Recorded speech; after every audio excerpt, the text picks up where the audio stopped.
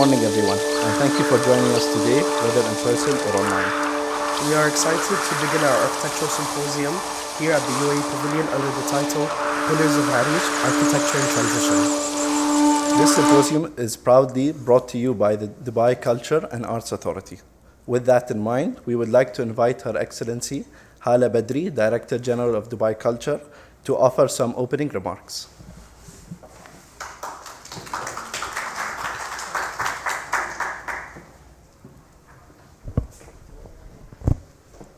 Assalamu alaikum, sabah al-khair and konnichiwa. Good morning, everyone. I'm really honored to welcome you all to the opening of Pillars of Arish, Architecture in Transition Symposium at the UAE Pavilion, which is more than a national showcase. It is a testament to the UAE's ambition, future forward thinking, and our commitment to celebrating heritage as a source of inspiration and innovation. This spirit is also reflected here in the pavilion's very design, which incorporates traditional construction materials such as the Arish or the palm fronds, honoring our sustainable building heritage while embracing contemporary architectural expressions. It is within this space where tradition meets progress that we host this symposium, an extension of our commitment to fostering meaningful cultural dialogue, not only between nations, but between tradition and innovation. Over the next 2 days, we will explore how traditional practices and systems like the Arish and Falaj continue to inspire contemporary design in the UAE, alongside broader reflections on design education, the evolution of Emirati housing, the revitalization of historic districts, and the role of material innovation and site sensitivity in shaping our architectural future. All of which will be offering enduring lessons in sustainability, resilience, and identity. We are also proud to host this symposium in Japan, a nation whose architectural legacy continues to shape global design thinking, reflecting on the values of sustainability, resilience, and cultural rootedness. Thank you to our delegates, curators, and the UAE Pavilion team for making this exchange possible. And I wish you all an insightful discussion and a very memorable experience. Thank you so much.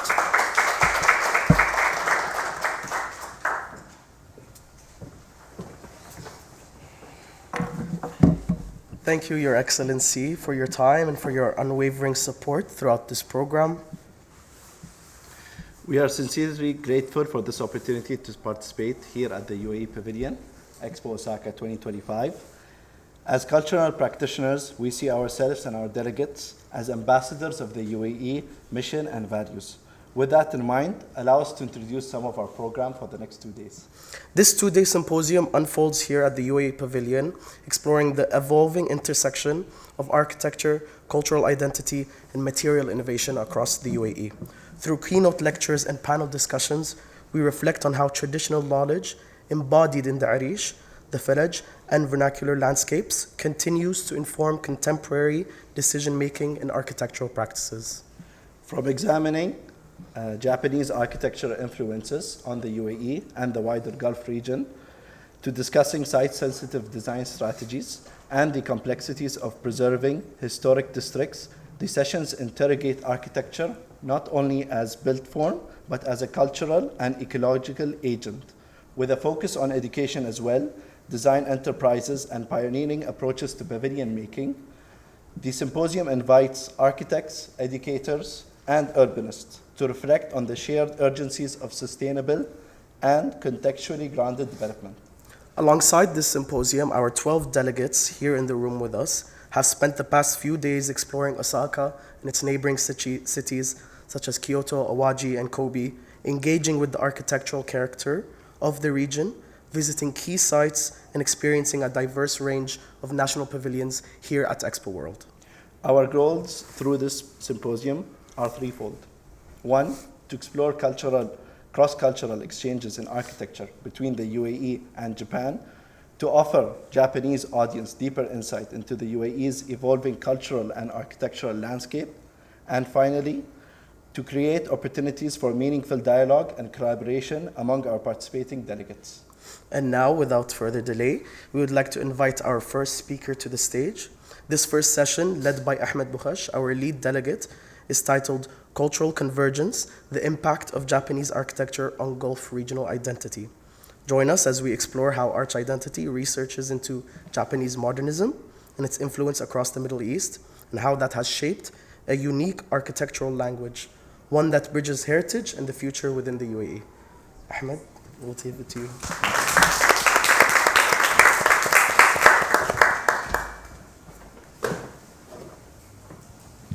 Thank you, everyone. Thank you, Your Excellency, for inviting me and also being nominated as the lead delegate. We thank Dubai Culture for hosting this event, which I think is very insightful.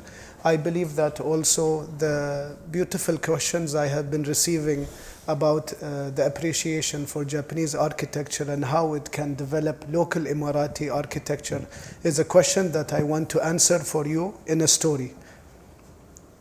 When I first arrived in Kyoto, a lot of people thought that I was crazy because I was drawing a lot of sketches. But even during the sketches that the team were performing, I felt that I needed more of an isolation in terms of the sketching process, because it was honestly one of the most transformative experiences.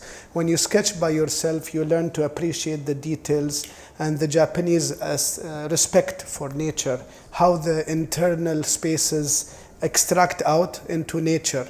And these were some of the very basic fundamentals that, for me, shaped the way that architecture would be developed in the Emirates. The beautiful blend between modernism and traditional. And what is traditional is also connected with nature, not in terms of greenery, but also in terms of dry landscaping and the beautiful forms which you have seen during the visits.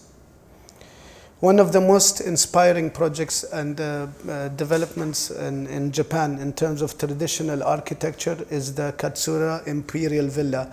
Unfortunately, we were not successful this time to visit it, but inshallah, I hope that all of you have the opportunity to visit it. And one of the most prominent features of the Katsura Imperial Villa is that it blended two different civilizations in Japan, which was the Yayoi and the Jomon. The difference between the two is that the Yayoi era was more looking at the elegance, and the Jomon was more looking at the traditional ruler type of architecture within the Japan. The Katsura Rikyu was the final culmination of the merging of these two ideas and eras together, which was looking at the rural but developing it in a more elegant way. This actually paved the way for modernism in the international community, where a very famous researcher called Bruno Taut, he wrote about his experience while visiting Katsura Rikyu, and he talked about the emergence of modular architecture, how the tatamis have influenced modular construction, how the columns have been placed in a regular order, and this simplicity is what inspired me to develop a new language, hopefully, that would provide a guide for local Emirati architects, not only to inspire my own works, because the beauty of Japanese architecture is not only in how they look at tradition, but also how they all interpret it into different ways. And it's very important to mention that there is no one direction that somebody could follow. However, the attempt is what is memorable. You can see from this example, I personally studied in Kyoto. Kyoto is very well known for the merchant houses. My research delved into the merchant houses of Dubai, which was basically based on the traditional courtyard housing typology. And I also did a comparison between the machiya houses. The unique thing about the machiya houses is that the local community were taxed on the frontage of the residential development overlooking the roads. So what made it very unique is that they were very narrow in the front and very deep on the inside. But however, the nature of this condition arrives at a single question.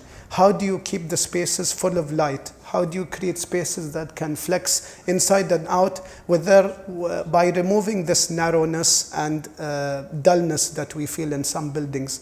Unfortunately, some attempts, even within the Emirati context, you notice that you can build mansions. However, the spirit of openness is sometimes lacking in these large developments. So these are some of the questions that I was asking myself while I was doing my research. The beauty of having flexible spaces where you have sliding doors and windows that you can access the open spaces while having narrow frontages is also a question that for me was inspiring. You can see the effect of Japanese architecture not to also paving the way for new languages, but also on the development of prairie architecture, which heavily influenced the work of Frank Lloyd Wright as well. In fact, Frank Lloyd Wright, if you compare his works prior and after his visit and influence from Japan, you will see a remarkable change in his work.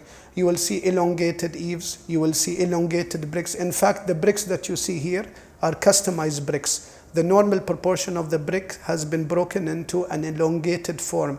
And these are the questions that we should ask ourselves. When you develop materials in the UAE, when you look at those coral stones, how can it be developed in a modern way, but yet representing our identity? The metabolism movement that inspired a global movement in in Japan. It also looked at how the city expansion can be done and brought into the actual water body surrounding Tokyo. The modular construction of the Nagakuin Capsule Hotel. All of these inspirations were also paved as a merger between the works of Corbusier, because again, Kenzo Tange himself is as a well-known architect and modernist. He was influenced by Japanese architecture, together with Japanese traditional architecture, as well as he was a student of the school of thought of the Corbusian modernism. So this kind of brutalist interpretations of architecture is seen in his professor, Kenzo Tange's professor, and we call him in Japanese the senpai, was Kunio Maekawa. Now, Kunio Maekawa is also a student of Corbusier. So you can see the blending of these two languages, the brutalist concrete structure with the wood prints actually paved on the facades to give still, although you're using concrete, it still has the aesthetics of wood printed on it. And you can see the eaves projecting out, such as the Todaiji in Nara. These are all kind of trying to be represented in a modernist way, blending between Western and Eastern languages. The Dubai municipality completed, again, sorry, I'm not a historian, so I may get the dates wrong. I know I'm surrounded by historians. So I believe it is completed in 1970. But when we studied this is actually, I love this picture because this is actually taken from the first publication in Japanese Architect magazine, and it's still in the original context of the Dubai municipality. You can see that the architect, Kazuyuki Matsushita, he is also a disciple, a student of Kenzo Tange. What really was remarkable in our research was that we thought that from at that age, this was in 1970, through our research, we noticed that there is a slight column projecting out that was out of the normal. And through our research, although this is not proven, we noticed that the direction of Mecca to which we pray is actually on that arrow. So that for us answered the off-center column. And also imagine, even from the 1970s, they also thought of how to reduce the heat gain. So these are, and also of course with the water body that allows the Dubai Creek water winds to breeze through. These are very basic fundamentals that any architect with the correct process implementation can achieve, not only in terms of scale, but I will also show you how it inspired a contemporary residential development that we have completed. Kenzo Tange's work also in Saudi Arabia looked at interpretation of symbolism. You can see the representation of a crescent, but done in a modern way. You can also see how the stand of the Quran has been represented. Now, these are not to say that, of course, forms affect function, but it is simply ways in which architects have interpreted in their, you can say, condensed experiences within the Gulf countries. And don't forget, at the same time, the architect Kenzo Tange, this is his work, he was working simultaneously in Jordan, in Bahrain, in Qatar, all at the same time. So the question I need to ask the audience, who are all, mashallah, inshallah, going to be star architects in the future and designers, what can we do to even enhance this even further? You can see that there is a connection between the views, a connection between outside and inside and landscaping, and abstract simplistic forms, which are both functional but at the same time aesthetically pleasing and unique. You can also see the palaces, royal palaces that were developed by Kenzo Tange. On the left, you can see his interpretation of a muqarnas. The muqarnas, of course, the transition from the circular form and the square form that you see are common. The interpretation of the connection between the sailboats and the building itself. So all these are kind of languages that one can borrow and share in a different way. Through our culmination of my research when I was studying in Japan, I looked at this hidden relationship between forms, between views, between inside and outside and landscaping. And also we looked at other contemporary Japanese architect forms that have been developed. This is an example in Bridge School in Qatar, where the wind tower itself is actually a ventilation system for the basement parking. So we are always passionate about our forms, but sometimes in order to adapt to modern age, we have to think out of the box. Why can't a wind tower be a ventilation system? Maybe not enough for our homes, but they could be ventilation systems for passive techniques such as ventilating car parkings. And this is a kind of a double facade screen. I heard a lot of the delegates with us as well comment on this kind of system of double facades, which I think can be a beautiful abstraction in terms of a measurable screens and so forth.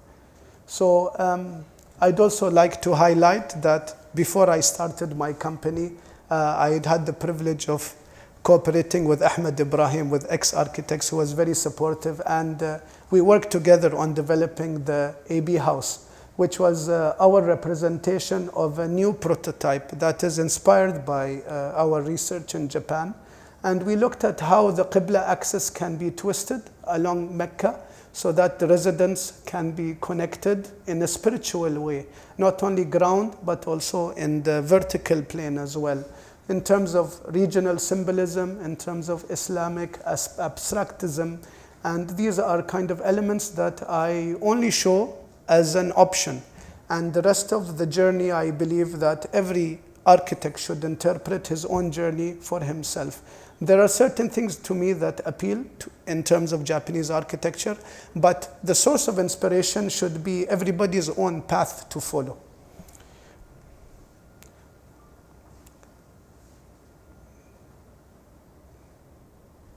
Okay. These are some of the more contemporary projects we have doing. The main idea is always the same with Archidentity. We always look for privacy on the outside, and we have the openness on the inside. There is always connectivity. We try to maintain simplicity. We maintain always abstract forms, and we always try to have minimum decoration. Not to say I'm against decoration, because my cousin will be very angry with me. But as a new generation, becoming an old generation, I think it's important to highlight that contemporary languages are easy to maintain, but they are also timeless in nature. It's very important to highlight that even in contemporary architecture, you can have openness, you can have connectivity between inside and outside. And of course, that leads also to our major achievement, which is the Expo Live Pavilion, which is now the Expo Museum within Expo Dubai. We looked at how we can abstract the idea of a traditional tent. This traditional tent also symbolizes the foundation of the UAE. When Sheikh Rashid and Sheikh Zayed, may God rest their souls, met in Seh al-Sadira, which was a barren deserts landscape located in between the Emirate of Dubai and Abu Dhabi, where they met together and they simply discussed the foundation of the UAE.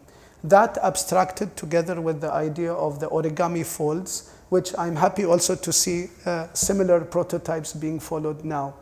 The idea is also to have a simple shading structure where visitors can also wait in line while being shaded, and also reminiscent of our traditional tents, but at the same time has a new modernity and new flavor to them.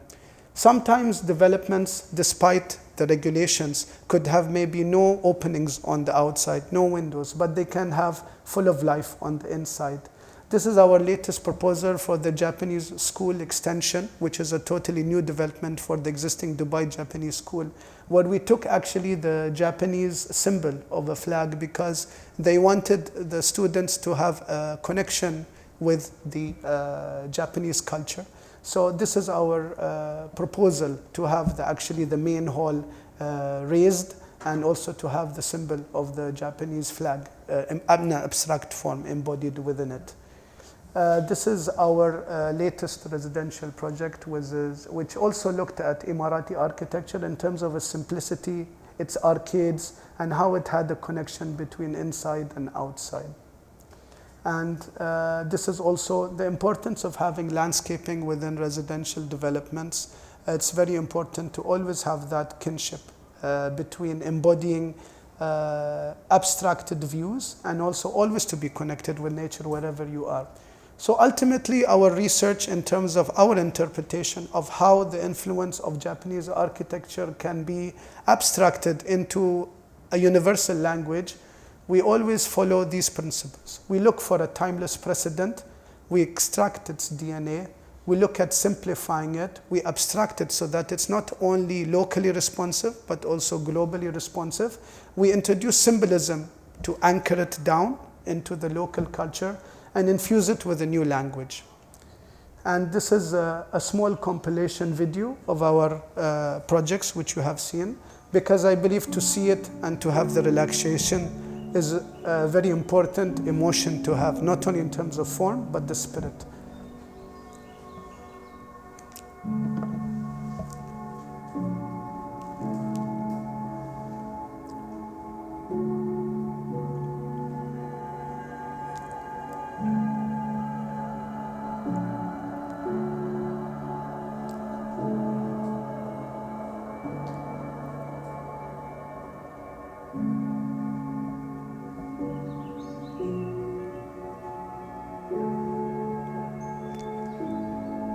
And this is, I think, a universal feeling. Whenever you visit the temples or you visit the Japanese gardens within Japan, you always feel a sense of relaxation. You need to escape the bustling, busy lifestyles of technology and ultimately lead to a space which is relaxing. And Japanese architecture can pave the way for that. And it's also our responsibility as Emirati architects to understand what is important to maintain and to develop.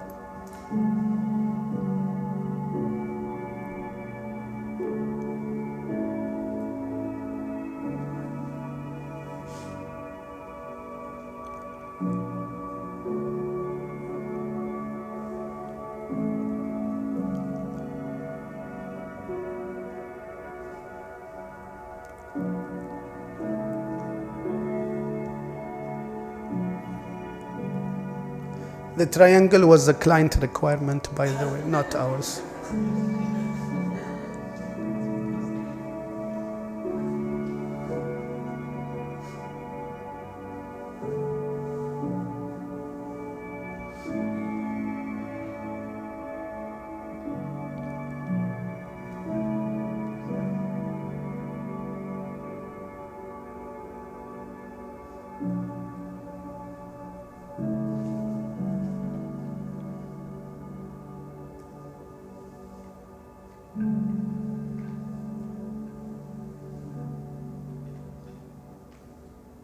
Thank you.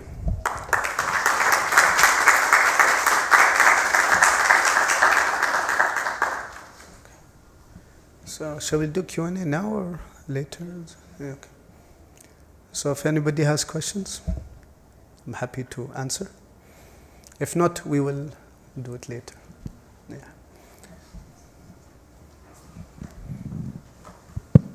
Thank you so much for this beautiful presentation and such an insightful journey as well. I'd like to ask about how do materials inform your design? And is there anything that is from the Japanese philosophy of building that you have incorporated in your projects or not? Well, of course, the Japanese taste and Japanese aesthetics, I think I can ask my colleague, as classmate as well, Osaka-san. So a lot of the friends and classmates that I have met themselves, they have felt that some of the projects could actually be built in Japan. So in terms of the aesthetics, I think they have been always very prominent. In fact, I have to control myself to make it not so Japanese, but more Emirati in terms of the fusion. But in terms of the materials, we always look to use local materials within Dubai. We always try to look at materials as well that represent the country in terms of technology, in terms of aesthetics. We like to use recycled materials as long as there is a warranty for that, because as you know, we're ultimately responsible for that for the clients. So we are very flexible in terms of the requirements, because some clients want a literal representation of the forms and the materials, and some of them look for abstract interpretations. So to be honest with you, it all depends on the direction that the client leads us to. So that's the way we follow it. Yeah. Okay. Thank you so much. Thank you.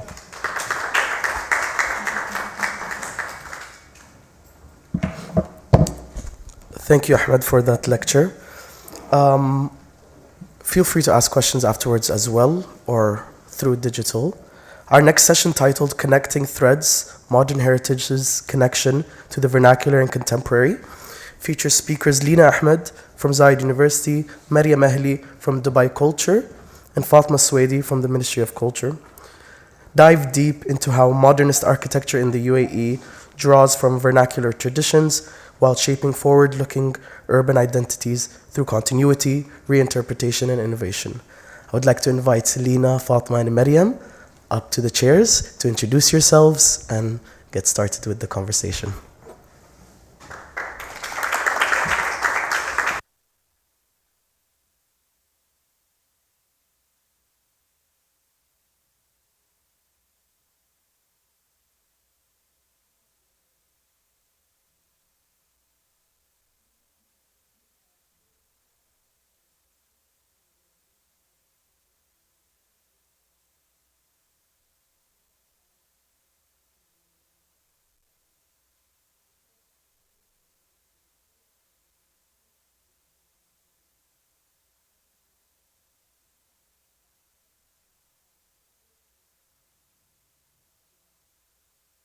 Have three themes. We'll frame or try to reframe UAE modern heritage. We will connect and link threads between the vernacular UAE and the modern UAE.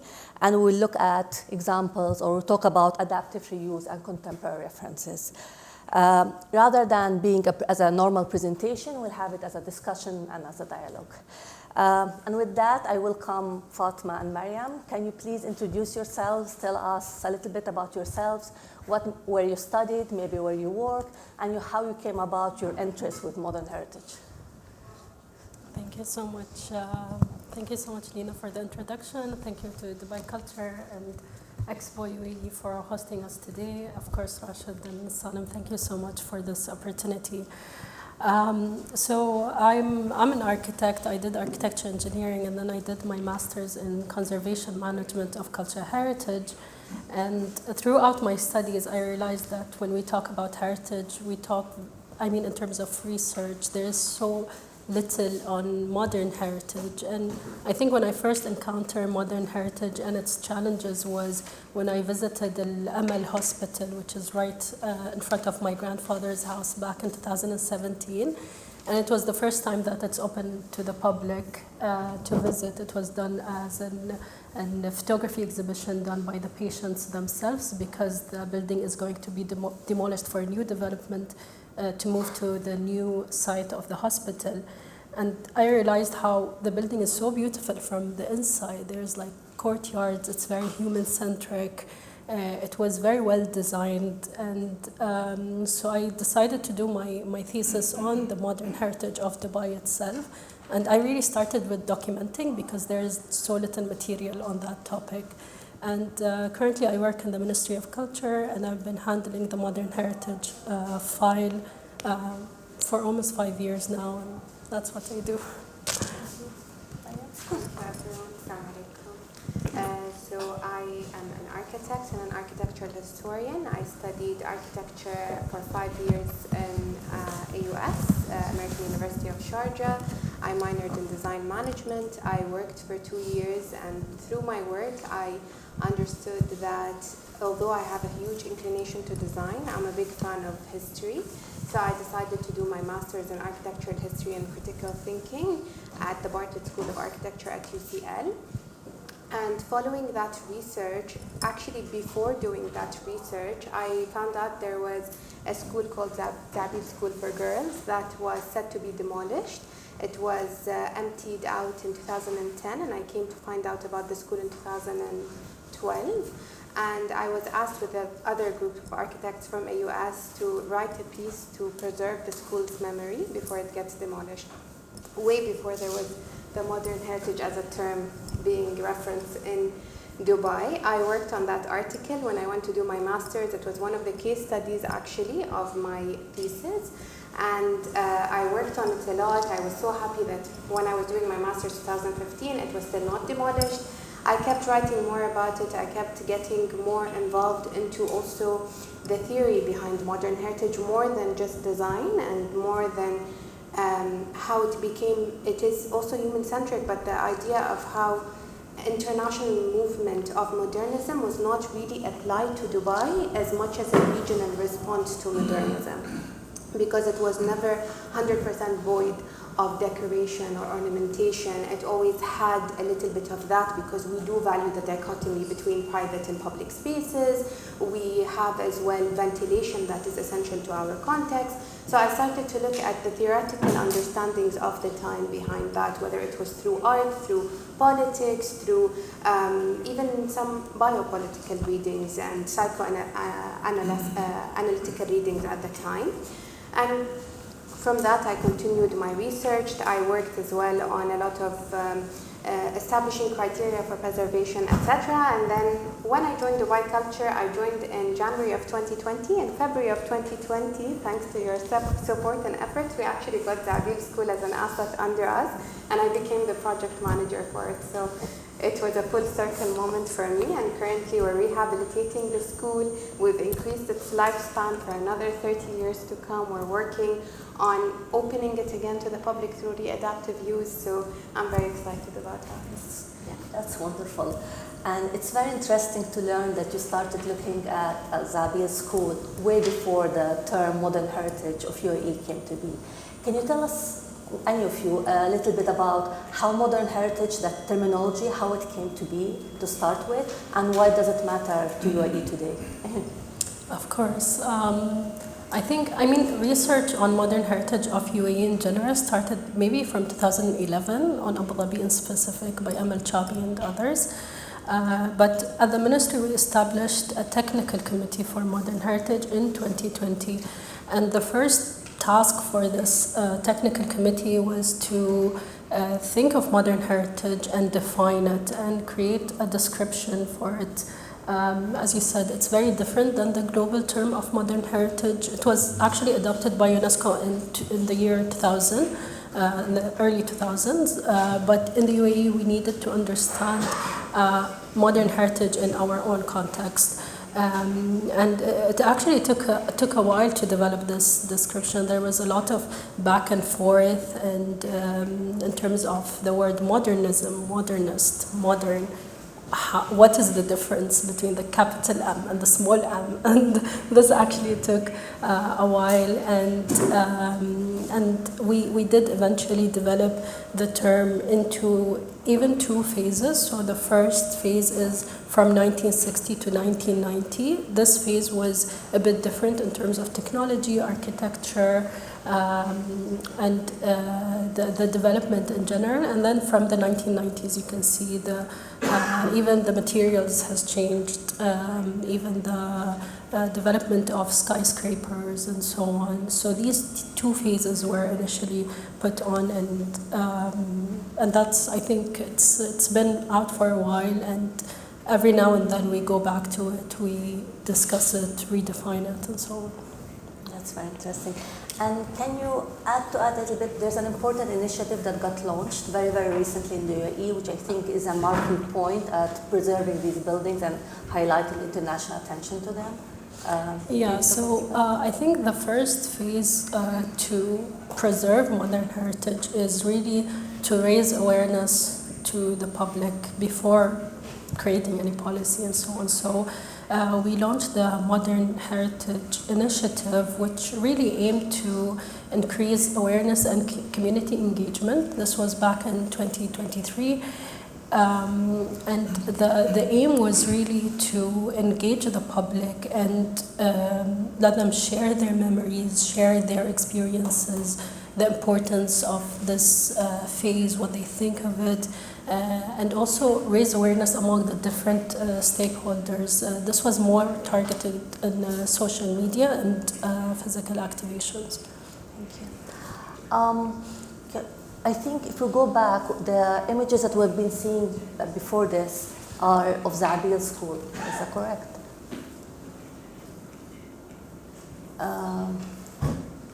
Do you want to talk about it, Fatma?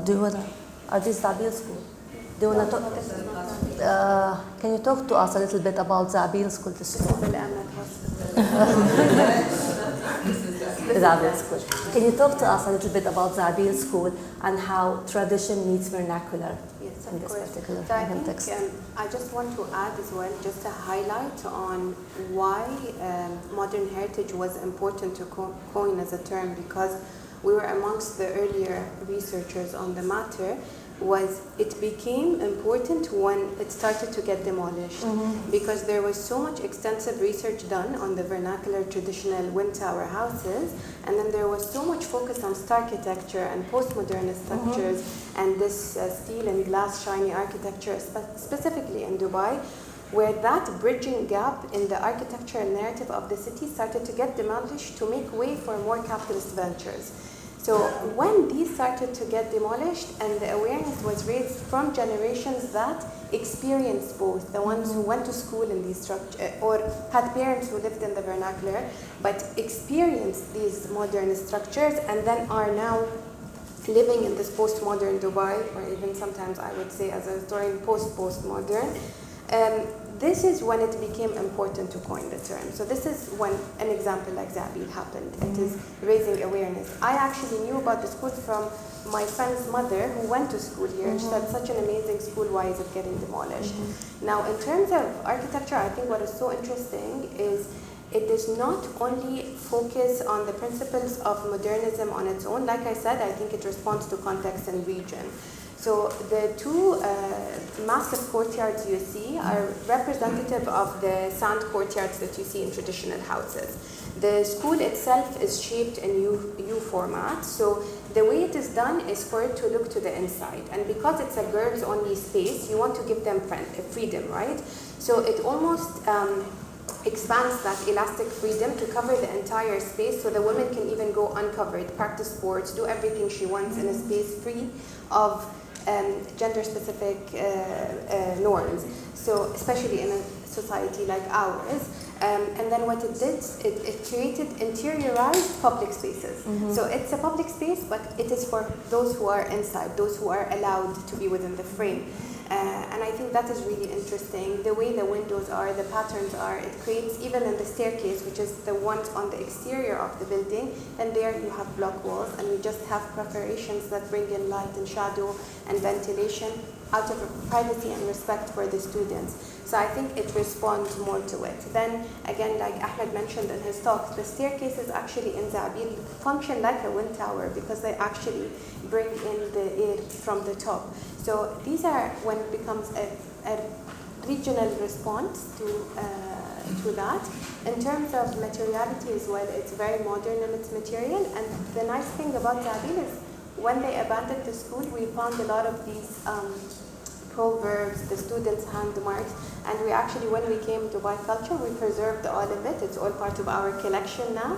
And once, inshallah, we rehabilitate the school and open it, this will become part of the school's collection. That's very interesting. And what's the vision for rehabilitating and readapting reuse? Do you have, like, within Dubai Culture and you work with it, is there a vision of what's going to become next? One thing we made very clear in our strategic approach to anything is not every building that we preserve have to become a museum. Nothing needs to be frozen in time. Readaptive use is a very common practice, and this is something we need to do. The school itself has the substructure, which are the classroom, which responds very much to the studio needs of artists, etc. So we did a lot of market research with some consultants we worked with, and we understood that this is best reoperated as a cultural institute, another cultural offering within the scene. So this is what we're working towards. We want to still maintain its memory of place, so it will have a library or a legacy center within the school that will always commemorate its place, but it does not. The entire facility does not need to be frozen in time, just as a museum. No, we'll expand it and also kind of bring life back into spaces where life stopped. That's the idea behind it. That's very interesting. And the idea that coining adaptive reuse and bringing that back into UAE. Is there any other examples that any of you would like to highlight that would like to show? I think since we talked about Zabil School, maybe we can talk about Al-Qasimiyya School. We launched in 2020 also another project, which is the national listing of modern heritage. And the idea was really to highlight the sites and structures that tell the story of the UAE, because modern heritage and modern architecture was really developed further with the unity of the UAE. There was Sheikh Zayed really cared about education, health, so there's a lot of national and federal schools that were built, hospitals, clinics, and so on. And Al-Qasimiyya School was actually a prototype that was designed by Khatib Alami office, and Al-Qasimiyya School is a building that was preserved and reused currently as offices for the Sharjah Architecture Triennial, and it shows a really good example of this practice, because really the aim of reusing it is to try and keep as much as they can of the building itself, because it really showcases back in the days. It was built in 1981, so how did schools look in that phase? And especially, as Maria mentioned, there's a lot of schools that were demolished back then. So this is also another prototype of the kindergarten, and they are also being demolished, unfortunately, but we do have some examples in some of the efforts, and it's important. We can't preserve everything, but it's important to keep one or two that tell the story of the UAE and how it developed. And can you tell us, how do you go about deciding what do you preserve, what stays, what goes, and the thing that goes, how do we keep the memory, and how do we keep the information and the facts about it for future generations? I think it's a difficult question. It's hard to say what should stay and what should be, or what goes, because modern heritage, also another challenge is that it's a lot. There's a lot of things that were built during that phase, and it keeps being built, and a lot of private ownership, so it's hard to tell someone to demolish their own site, because it would make more money to just build a tower, for example. But the value is important, and that's something that the technical committee also developed, the values and criteria. Does it have an association to the community? Does it tell a story of the development? is it related to a historical event that happened? And I think there's a lot of research that needs to be done, but I think what's important is to document. It's important, like for example, I like that you put the Al-Amal hospital pictures because it's gone now, but why not document it and keep the memory of it and also have the evidence so we don't say that there was a gap in architecture, we just have vernacular and contemporary. And I think that's why I did my thesis on Dubai in specific, because I always felt that people thought it was a desert and then Burj Khalifa. That's it. Like, I feel like people have this conception, and it's not true. So it's important to document and to raise awareness on this. And going back to the idea of adaptive reuse, the terminology adaptive reuse and the frame of thought is, I believe it's newly introduced to the UAE. So can you talk a little bit about it? Like, how do you see it happening right now, and how do you see it manifesting itself in the future? I think, if you allow me. Yeah, of course. I think one thing that we need to understand is because we do a lot of adaptive reuse in historical buildings. So historical being the Wind Tower houses of Dubai, which a lot of are museums, or even if they operate as commercial spaces, there are a lot of restrictions with what you can and can't do with the house being historical. With adaptive reuse in these structures, we have to be more open, we have to be more understanding, because these are concrete structures. Concrete was built as well in a certain way, it was built to last a certain amount of time. So we need to be open to the fact that there is structural rehabilitation that is needed, there are some interventions that are needed, there are height limitations, there are things that need to be tweaked with. So I think that maybe the step after the criteria of what classifies as modern heritage is the criteria of how do you approach adaptive reuse without losing the identity or memory of place. So that you still maintain that, but you are still site sensitive in your approach. It cannot be as rigid as the 1940s building. Personally, I would not be that rigid, because for you to introduce, again, life in these spaces, especially that a lot of them are not in the historic center of the city all grouped together. They're all over the urban fabric. So if I am limiting people, then a lot of private owners will also have resistance to introducing use again in these spaces. So you have to be lenient, but I think there is a lot of good practices in how you can bring that, how you can also sometimes offset what is, we saw a lot of Tadawando projects when we were visiting, so you can see as well, this is something we did in Shindaga Museum, you can always offset as well your interventions from the original fabric, so in a way it is still reversible. So these are site-sensitive approaches that need to be implemented, and I think there's a great scene now on Jumeirah Road and Al-Wasal of a lot of these villas from the 70s and 80s being used as commercial spaces, and they're doing, I think, a great job at adaptive reuse just by experience, not with the full knowledge skill set that people have. So I think that is a way to approach it for sure. That's interesting. And it's really interesting that you mentioned Tadawando and you started to compare UAE architecture to Tadawando. And I know for the past few days you have been walking around Osaka and other neighboring cities.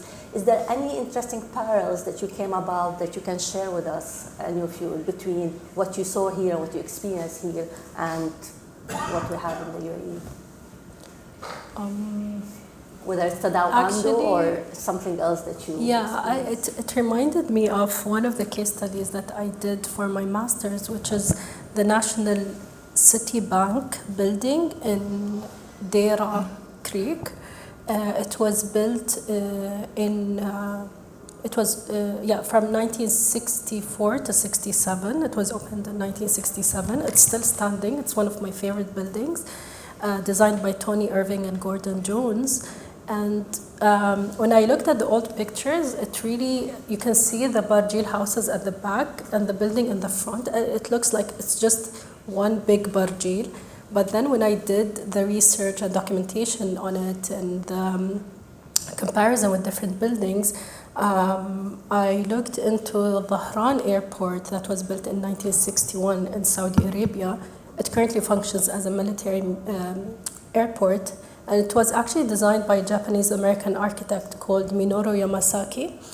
And when they invited Minora to design the airport, he looked into the current architecture of Saudi Arabia or Islamic architecture, and he wanted to build something that is modern but is respectful of the context. And I read more and more about this building, and it said that also the other architects who came to the region in general took this building as a case study. And when I compared it to the National City Bank in Dubai, it kind of looked the same and not really out of context. When you look at it, it really spoke to the language, and it was a multi-story building, but it was on the same level of the Barjils at the back. So I like this global thinking of architects back in that phase. And talking about global thinking and relating that to contextual thinking and being site-specific, maybe you can reflect a little bit on the terminology of vernacular architecture and what does that mean within the context of global, within the context of regional. I think vernacular is very specific to the context for me. So you can still have vernacular practices today, obviously. In terms of practice, what I think is interesting is whenever you have globalization, which is something that is happening in our region, you always have that local identity in response to it, because you do want to have that contrast, right? So you have a huge globalization and then you have that local counterpart to it. And I think this is where a lot of practices like Ahmed Bukhash's practices, like ex-architects, they do a lot of projects where they take vernacular practices and then they modernize them. And that is why I think they're very successful in their responses as well within the urban fabric of the city, is because they respond to context, they respond to site. Unless a lot of other famous architects who have done projects in Dubai that, in my opinion, have miserably failed, because you can put that building anywhere else in the world and it will work. But there are specific buildings designed. There's one of my favorites is the Wasat building in Sharjah, which ex-architects did, and it's a reserve. You cannot take that and put it in any other context in the world. And this is, for me, vernacular. Vernacular is when you make it contextualized. It is not about using traditional materials or traditional methods of building. It's how you respond to the vernacular context itself, to site conditions, to specifications that sometimes the client is not even aware of. That, for me, is the definition of vernacular, and it's important in response to this globalized understanding of architecture, where at some point I don't even think there are architects involved, they're just developers developing. Yeah. It's really interesting how you mention the site specificity, because there's something about the modern heritage of the UAE that has this regional and vernacular aspect to it. That makes it, because the typical definition of modernism is that it's global, whereas when you look at the UAE modern architecture, there is very regional, strong context to it. Can you talk a little bit about that, maybe, and cite examples if you could? Yeah, I think the project we mentioned, the Amal Hospital, is a great example of regional modernism, because basically the whole idea was the hospital caters to mental health, and because it caters to mental health, and it was a new concept, by the way, in the 70s to commission this hospital. It was built in 1983 by John Harris as well. So when they built, I think if you can put the slides up for the hospital, it would be good. Yeah, I think you have them. So basically when they designed the hospital, because the residents or the patients in the this one's the one before, yes. So the patients in the hospital actually lived in those twin tower houses, right? So how do you make them feel home? So this hospital, by the way, this is after Dubai Hospital, and Dubai Hospital was a tower. This was one story. So it was very flat, it was horizontal, all the windows faced towards the courtyards. The courtyards were kept as sand courtyards, and that is also to make the patients feel at home, to make them, give them a space that is comfortable. Again, they're struggling so much emotionally and mentally. It is very important to anchor them physically. And this is when modernism responds to regional context. The tree, there's one single tree in every courtyard. The patterns, the like lattice work patterns, yes, they're not ornamental in the sense of the 1940s and 20s, but it is abstraction of those patterns. And why are they there? To maintain that privacy. There were female and male patients. There was ventilation that needed to come through, shadows, light.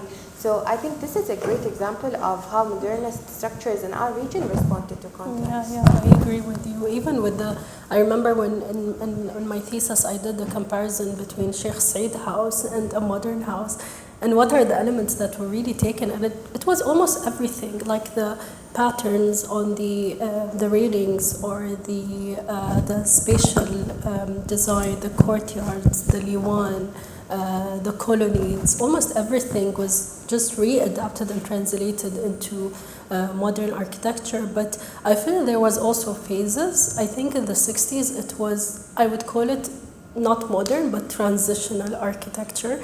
And here you can see how they took these elements and tried to put it into buildings, whether through materiality or through the spatial design itself, and how this really developed.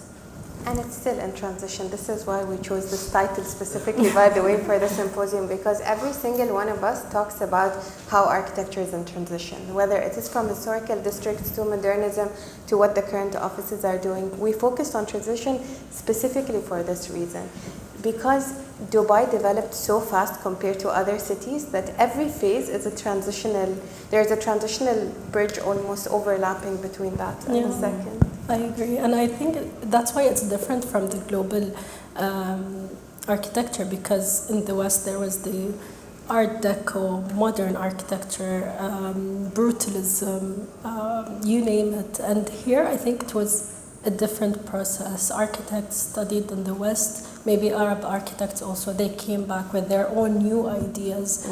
They looked into the context. Like John Harris really, he roamed around Dubai and he came up with new designs that really speaks to the site and the context itself. That's why it's important to define it and maybe not to give it, labels like other places.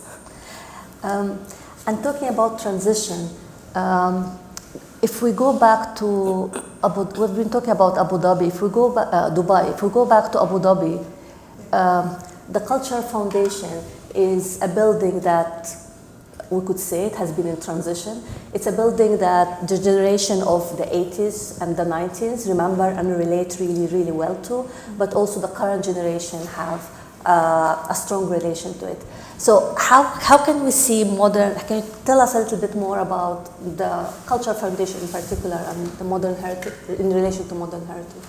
So the Cultural Foundation was built in the 80s. I think it was part of a competition, and it was really by Sheikh Zayed, who wanted to build, the founder of the UAE, who wanted to build this cultural center in Abu Dhabi.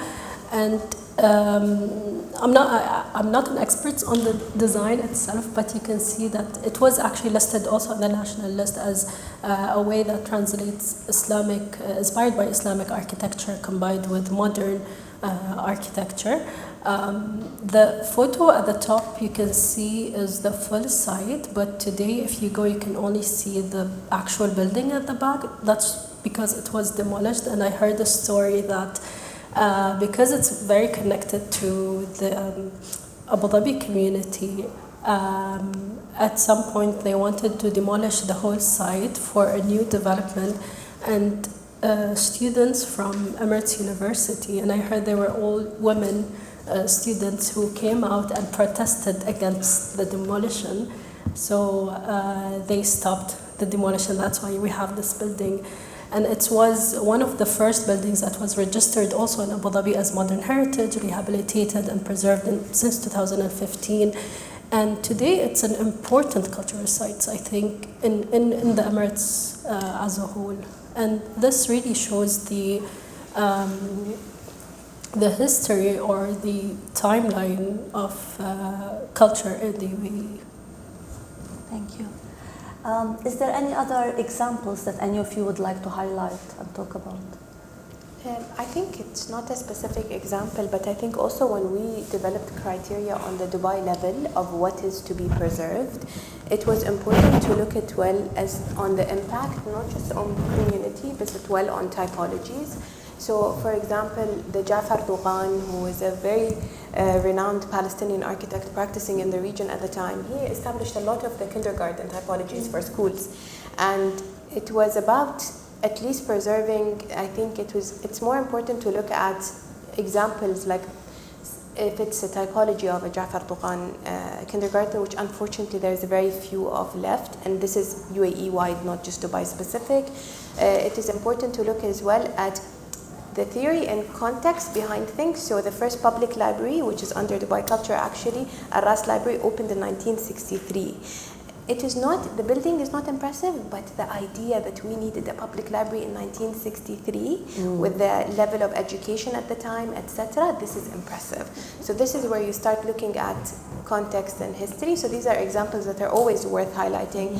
I think Fatma had in her slides as well the clock tower roundabout. I mean, Otto Bullard was not even, I mean, he designed the Dubai Zoo as well.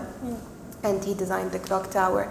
And the idea behind it, the story that the clock came as a gift to Sheikh Rashid when his daughter got married, and that's why they wanted a monument. But what happened with clock tower is not the clock tower itself, it's the urbanization that happened in the entire district around it. So these are examples that are important to highlight. Al Safa Park, it was the first public park in Dubai. Actually, technically, Al Mishraf was the first natural reserve in the late 1800s, and then in the 1900s we had Al Safa Park.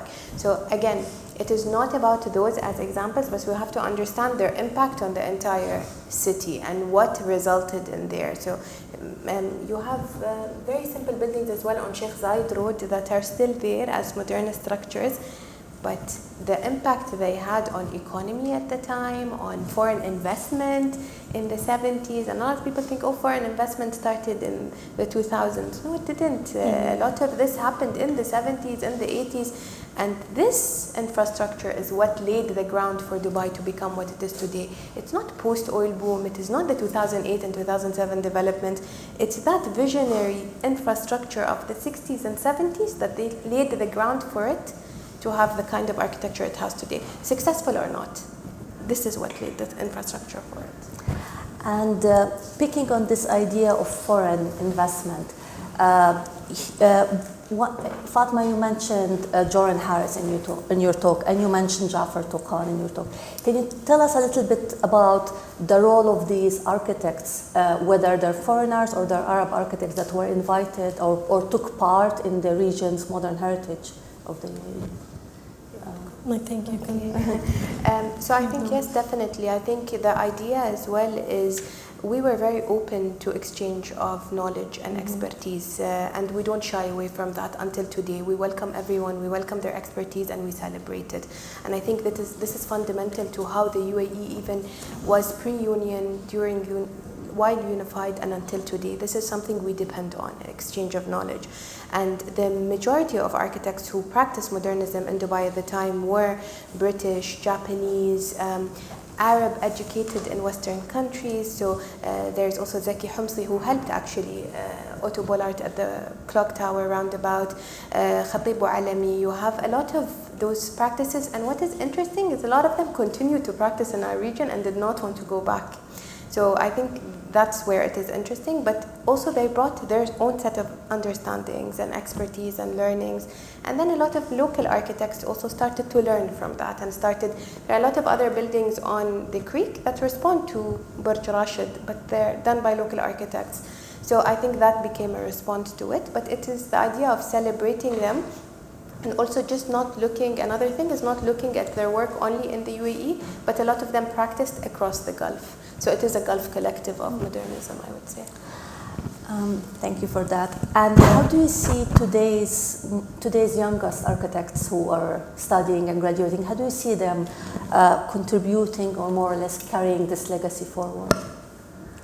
I think from my side, what I see mostly, not just architects thinking the same way and in terms of preserving the memory of place and the stories, translating the stories of these places, but also reinterpreting them in other forms. So I see a lot of artists, creatives, photographers being inspired by this important phase. And I think this is what's important. As Maria mentioned, we don't want to preserve a place and keep it like stuck in time and make it a museum. It's about how it lives through the different generations, and that's how you really preserve a building. I remember when we studied, the best way to preserve a building is to live in it, to have people use it. That's how you preserve it, because they're going to take care of it.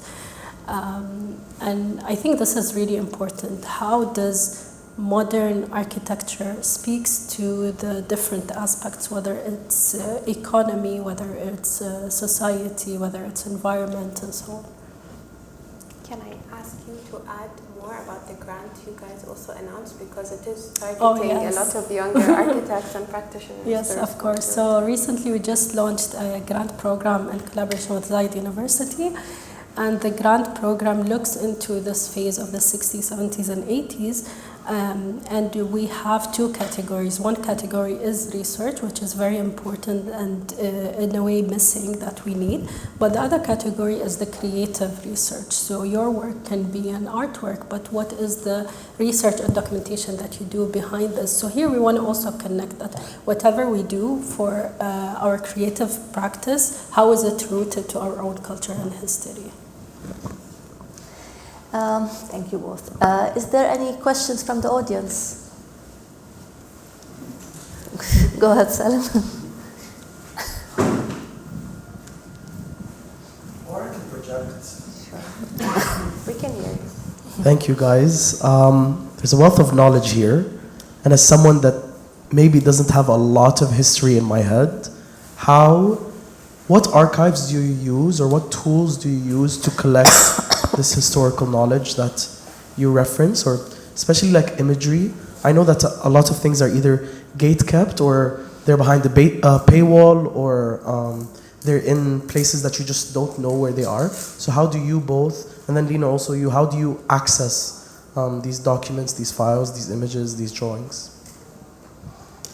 I can answer first. You need to be very persistent and annoying to get access to archives. Zabir School, the first set of drawings I ever received was, and keep very good connections. I contacted someone who was with me in school 2 years younger from the Safarini family, who did restoration on the school back in the 80s, and I got coffee stain drawings with the first set of drawings I ever saw of the school. So I think you need to be consistent, and you need to look at archives outside the UAE. I think there was a mistake that a lot of the archives are there, they're actually not. So a lot of John Harris's archives, a lot of different art, even Jafar Tuqan's archives, a lot of things I found in British libraries and other resources. If you contact families, they are surprisingly very open to give you information, especially when it's younger generations who want to celebrate the memories of their grandparents and their parents who practiced in the region. That was another way. A lot of restoration construction companies are also very good archives to contact. Al Mulla, who did Al Mulla Plaza, who also constructed Dubai Municipality building, by the way. You go to Mulla Plaza, you go to the last floor, and you be very nice to them. They will open a catalog for you and show you every project that was constructed by them. And I documented every single page of that. So it's a lot of on-field research because there's no library. And also, unfortunately, all the buildings of 70s, 80s, 90s were not even digitized. Yeah. So the drawings are not even in the municipality system. So some archives are lost, and some things like schools, for example, they were with the labor ministry, not with the actual school. So you have to do a lot of that, and you have to keep very nice connections, and if you have one, attach yourself to them. Yeah. I remember I talked to the son of the architect who did the Salat Tower with the golf ball at the top, which really is now has been built in a lot of Emirates with the same prototype, and they were very happy to Jeffrey Erickson. Yeah. They were very happy to share what they have of their father, and they were really proud, and they wanted to even document it in 3D modeling and other stuff. So just talk to people and try to dig in and be annoying and go physically. I did my research during COVID, so I contacted the British Archive. You'll be surprised by how much they have of our own than what we have here. I mean the UAE, but a lot of it was not digitized, and you would have to go there and enter and access and look at everything, and you'll find a lot of information even when you didn't think about it. And just following on that, do you think it's important for us in the UAE, whether locals and foreigners, to come together and try to categorize or organize this information in such a way that is possibly available in the future to our future generations? Yeah, I think this is an archival mandate that has to be done, and I think it's also ethically the duty of a researcher, a good researcher, to contribute further to the field by giving what they have and not gatekeep things. I think this is very important. Yes. Yes. Yeah. And that question was for you as well. Oh, for me? Yes. I think because I come from a background in academia, and we have a lecture in the afternoon that will show you how we collect first-hand knowledge and how we work with the students to generate knowledge in the classroom as a basis to that. Please go ahead. I want to thank you guys so much for this honestly inspiring talk. I have an internal thought that I always have in my practice, which is Burj Khalifa, Dubai Mall, a lot of these modern or buildings say something about Dubai's or UAE's personality, which is we're resilient, we can be number one, we can compete, we are global. So I think to a certain extent they are part of our culture, part of our identity. But they might not represent it in terms of aesthetics and looks. So my question is, how do I navigate moving forward as an architect to the future? Showing these characters of the UAE being capable, but at the same time keeping something that people feel they're proud of and it's part of their identity. Do you feel like there's a project that attempted to do that, or it's still in research? I will not answer on the project. I have my own opinions, but I think for me it is important for you to do what you think is right and what you think represents the identity. There's no universal answer of yes or no, because what you think represents the Emirati identity to you might not respond to others, right?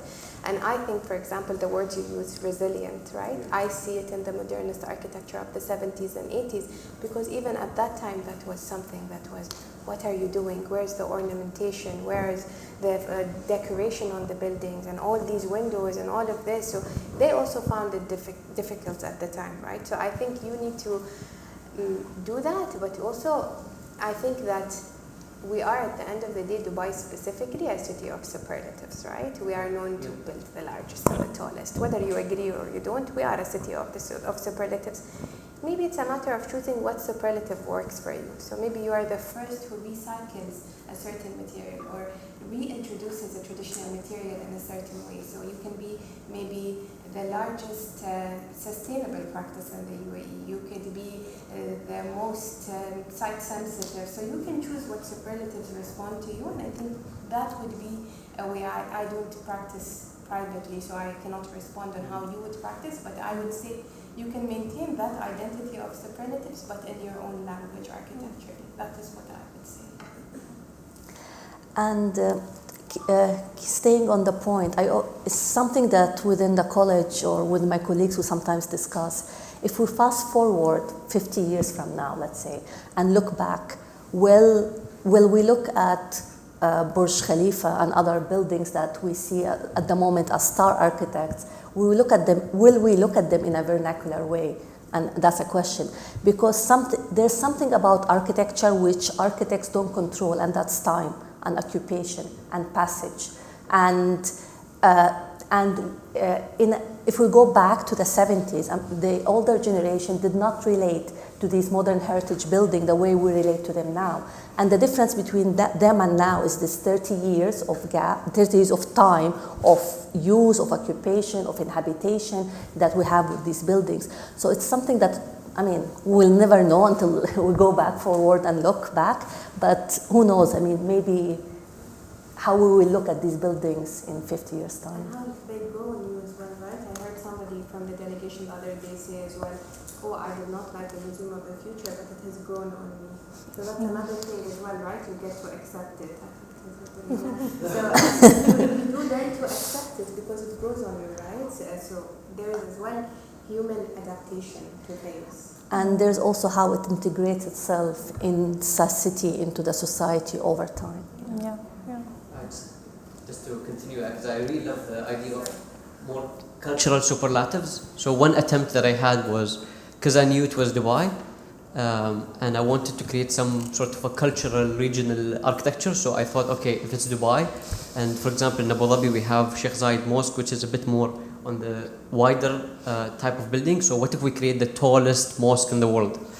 What's funny is that what I loved is that later I continued it in an exhibition of how would it feel to pray, let's say, 800 meters above ground. So what I love is that this became very specific to our region as a Muslim country, and at the same time it's very specific to Dubai being, in love with superlatives. And I think that's how identities, especially in Dubai, are created. Yeah, I think it's we have to see it from not only from our point of view, which we are a local community, but also from the Dubai community, where it's really Dubai is about the world. And at that day, it's very interesting when you speak to different, let's say, audiences, you will get different response. We usually respond to what's going on, maybe saying, maybe we could do it better. We should maybe tweak it to our culture. We need to do something like maybe more Emirati. What's interesting that when you talk to other communities in Dubai, they are also seeing that this is their contribution to Dubai, to build something really ambitious, futuristic, maybe challenging. Also, sometimes there's an opportunity to do something that is not being able to do it else in the world. And Dubai is a place for that kind of visions. And I think that's why it's interesting. Dubai is interesting for me. Not liking of a style, let's say, or like big buildings, small buildings, but the ability to absorb all these different communities and their dreams and ambitions in a global level. I think it's something that is very true about Dubai. And we should, I think, look at it like this, and we are joining it and we are welcoming this, let's say, agendas and visions from different people all around the world. And I think we should join this race, whether we want to give a different kind of perspective or maybe also do some crazier things maybe. Just want to add to what Ahmed just said is, again, we go back to modernism. A lot of people think Dubai has this Disneyfication approach that happened in the 2000s where we built all of these things. The experimentation that happened in Dubai happened from the 60s. It did not happen now. Building the biggest port in the world in the 70s, Jabal Ali was the biggest experiment and risk at the time. And we interviewed people for oral history for Shindala Museum who told us, they even told Sheikh Rashid, you're out of your mind, how are you going to build this? We have a port already that has only 2 vessels parked in it. He said, I'm not building it for us, and I'm not building it for my children, I'm building it for my children's children. And today it is the biggest port in the world. So the biggest operational ports in the world, and that is so impressive. That means you opened your land for experimentation 50 years ago. Today you're reaping the results. So some of this experimentation and allowing these different projects to happen, good or bad, again, you can't have success without failure. So you have to fail to learn. So experimentation is not always bad, and this is something I like. I like that Dubai's experimentation. Whether it succeeds or fails, I like that we try.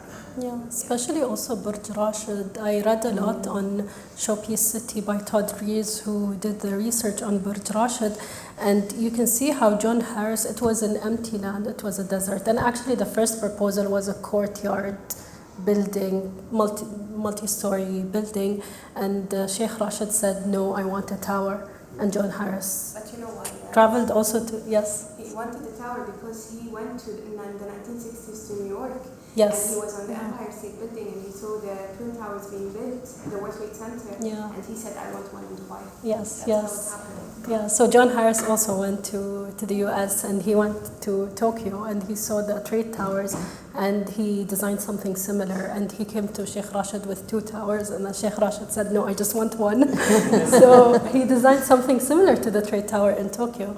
And but the challenge in construction is really something that is amazing at that time. I mean, the soil, how can we dig deep into this desert was really challenging for the engineers. And I think this was the turning point. And I think how Dubai is today, it really started from back then. Because it was the tallest building in the Arabian region for 20 years. So Burj Khalifa was not the first time we do the tallest thing. Yeah. We've always been a superlative city. Yes. It's just how it works. And today Burj Rashid is celebrated as, oh, look at how site sensitive.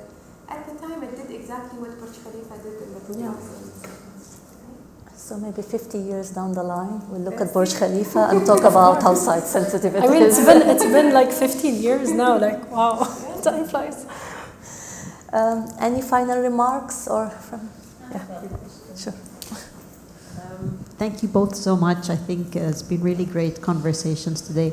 I think my question would be like now, you know, starting the policy, looking at awareness of kind of modern heritage, and you know, we've been hearing a lot of great things of how that's been doing. But I'm sure there's been a lot of challenges or a lot of kind of resistance as well from the other side of maybe it's developers, maybe it's private owners.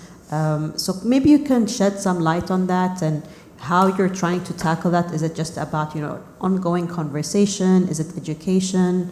I know a lot of what the ministry is also doing is focusing on like kind of campaigns to like, you know, what's the value of modern heritage? Because I think as our community and creators, we understand that, but perhaps the rest of the public will not understand. And I think, you know, with Dubai's fast-paced growth and you see this is prime location, why should we keep this space? So if maybe there's some stories that you can share or some insights.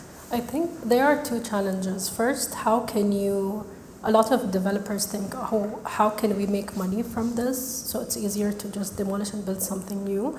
And the other thing is, how do we preserve it? We don't have the practice. We don't have the guide, like there's no guidebook on how to preserve. And that's because each building is different. I want to highlight the ex-architects project on Mohammed bin Khalifa house. When they tried to preserve the building, there was the deterioration of the steel frames, the concrete, and each they had, I think you had a proposal for the columns and how you're going to preserve them, but then when you went to site, you found that each column is actually different and each had needed a different treatment.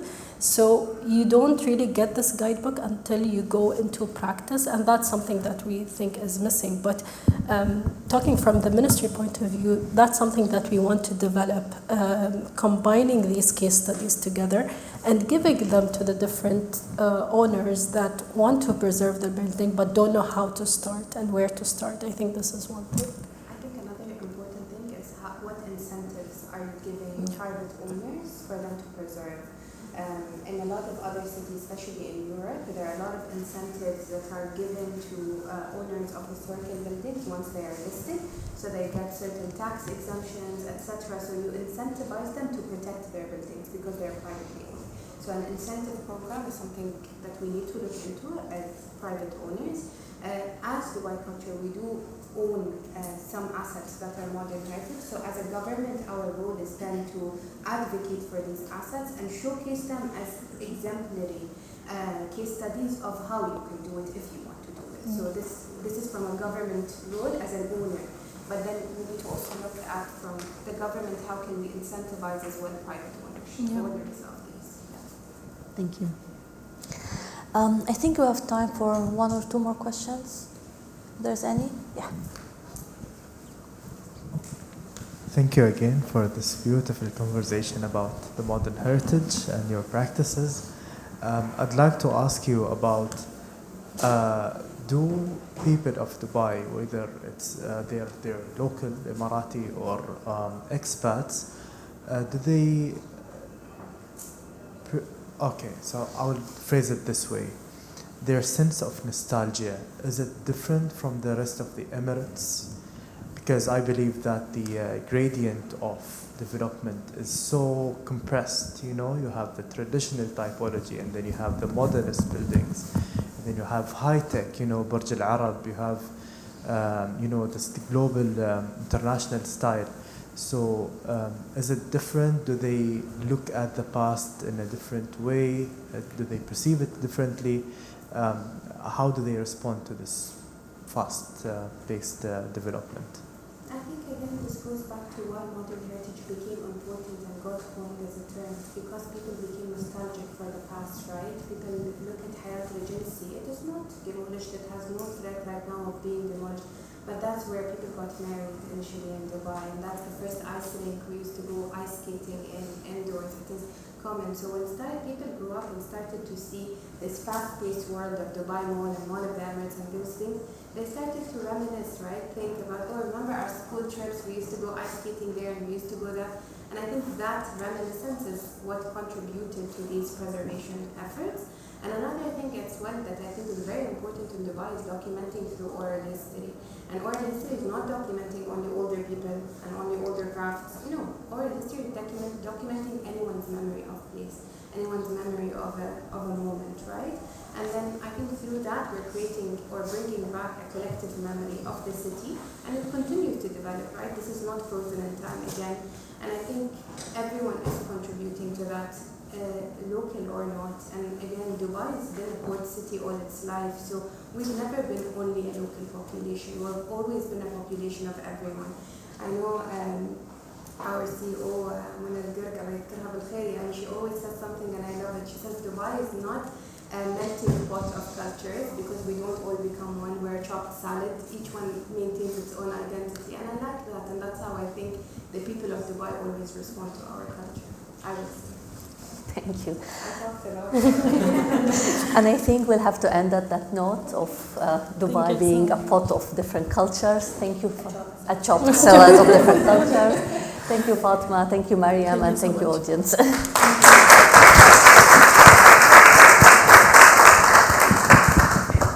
Thank you very much, Fatma and Mariam, and also Dina for moderating. We will break for lunch until 1:15. We will come back, and the next session after lunch would be 1:30. So enjoy your break, and see you soon. Thank you.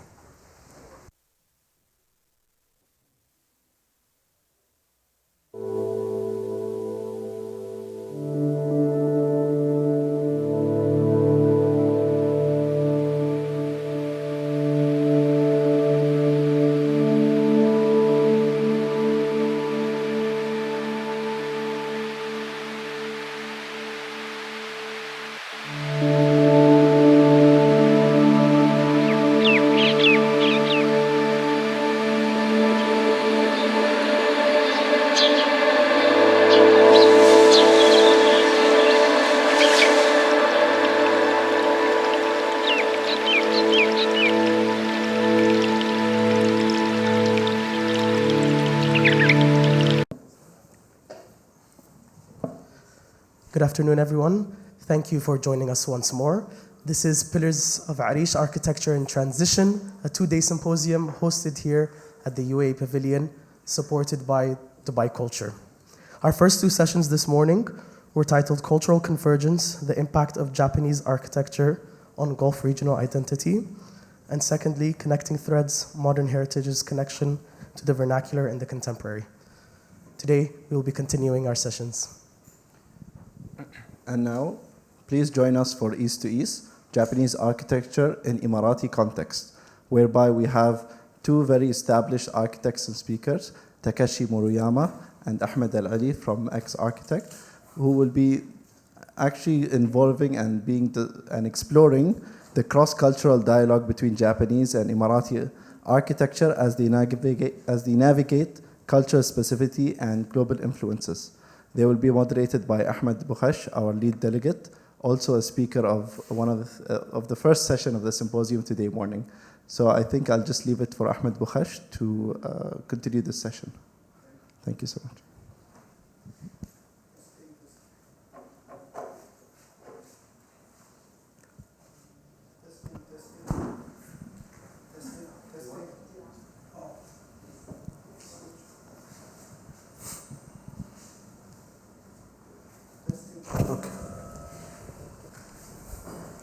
Hello everybody, welcome. Today we'll be having a very interesting panel discussion. We are joined with Mr. Takeshi Maruyama and with Ahmed Al-Ali, both well-established architects from Japan and from the Emirates. No need to say much, but mashallah, Ahmed is one of the recipients of the Aga Khan Award for Architecture. They have gotten global recognition for their Wasat wetland project in among master planning projects, which I keep on repeating to him that he is one of the few architects from a local perspective that has a global footprint, not only in the Emirates, but also in the Gulf as a whole. Similarly, Mr. Maruyama, I had the privilege of working with him for many years. He is a graduate of Tokyo University. He is also was working under Hiroshi Hara, if I'm not mistaken. Laboratory. I study under Hiroshi Hara. His Hiroshi Hara laboratory. So I would allow a few minutes to allow them to make introduction. I had the privilege of both meeting friends and colleagues at the same time. So I would allow them a few minutes to introduce themselves as well, and then we will start our discussion. Okay, hello everyone. My name is Takeshi Maruyama, and I used to live in Dubai for 17 years. I just moved to Dubai in 2006, and I just came back to Japan 2 years ago because I got a baby. But before that, I moved into Dubai and I worked for a local architecture and design firm for 5 years. And after working there, then I got independent because I got several offers for the Japanese Western design and so on. And I started my own practice. And then Mr. Ahmed Bukash reached out me and he asked me to join his company. So after that, I worked with him for almost like 10 years for many Emirati residential houses and so on. And meanwhile, I got the offer to teach in American University in Dubai as a professor. So the last 10 years, I was working for American University in Dubai as a professor, and I was teaching mainly senior students for graduate theses and projects. And I remember even Mr. Ahmed came to our review. It was like 10 years ago, or I don't remember, and he gave us a very good critiques as far as I remember. And yes, that's my whole story in Dubai. Thank you. Ahmed, please. Hi everyone, my name is Ahmed Al-Ali. I'm an Emirati architect. I established a studio called X Architects, which is an architecture studio interested in investigating new ways of doing architecture in our region, especially representing a voice from the UAE and representing the beautiful, let's say, rich culture that we have, the interesting environment we have, and try to, as much as possible, project that into the future. So I interact a lot with academia also, where I remember visiting your studio. We like to do researches beside the architectural work, and this enrich our understanding of architecture. And urbanism is part of our also scope. I like to do large-scale projects because I think we are facing big problems in the world and some also common issues like the environment, the environmental problems that we have. So sometimes the job of an architect does not restrict into the doing a building, but rather than maybe larger than that. To cities, regions, and almost collaboration across even the continents. So yeah, I would like to maybe share later on my presentation. Inshallah. Thank you so much. So given your in-depth knowledge, both you and Mariama-san, in terms of both local scale and global scale, what do you think is the role that sustainability plays so well in Japanese architecture, and how can these principles be applied to Emirati buildings? So I leave the question open to both of you. Please feel free to jump in as you see fit. Since it's a Japanese architecture, I think maybe you. Okay, so maybe I should talk about the trend in Japan, how to tackle the sustainability issues. As you can see, now our main concern is how to use wood efficiently. You can see in a big ring, surrounded this expo. That is also the same idea. So it works as a CO2 storage, as you may know. So we can save the CO2 emission by using wood. And the same technique is used for the high-rise building. And now our challenge is to build the complete high-rise building by wooden structure. And a lot of universities and researchers are trying to do that. And it's almost there. Honestly speaking, in terms of technique, I think Japan is a little bit behind compared to the Europe and the States, but we are trying to catching up.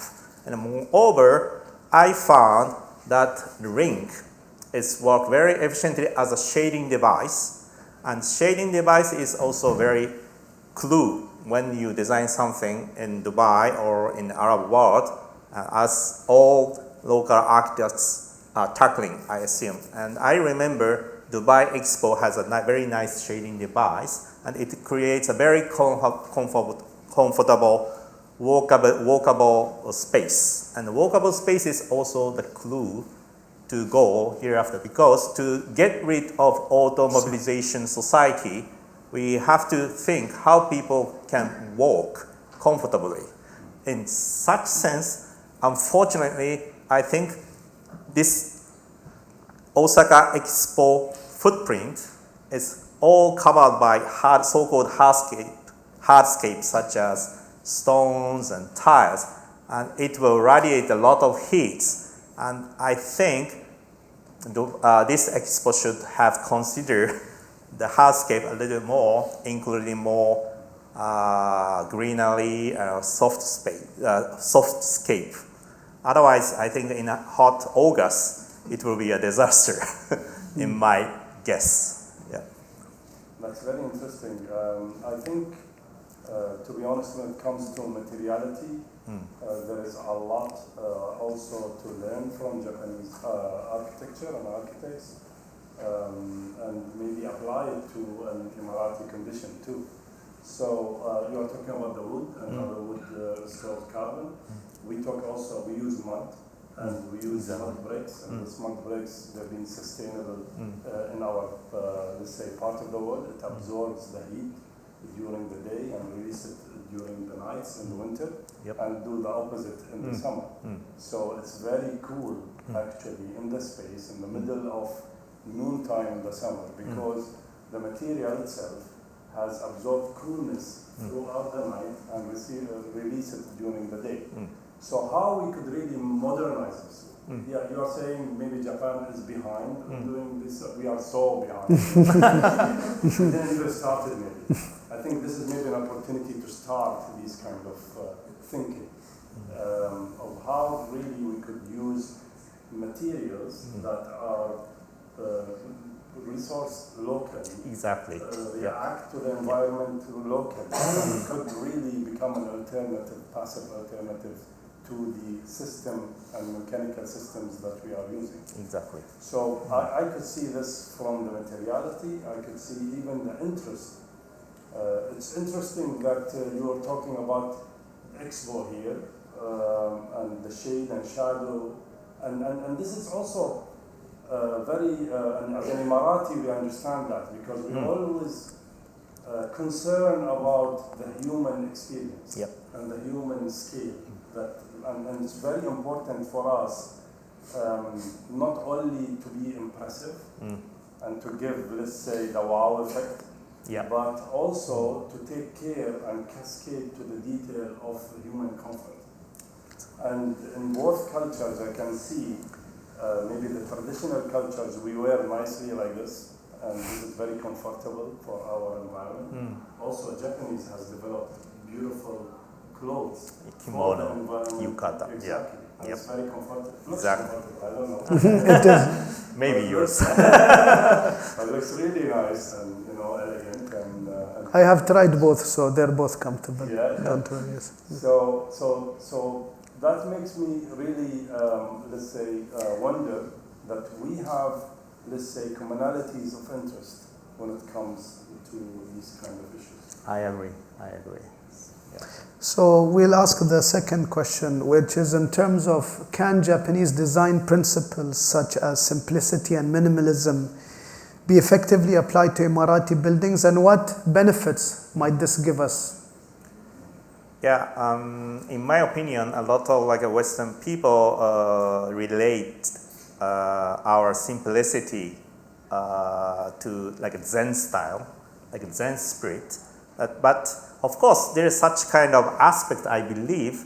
But more importantly, simply, it's more about how to make efficient building in a small land. Yeah, we have such a limited land, and how to maximize the area and windows and so on, considering the surroundings and very complicated regulations in Japan.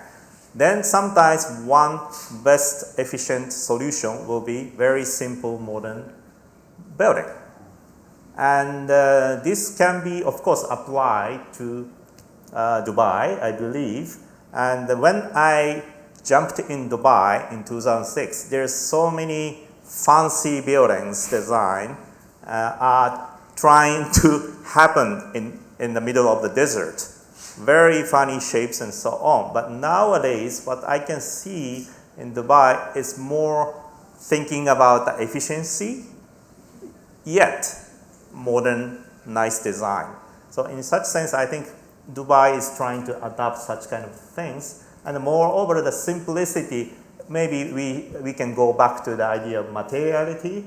We do appreciate the simple beauty of the materials. And such as stones, without polishing and so on, just use the stones and paves as it is, like dry gardens we can see in Japan. And the same thing might be, applied to other countries, and I really appreciate the design of this UAE Pavilion using Arish as it is, and it is already beautiful. So I think this is the one way to adopt the simplicity to the modern architecture. And maybe I'll look at it also from the most interesting things that we can apply directly to our, let's say, and we've been applying it, is also the approach of the Japanese design to gardens, to landscape, which I think is very relevant to our part of the world. Especially we have lack of water, and we can't really have greenery so much, and if we have to pay a lot of, it's very unsustainable to do this for a lot of energy. So to find the beauty in the simplicity by just stones, crushed stones, or by compositions, and so on, I can see that many cities, maybe started with Abu Dhabi, and now is going to other cities, we're starting to use less greenery and plantations, but rather than use beautiful stones and dry landscape, which is very sustainable for our part of the world. And to consider that one beautiful, because it's for us also what is beauty is matters, Usually, okay, lush green and beautiful, like a garden-like landscape, we've considered it as beautiful, but not again, sustainable. Not sustainable in our region. But again, we are seeing a shift now towards seeing this simplistic, let's say, design element that we could really apply to our cities and buildings. Yeah. such as dry landscaping. I think going to Japan, it really triggers your senses in the simplicity and comfort. Now looking at it at a bigger scale, what do you think are lessons that we can learn, for example, in terms of the challenges in building in harsh desert climates? Because I think both, in my opinion, Japan has also lessons learned not only in individual buildings but also on a city master planning level. And you, mashallah, Ahmed, you have done, I know, many master plans in Saudi Arabia as well in Dubai. So using your unique experience, what do you think, if we were to collaborate together between Japan and Emirati and architects, what are the lessons that you think we can come out of addressing the issue of climate change and the harsh desert climate and planning in that? I think one thing is attention to detail, maybe, and attention to really the human scale is something that is very crucial when you come to designing a large urban design. We have been, let's say, spoiled by really taking maybe mostly the American model of city planning. And Car-oriented, you mean a car-oriented city? Car-oriented city, and it's not human-oriented, not pedestrian, and the scale is so large, and it's meant to enjoy by car, and not to take your, you just walk in the city and enjoy. I think this is really an important point, that we have to, yes, we need to modernize, but we need to, what I enjoy here, the integration between so many different mobilities and mode of transfer, and working so beautiful, like orchestrating the city. And for us, we didn't yet reach that level of population and kind of busy cities, but it's interesting to see that you can create a city that is friendly to human, mobility that is very efficient, beside the individual kind of mode of transport. So in my opinion, that this is something we can learn a lot from that kind of expertise. Great, yes. Do you have anything to share about this topic? Yes, I really agreed with what Mr. Ahmed said, and I think in Japan we have many different layers in urbanism, so from urban scale to the very small details considering the pavement and so on, and all like layers are maybe working quite well, respecting each other, and even one layer missed, maybe that kind of like a harmony won't happen. So I don't say all like developments in Japan is going well, but each like a specialist or each professionalist do consider each layer in details and talk each other in details, and that will create a kind of like a harmony if I follow Mr. Ahmed's words. And when I think how I can, for example, design something in the middle of the desert, we have many similarities, as Mr. Ahmed said. For example, the Sika, the narrow array, we can often see in Arabic words, and we did have such kind of so-called logi. Logi is a very narrow array, and as you guys may know, the narrow array works quite well environmentally, because it can enhance the natural ventilations and it can shade the alley itself by the buildings. And I think the Saudi Pavilion is using that kind of idea. That's what I haven't visited yet. But it's quite similar because there's no mechanical ventilation in the past. So how to enhance the ventilation nicely? And we did have a similar, I think, ideas. And I personally think we can learn a lot from ancient wisdoms. That's my opinion. Okay. So that leads me to the last question, which deals about the opportunities of collaboration, which actually we have partially addressed. However, I always argue that living here in Japan for a certain amount of time, I think the model of transit-oriented design is a successful factor if added to the framework of Dubai planning. So, as you said, Ahmed, and you noticed the seamless integration between metro systems, and also Mariama-san, you mentioned as well how well it worked. When you look at the details all the way from when you leave your house to enter the bus, to go into the metro and then go for the fast-speed train to another city, it's almost seamless, that integration. Looking at the fast-paced development in Dubai and the population that is supposed to double, inshallah, within about another 5 years or 10 years or so, as per the 2040 plan of Dubai. In my experience, when we had Dubai Expo, everybody was taking their cars and parking in the public park and taking the buses into the pavilions, and nobody was complaining. But now we're back to the model of using the cars to go for our daily systems. How do you think we can address that by learning? Because in my opinion, there is definitely a positive sign of adapting that model, but to be working within the city as a whole. But what do you think are the challenges from both of your experience, why that is not being adapted as well as it is being done in Japan? See, I think as mentioned, it's really about integrating the details and the different layers together to create that kind of harmony between the different layers.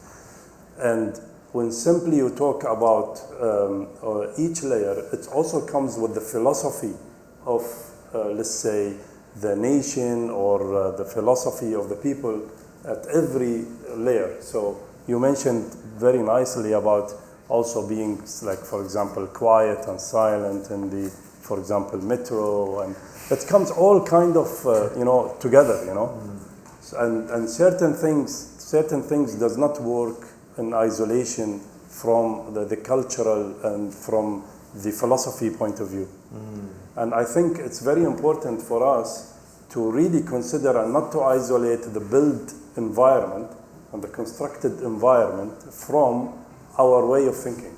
Very nice. And when I say our way of thinking, I don't say it in the narrow, let's say, perspective, but in a Dubai perspective where everybody's welcome, but again, what kind of experience you want to give. So to focus the developments to human welfare, there are many projects now in Dubai is trying to stitch the city together and try to create a kind of lifestyle within a certain areas. So you could really, for example, walk or cycle for kilometers without a need for a car. And these kind of projects, I think we need more of them. And you can see communities coming together. By the way, Dubai is becoming more mature as a next level. And I think it's more interesting now to see how these different, let's say, parts of the city started to get stitched together and start to work in harmony back together. So we can learn from the Japanese experience and understand this complexity of the different layers, relating it back to human behavior, thinking, social, and so on, and then try as much as possible to bring architects, landscapes, designers, and so forth, infrastructure designers to think together to create an integrated, gluing, let's say, solutions. Yes, again, I agree with what Mr. Ahmed said. I think when I went to Dubai for the first time, I saw many independent kind of cities are building up unrelatively together. And maybe what Mr. Ahmed said is how to stitch the gap between each isolated cities. So I remember some professor mentioned Dubai as a cities in a city or something. So how to stitch, how to connect each other is a clue. But unfortunately, people still rely on cars because there is no matured public transportation system. And I believe His Highness Sheikh Mohammed is thinking about that. And was it like a 4 kilometers, as you said? Yes. Place like bus stops and stations within 4 kilometers. 4 kilometers means walkable distance. So that's his vision. So what always amazed me is like the vision as a country, vision of UAE as a country. Always the UAE launched some like a very catchy vision, yeah, like a world number one city. I remember His Highness said is he wants to make the Dubai as the most comfortable living city in the world. Yeah.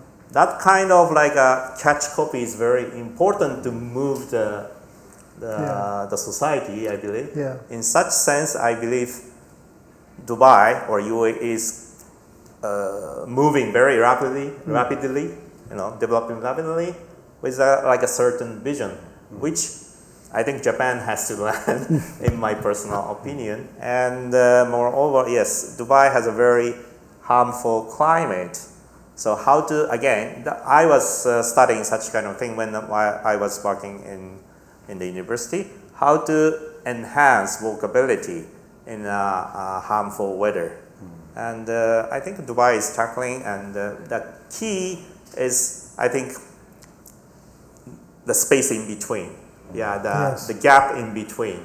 How to bridge the gap in between. So between the development area and station, or between city and city. Yeah. So stitch is a very, I think, a good word, Yes. I believe. And how to do that. And so not only comfortability, also curiosity. How to enhance people's curiosity to enhance walkability. That kind of like a psychological factor is also maybe important. Yeah, I honestly totally agree with that. Even you can see the initiatives that are drawn out between Dubai Culture and Dubai Municipality to make Al Quoz a creative district, which I think is an immense achievement in the Dubai government, where you see the bicycle tracks are now being completed that actually take people from different residential districts into others. Even for some residential districts interconnected with bicycle routes. So I think this is really, I mean, Dubai, okay, we always have this amazing downtown picture of Dubai, you know, the Burj Khalifa and the fountain. But Dubai is actually a very beautiful city. You have the Abra side, you know, the Deira and the Al Khor, and you have Jumeirah, and you know, all the beautiful lifestyle of healthy lifestyle for running and activities on the beach and stuff like that. And you have the desert, and you have so Dubai consists of really amazing zones. And when you mention Al Quoz, I think it's an amazing opportunity to show Dubai as a city of making, that makes things, you know.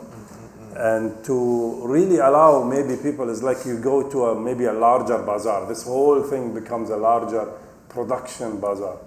I think will be an interesting things to add to the city. So many, as you know, many people move to Dubai, and nowadays they say, really, we feel like home here. And because at every, let's say, corner, there is something new, there is something unique.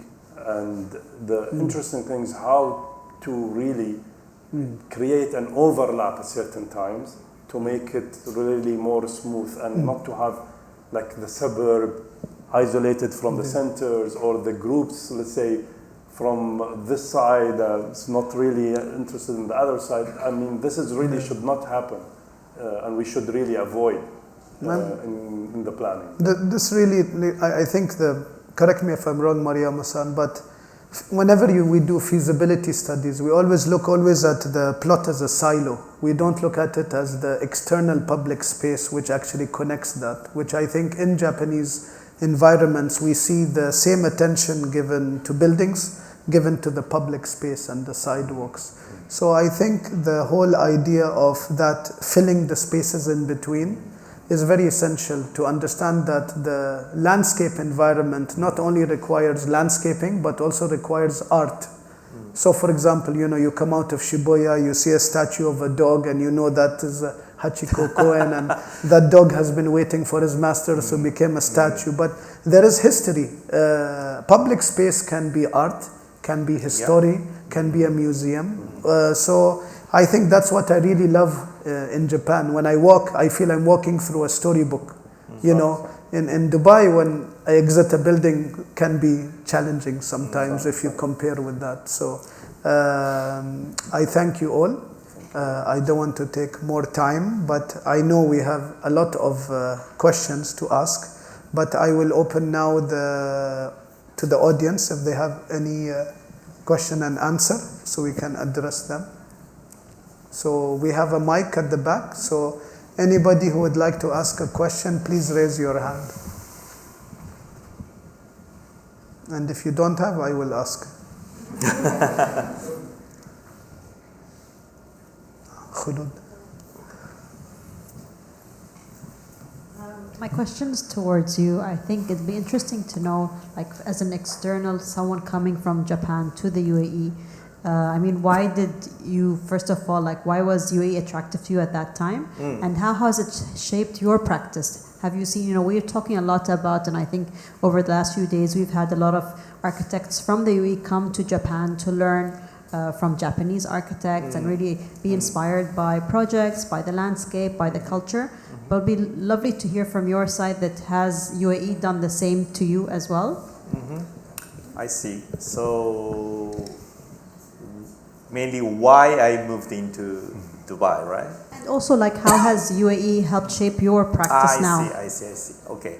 First of all, when I heard of the name of Dubai was 2005 or 2004 when Burj Al Arab was under construction.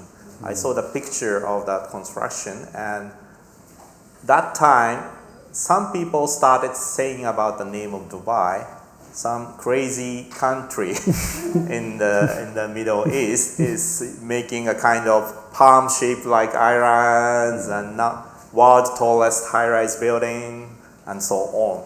And I really, because when I was working in Japan, I got stuck because the situation, the construction situation in Dubai was not good, in Japan was not so good when I was working in Japan. And on the other hand, Dubai was very booming, making a lot of high-rise buildings. So I got interested in Dubai, and I just decided to let's go and see what's going on in the middle of desert. And when I moved into Dubai, there was nothing. The downtown was just a desert, and even the Burj Khalifa is just halfway finished, only the structure. But somehow people are very proactive somehow, and they have a nice vision. So people themselves were very active, and I somehow got the power, got the energy from them, even from my ex-boss, and so I decided to move into Dubai because there is a kind of for me, Dubai looks like a white campus without any ready-made things. Tokyo was completely opposite. There are so many existing buildings, existing conditions, and very tight regulations. Yeah. So maybe I thought myself, maybe I can get free from such kind of things, and I can start thinking about architecture from scratch. And that happened to me.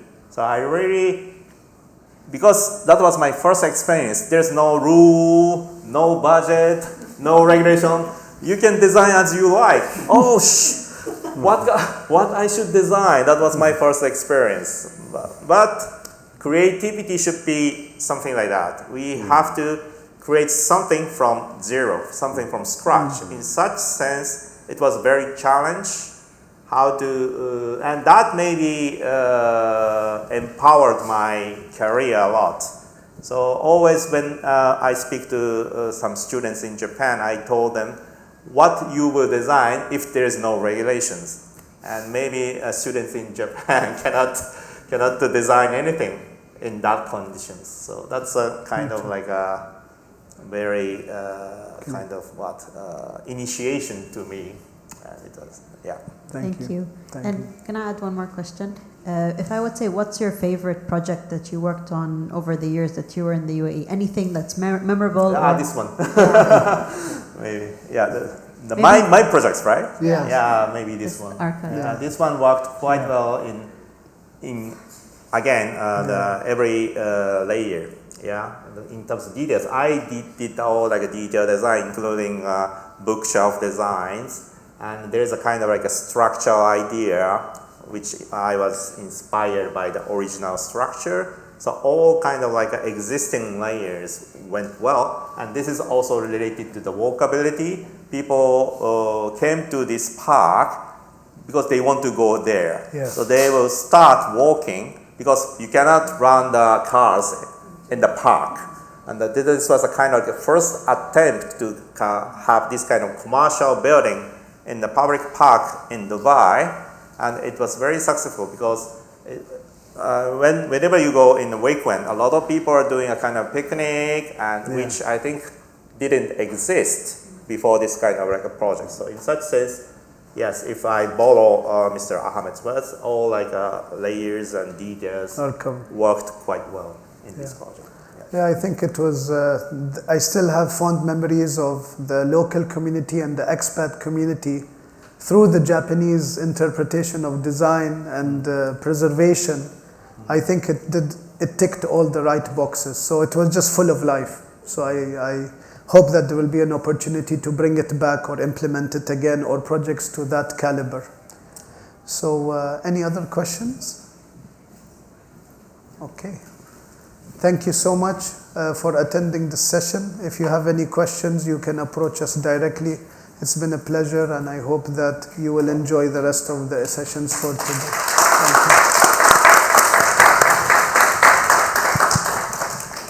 Thank you very much, Takeshi and Ahmed Al-Ali and Ahmed Bukhash for moderating as well. We might have like a brief break until we set up the next presentation. We have 2 sessions left. So the next session is with Ahmed Al-Ali, with the ex-architect, on harnessing insight and designing for specific locations in site. And then afterwards, we're ending the session with Lina and Marco Sosa from Zayed University on Limas, their design studio. So just bear with us for a bit until we come back. Thank you. Thank you very much. It was a pleasure to talk to you. Yeah, it's a pleasure. It was fun.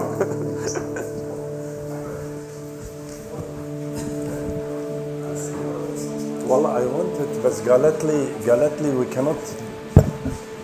Thank you, Ahmed. Hello.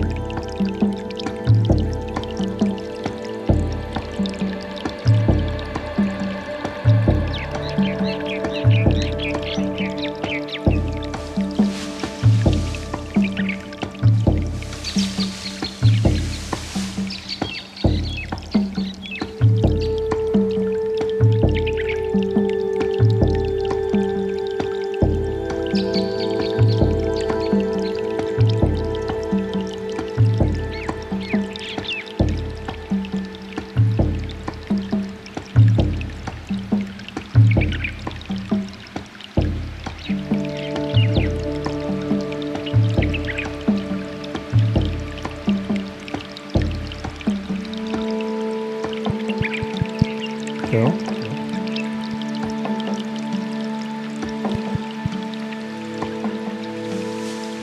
I think we can start.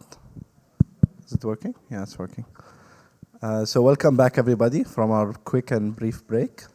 And now we're going to finalize the last two sessions of today, and which we have harnessing a site, how to navigate through constructing in a site-sensitive context, whereby Ahmed and Ali from X-Architect will discuss the interventions X-Architect have been doing in multiple different site contexts. So I'm going to leave the floor to you to continue and conduct this session.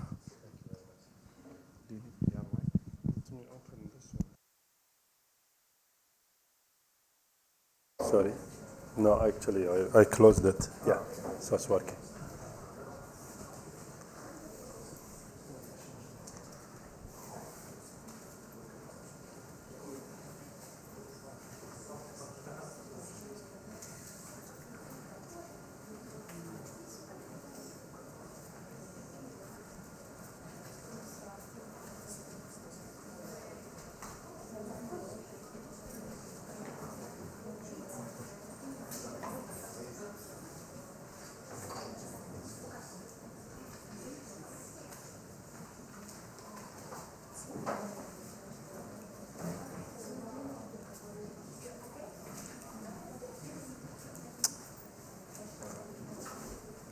Okay, well, maybe we wait for a little bit. Okay, it's pretty okay.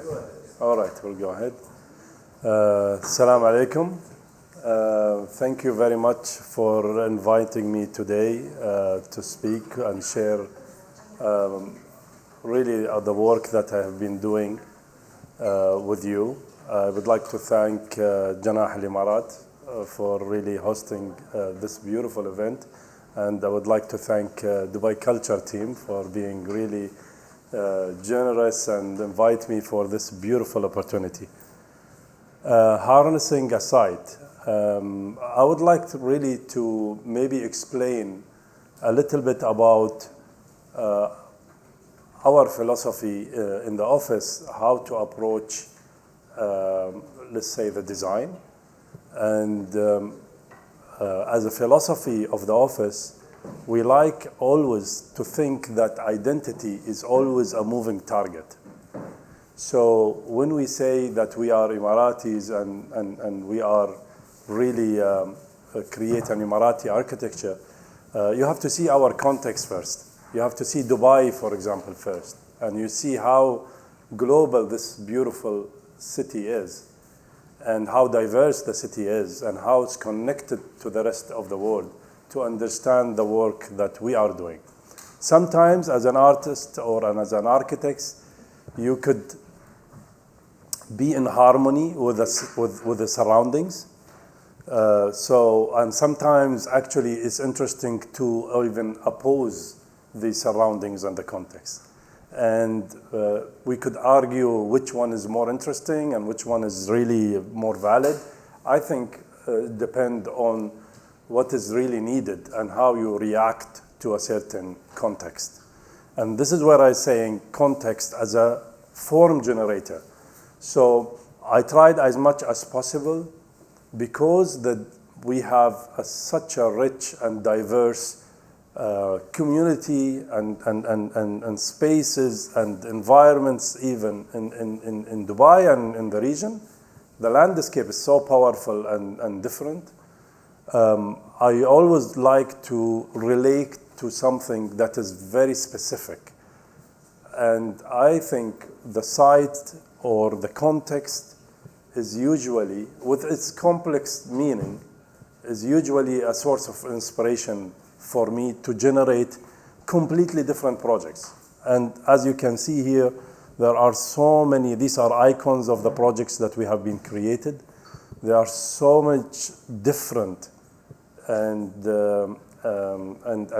unique, and it's not repetitive, but at the same time they have a common of really tapping into, let's say, the environment that we are building, and also to completely the social structure and how we could really relate to certain specific sites. So I will give a direct examples for what we have achieved. And I would like to start with Wasat Wetland Center. It's a beautiful plot located between Ajman and Sharjah, and it's usually this place, it's a perfect place for a developer, a real estate developer, to develop a project, because it's between two Emirates. It's beautiful, linear. You could create a very successful development project. But fortunately, that this land has been a beautiful stopover for migrant birds, and being very sensitive by the ruler of Sharjah, Sheikh Dr. Sultan, and EPA, led by Hana Suwaidi, started to look at this and said, no, we have to preserve this. And because it's unique and it has beautiful salty water in the places, and it's a safe environment for the birds who migrated from the north of the planet to the south of the planet. So they rest, this is a resting place for them. So unfortunately, it was a place for construction waste. They cleaned it up. They started to plant it. There's a mandate to really protect this area. And when they did this, a lot of birds start to come back to this beautiful plot and start to feel safe again and start to also breed on site. So we started to look at the site as a whole and look at the ecology of the site and how we could create a wonderful landscape layers where add a more, let's say, safety, psychological, let's say, safety and privacy for the birds, but also ecologically could really create a wonderful environments between the buffer zones of the trees, which are the bigger trees, and then we cascade to a smaller vegetations, and then we go to the vegetations that grows in the water. And that really has created a different scales where the birds felt safe to be within the site. And we started to draw these sections and be sensitive about the heights and the elevation of the project. And it's not about sometimes the interventions of actually building things, but rather than manipulating the landscape for your advantage. And here, of course, as you can see, the section where the water is and then grows, and the plants and the scale of the plants comes down, so the birds could really enjoy that kind of sense of security. And the next step then we try to do is to build a beautiful journey that, again, hidden in between the bushes, so you could really go and enjoy watching the birds in their real environment. The client wanted to build a center and wanted to really create a visitor centers for educational purpose, for also scientific research, like laboratories, and invite scientists to do their research on the birds that lands in this area. So we thought really to pick a very strategic position for the site and located really at the edge of the site, where the site has been already been harmed by construction and has been touched before. So we said they were thinking to put it right in the middle of that development, and we said no, just try to avoid that, and let's really create everything in a compact next to the developments that is already existing here and to the site that is already been touched before. And we tried to give experience. So the shape of the building comes from the program that we have. So we didn't want to make you feel that you have arrived to a building, but rather than you are walking in the landscape. And this walking is part of your journey to the site. So you can see from here all the way, then turning and going down, all the way to see the different beautiful cages that we have designed on the site. And as you can see, this is really interesting because we said, what about we start to create a really interesting pathway and restrict this human walking into that pathway. So almost you can cage the human, but let the birds like more into their natural environment sometimes, and sometimes into the captive, breeding captive areas where the net can really also restrains there for the purpose of breeding and so on. So as you can see, by time, the vegetation grow and you can see how the buildings sit in the landscape in a very sensitive way. And remember that this place is a place for the birds landing. So any structure that is shining or coming up too much, it will be scaring the birds that is already taking that route. So we have submerged the building. So you can feel that the building is really sunk into the ground. And we use that kind of topography to make a building that is humble and a building that is really modest in the landscape.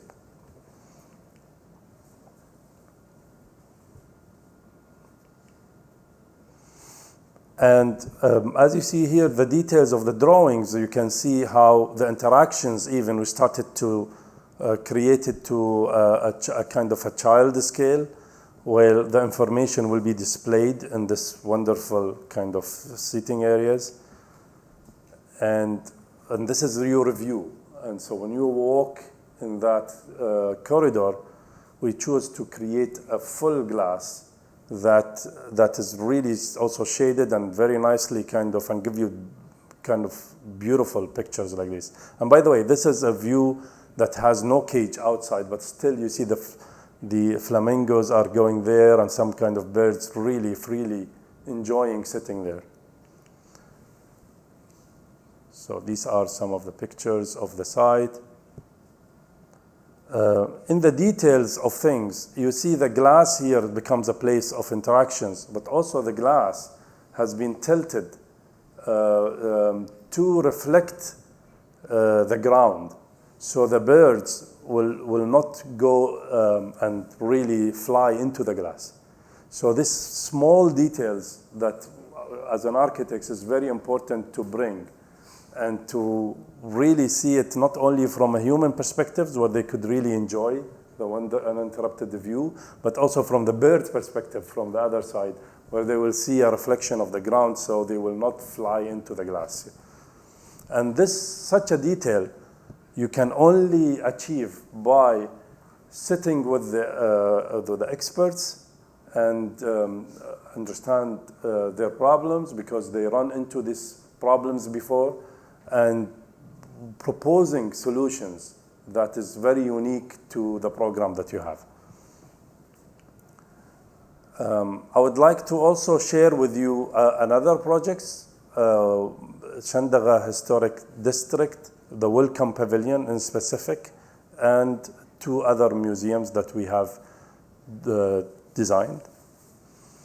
And it is located in the Shandaga Historic District, which is where a lot of beautiful traditional houses is being located, and it was mandated to us by the Dubai Culture team and Dubai municipalities to work on this beautiful project and to create a welcome pavilion as part of Expo 2024 in Dubai. And this meant to welcome people to the historical area, so that's why it's called Welcome Pavilion. And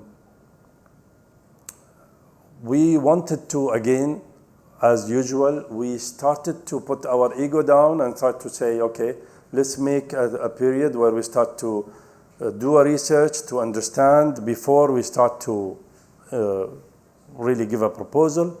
So we started to study the history of the place, the materials that has been used, and how also that area was close to the water, and the relationship between that development and the water was very crucial. So we said we want to really maybe utilize some of these kind of materials that is interesting for us.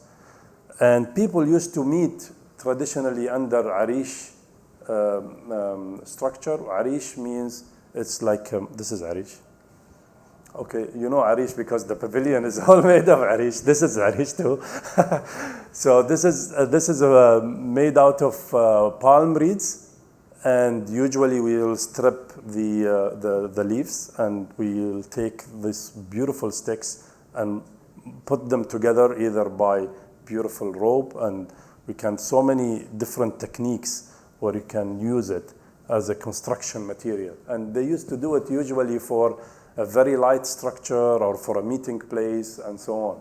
So we said this is perfect. We could really, because this was a beautiful empty area in the historical place, and we said we don't want to interrupt the surroundings, and we want to work with a similar language that these buildings are, which they really create a wonderful interactions to the surroundings. So, and we said we want to create a structure that it could be open, totally open, and acts like a plaza, even in the good weather, and could close in the hot environment. And it gets very hot in Dubai. So it's very flexible. We thought that we should not really put something, interrupt that beautiful surroundings. And when you are in the pavilion, you can see that the dominant form or the surroundings is actually the historic building. The building is not isolated from its surroundings. And for that, we started to do so many techniques and to hide and to show that the architecture has almost nothing.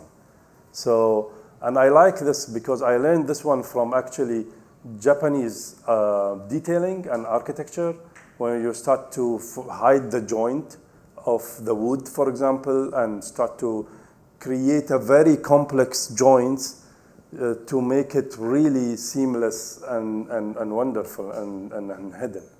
And here where we started to really create a kind of mechanical area, we said we will not put something on the roof, we will put it in the, create a almost kind of utility tunnel, and then started to create different layers. So the structure on top and the Arish is suspended. And we tried as much as possible to create that Arish. First, we wanted to create with the similar materials that you can see here in front of you. But then we decided, we thought that this is not durable for a longer term. So we wanted to find an alternative.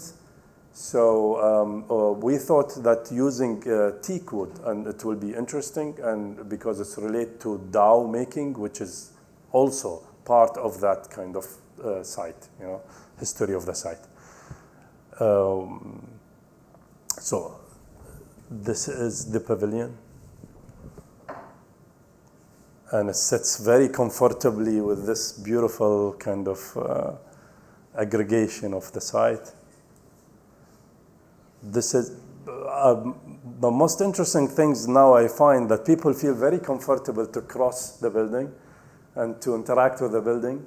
And they are always curious about what's going on inside. Until today, I can see whenever I pass, I just stay a little bit away far and see them how they interact with the building, especially when the glass is open.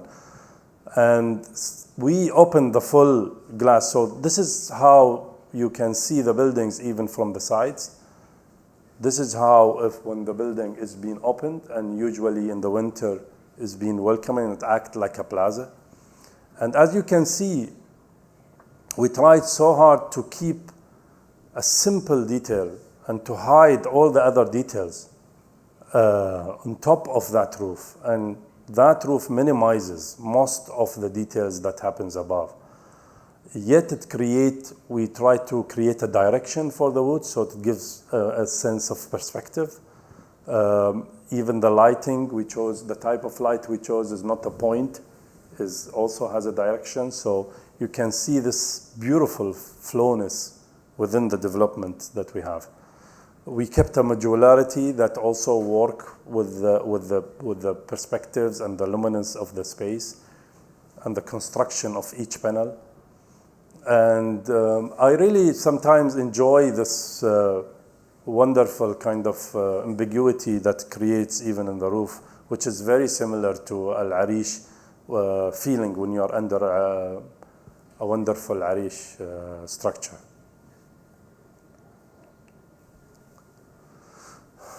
You can see even the sun is not being blocked by, let's say, the structure, but you can see wonderful patterns of the Arish into the ground. The glass, we tried as much as possible to create a larger glass. Also, the height is being studied very well to give that opportunity to fold it and to be able to have as much possible open space in between. Each one of them, I don't remember how many tons it is, I think. It's a very heavy ones. So we had a special machine just to take it and really fix it in place.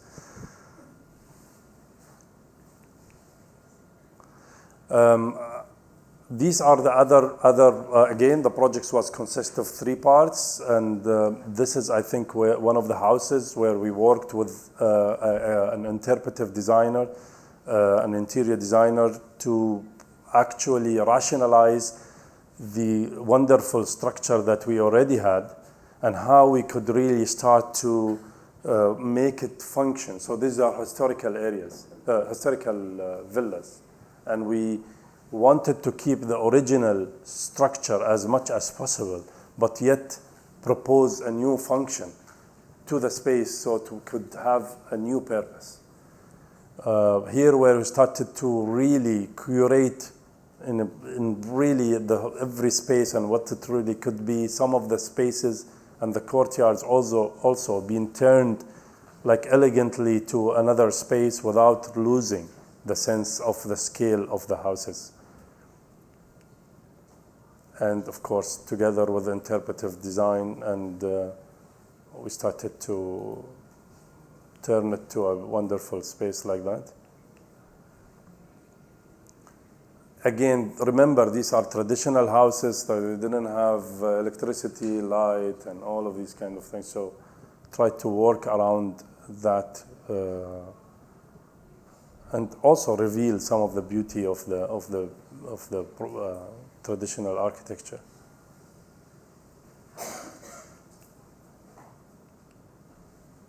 There's another house also where we started to rationalize the spaces, give it a new program. هذا بيت العطور. At that time we call it بيت العطور, so I don't know what they call it now. So بيت العطور. So again, to appreciate the architecture is also to have a new life to it. I think for me, the success of this project is not to preserve it the way it is, but to give it a new spirit. And yet not to lose the sense of the scale and the materiality and the beauty of that places. So we kept the doors, we kept the entry, started to really reveal some of these wooden roofs. See how, I mean, we started these niches as part of the interior of the traditional houses. We kept it, yet then we started to create an interpretive kind of screens and so forth to explain the concepts. And it was quite interesting because you turned the larger spaces to a wonderful kind of exhibition like that, and the smaller spaces, it has its own also beauty. Yeah, this is another project I have designed, is Beit Mohammed bin Khalifa, and it's in Al-Ain city. It's next to a beautiful Waha, which is an oasis in the middle of the desert. And that house, it's really meant a lot for UAE history, where Sheikh Zayed used to meet before the unification, the leaders in the region here. And it has a quite a beautiful character, which is a transitional character between really a courtyard houses and between the modern houses that we have. It's built by concrete and so many different materials. And we had to really convince the clients that he has to spend so much money, not to only demolish it and rebuild it again, but to really tackle the real conservation for every condition for this beautiful project. And you see, historically, this house has been kept adding to it, and consists of so many different materials. So we started to tackle every condition by itself, and yet preserve the beautiful decoration and colors that this house has. And we went into every detail without compromise, and every texture, and we started to use it to curate the overall project and celebrate also the diversity of materials that this project have. And we had to really put a strategy of conservation, so for certain things, repair of other things, replacement, complete replacement for certain things like columns that is not operating anymore, and then reconstruction, and sometimes also new interventions that is needed. For example, the staircase didn't have a handrail, and for safety you need to do that. So it's a very complex conservation work. And we tried to, as much as possible, to reveal the beauty of this project. It has wonderful colors, as you can see here, but these colors has been hidden over time and over layers of history. So to decide which color it was, we have to go and meet actual people to understand what the house look like. And it turned to be very beautiful, to be honest, with very exotic colors.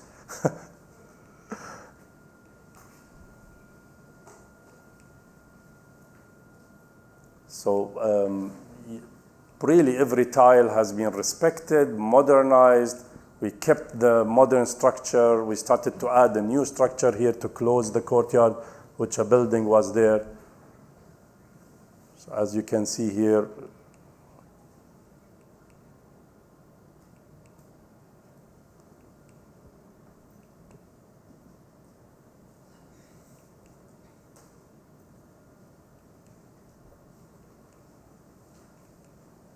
again, we started to do also a new building. So the new building started to take the same philosophy of the building here and use the modularities for that. And we started to really create a modern building that speaks again to the building itself, and yet it has its own character. As you see the shading here, it opens up for the public and allows people to interact with the building there. So you can manually actually open each one of these, and becomes a shading device and allows the public to interact with the building.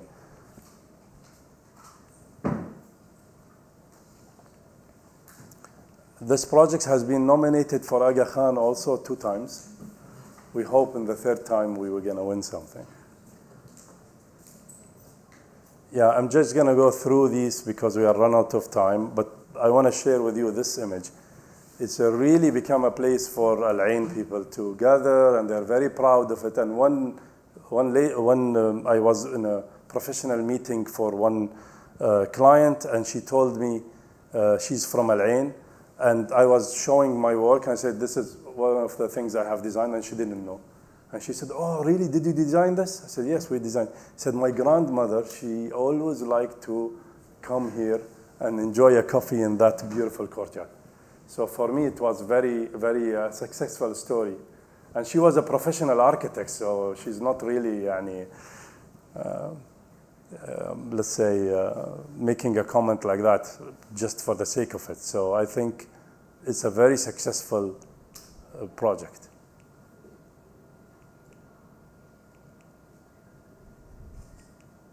Yeah, I will just finish at here. I think I will end my presentation. Yes, any questions that you have?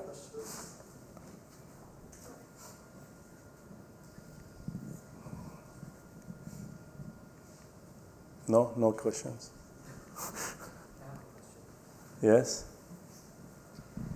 I feel as an architect sometimes we are asked to create things that are more striking in forms and color and stuff. So I feel your approach is a bit different, where it's more subtle interventions. So how do you feel, I guess, as an architect, presenting to clients as feedback? Like, is it harder to convince that you don't need to do a lot, but you can do certain interventions that could add way more value to your practice? Well, yeah, it depends. Actually, yeah, we can be crazy also as, and I have to admit, we have to control our demons also ourselves. It depends on the situations, but many situations, yes, it required sensitivity and required a kind of a poetry approach to the program and to the sites and so forth. And you can't be that kind of aggressive or that kind of neglectance of the existing condition, whether it's a cultural thing, social things, surroundings, memory, history, the program itself. So we try to tell a story. It's by story. See, one of my professors told me, and something I never forget, that as a good architect is always a good storyteller. And you have to really tell the story of why you are really thinking to create that building. And if the client buy into that story, he will understand why you are creating that kind of condition. And in this case, and in the previous cases and all of that, I think it was that respecting the surroundings, respecting, closing, completing the site itself, and not to go against it or so forth, I think it was a proper thing to do. Some projects required an aggressive intervention, so, yeah.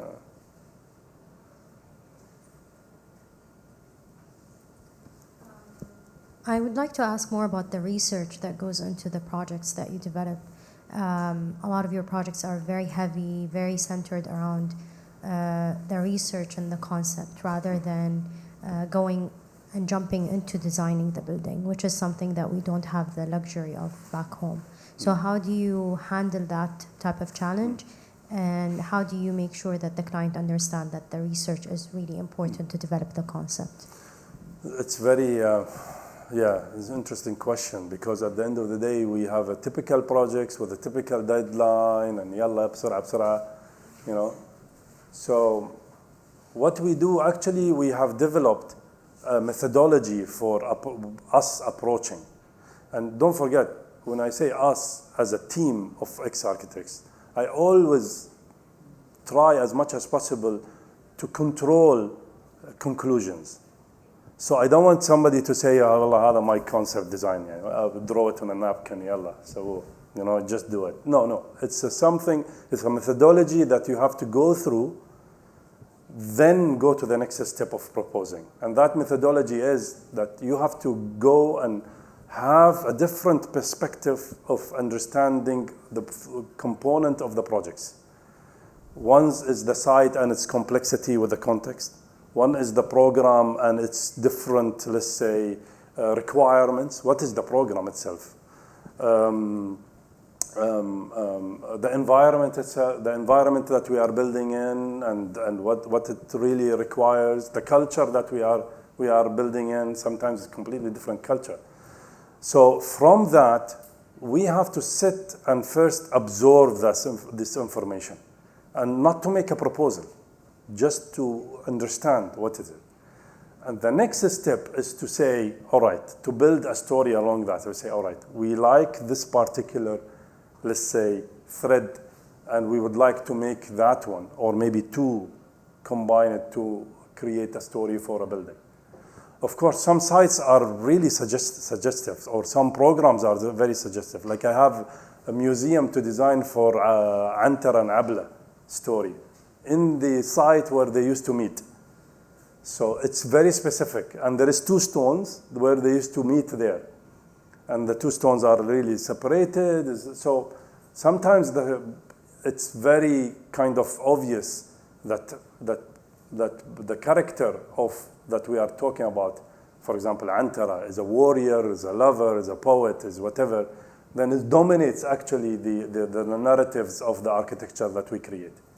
So it's like that. And then, of course, it translates to an actual form that we will have. So where we find time, we're just working harder. Thank you. Thank you so much, Ahmed. Thank you very much.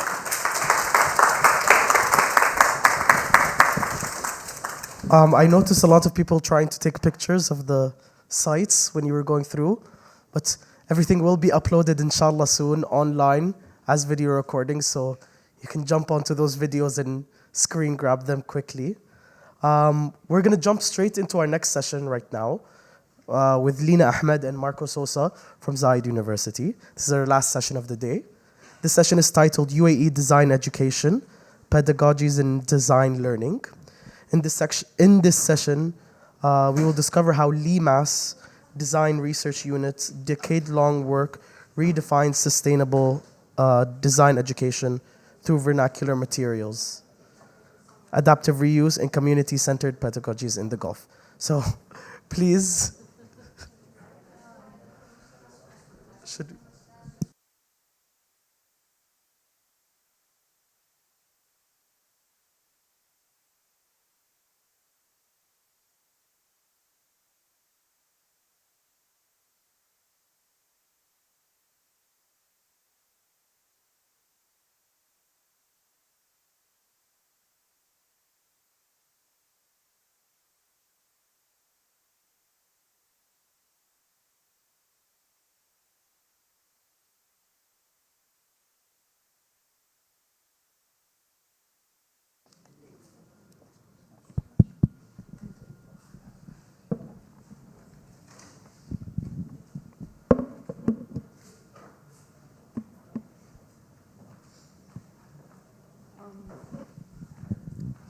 Salim, you let us know when you want us to start, yeah?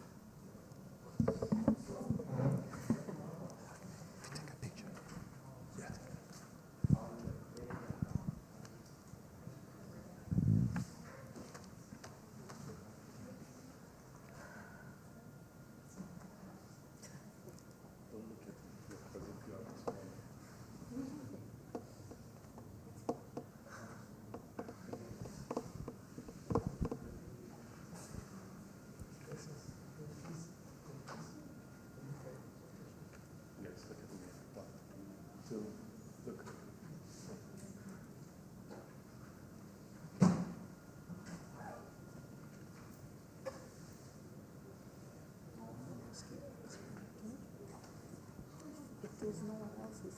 Whiskey. Skip it. No, this is just.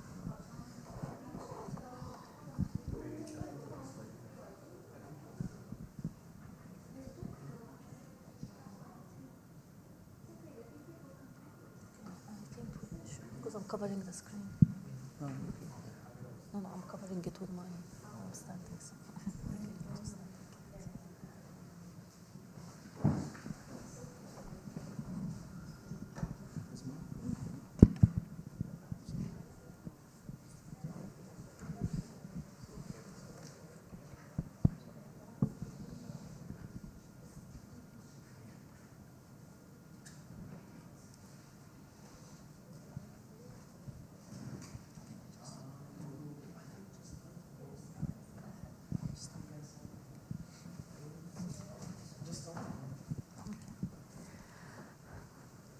Good afternoon, everyone. Good afternoon, everyone. Continuing with the idea of architects tell a story, I think we're here today to tell you the story of our students told through our eyes. Both of us are faculty in Zayed University, and we've been teaching collaboratively for the past 12 years. We're LIMAS, and it's a design collective, but we founded together, and our main research concentrates on design, and we also research a lot of architectural heritage in the UAE. But most of it we try to incorporate in our design studio at the university, where we teach interior design and architecture. To give some context to our audience, this is how UAE looked like. Yeah, this is how UAE looked like in 1965. In Abu Dhabi. So we had a concrete structure, and we had Al-Arish houses all around it. Move forward to late 1970s, you see the road infrastructure taking place, and you see modernist building coming up. And this is 2013, same view. And you see the modern high-rise buildings, just to give some context, some background. So what was interesting for us is that this is just a very small glimpse, a small window of time between 2014 and 2021. It gives you an idea of some of the buildings that were demolished during that particular sector or region, area that you saw in the photograph. And everything in red was demolished during that small period within less than 10 years. So before 2014, these images are taken, and while walking around in Abu Dhabi city, quite often you see that these modern buildings either being demolished, or they have gone, or they're in the process of demolition.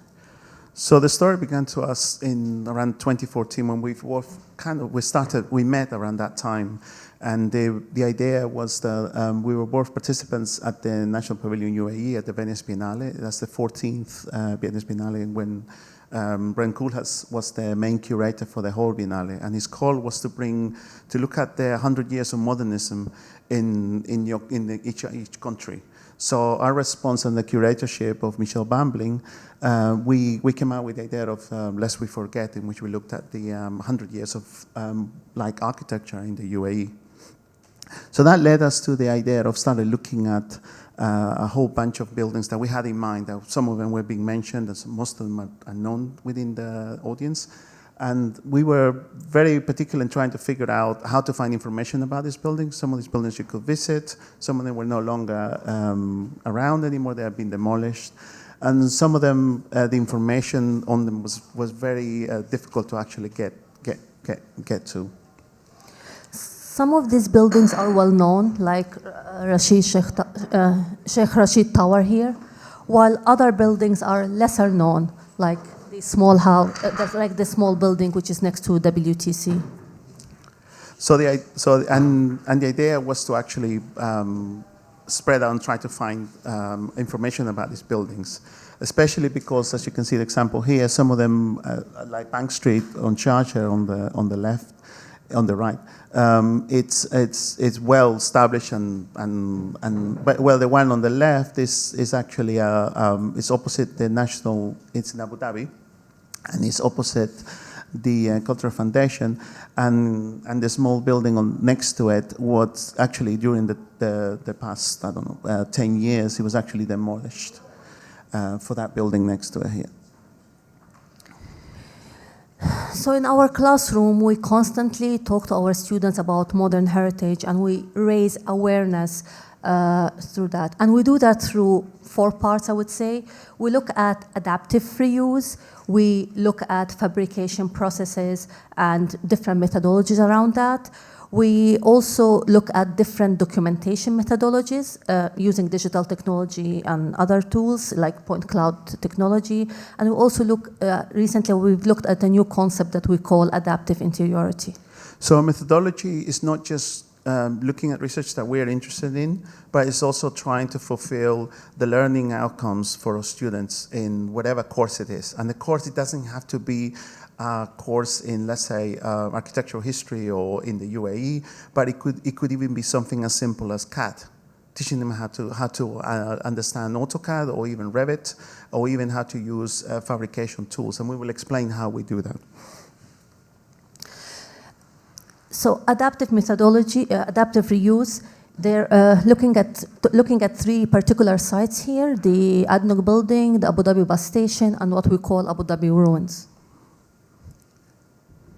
So this building, which was very, very important, very dear to Abu Dhabi, it was built in 1977 by Constantine Kapsambeli's associates. And up until a few years ago, it was very much a landmark, or it had been a landmark since 1977. And it was at the back of the ADNOC headquarters. And it was where it was called the Residences. It was actually a block of flats. The building itself has a very unique typology, which is this round concrete structure that wraps around an internal open space, or you can call it internal big courtyard. And he had always been a very much loved. Do you want me to go back? This one. And yeah. And when it was demolished, it was replaced by this high tower, which you can see the drastic difference in scale. Okay. So the idea was to, what we adopted is to look at this building, this before it actually was demolished. And we investigated, we surveyed it with the students, and then we came out with an idea of actually, because these are interior design students, by the way, they're no architecture students, in actually not just divide the building in different apartments, but also work vertically as well. So the students themselves are able to choose what they want to do and then try to allocate they had the freedom to allocate a particular use, but at the same time be mindful of who's next door to them. And students, the way students engaged with the building was interesting because they started breaking through the verticality of the building. So it was no longer only about that corridor that wrapped, but it also was about connecting the spaces vertically, as well as connecting the interior with the exterior. So this provided the students a formal laboratory for them to experiment things that they were interested in. And usually in the science schools, especially in the UAE, they get given a brief. We gave them the freedom. These are Studio 3, the intermediate students, and they were given the brief to actually do whatever they wanted and try to see what was needed within their own communities. Here we're talking about creating a gallery for the blind, in which the student was very much interested, maybe because a member of the family was blind, and she was trying to investigate how to incorporate these features, special features within the project. Another student looked at the Emirati house, which is a very topical topic, and how can an Emirati house exist in one of these modernist structures, and how it can cater to the Emirati family's particularities and needs. And looking at the complexities, the social complexities of an Emirati household, and try to incorporate them into an apartment building. The second project? The second project is the bus station. We all know the bus station right now. It was constructed in 1986 by the Bulgarian architect Grigory Kolarov. And it was it's a love and hate. It has a love and hate relationship with the public. The architects, they loved it, and I think a lot of the public do as well. There's a lot of urban planners that don't. But it has a very strong presence as a landmark in Abu Dhabi itself. It's still used as a bus station, and what was interesting is that this is what it used to look like before it turned green. And then the interesting thing was to actually make sure that the students understood the purpose of it, and without closing it as a bus station, to actually repurpose it. And because at the moment it's just a place that people go to to catch a bus. But the students, what we're trying to investigate is trying to turn it into something else, so it actually becomes a destination, not a place to go through.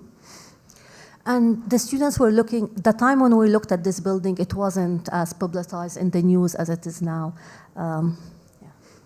So, go on. So students use different techniques, from 3D renders to sketches, to explore their ideas, to using the architecture drawings like sectional facades here to incorporate how this different adaptive views can be injected into the site. So, and another typology that we started investigating is what we call Abu Dhabi ruins. Now, the term ruins has a particular notation of being very, very old, sometimes ancient. In the context of the UAE, which is a very young nation, we could be looking at a building that might be just 40 years old, and it could be categorized as a ruin. And all students, through their visions and their understanding of the neighborhoods, we started looking at some of these buildings, which some of these they no longer exist. And it was actually a student herself that she actually found this particular building, which is almost like a non-building. It was situated between the two bridges, two of the major arteries into Abu Dhabi, Sheikh Zayed Bridge and Magda Bridge. And she started looking at this building and digging into the history of it, talking to her family, talking to her community members, to find that this building was actually used as a wedding place a few years back. And there was no recorded history, and she couldn't find any photographs. So what she used is she staged those photographs from oral history that she created. So she reimagined them, which is what you see in here. Through the element of collage and storytelling, very similar to what Ahmed was saying, is that the built environment actually provides us a way to understand our past through stories and narratives. The student herself, she started investigating, but also at the same time, she started realizing, without us having too much influence on her, telling her the importance of the building itself and being able to leave the building as untouched as possible and bring in her idea, her design intent without actually causing too much damage to the existing. It didn't matter if the building itself, even if there was some elements of trash and things like that, she wanted to keep it almost like an archaeological, some sort of archaeological importance. It instigated lots of interesting dialogue of what ruins is. And this particular student was later invited to present her project as part of TEDx, where, well, we don't have it here, but where she really engaged with the audience through that. And what was really interesting is that you could see the transformation of how she related to it. Almost halfway through, when she was working on her design, the building was completely demolished, which posted a challenge because that meant she couldn't go back nor gather any further information, but also created, highlighted the importance of why is it so important for her to work on these buildings. And luckily enough, she had spent a lot of time on the site during the summer, which left, and she had enough photographs that kept her going through the fall semester. Was also interested that she managed, when she graduated, she started working in a company in which she became the expert of working on existing buildings and adaptive reuse. It's a construction company, which is really amazing. Every time we meet her, she tells us the story, and she's doing really interesting. But again, this highlights the importance of something that was discussed this morning in the conversation this morning. It's not about, we're not here to save every building. We understand that progress has to move on. Cities move on. Every city all over the world, apart from Venice, changes. But it's about understanding the history, the memories, and sometimes even recording, even though some of these things won't stand the test of time. The other approach that we looked at is something that we're very much interested in, is to do with facades and sections. As architects, we are, those who understand the profession, we draw things in what we call an elevation and sections. So we draw everything in two-dimensionally. Most of the buildings don't really get perceived like this because you're either driving through a car or you're looking at from the ground level or even a higher level, and they're always seen in a perspective view. So you never see it as a two-dimensional kind of like realization of a space, but that's how we draw it. From that, we look at different artists like Bern and Hila Becher, who photograph on large format cameras, and then they flatten their image to actually understand their built environment around it through different environments, especially industrial landscapes. We also look at Gordon Matta-Clark, who through photography, he tries to photograph the unphotographable, like this imaging of a project that he did called Splitting. And obviously the work of Helen Binet, which tries to photograph very, very, very flat, and try to find out kind of phenomenology of the space itself and the materials, the use of materials. And also Andreas Gurski, who post-production, he flattens the images. And recently we discovered Richard Whitlock, who's a British photographer as well, who does very, very similar photography. Obviously, the master himself, El Rusha, who produced these wonderful vistas of Hollywood Boulevard between 1973 and 2002. So since then, we've been obsessed with photographing the UAE in kind of in a similar fashion. We looked at Shasha Bank Street, which is what we talked about earlier, and we started working in a kind of similar methodology, the above picture, and then we started sort of mixing and collaging and trying to understand how, because there was something static on the first picture. So in the second picture, we was trying to capture the kinetic elements, the dynamicy of the city itself, especially in Bank Street. And this is what we normally call, is what's normally known as Electra Street, which is in Abu Dhabi.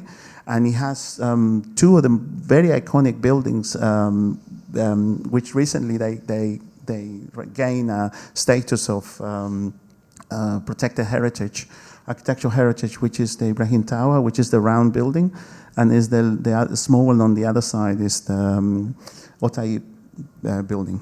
Yeah. And through this, we developed a system of stitching, because we're trying to figure out how to actually photograph the building and taking the photographs as flat as possible, and post-production, because we don't have a bellows camera that gets rid of the elevations of the image. We have to deal with the camera and how it changes, somehow distorts the image. So we had to flatten it post-production. So this is the cultural foundation, which we talked about this morning.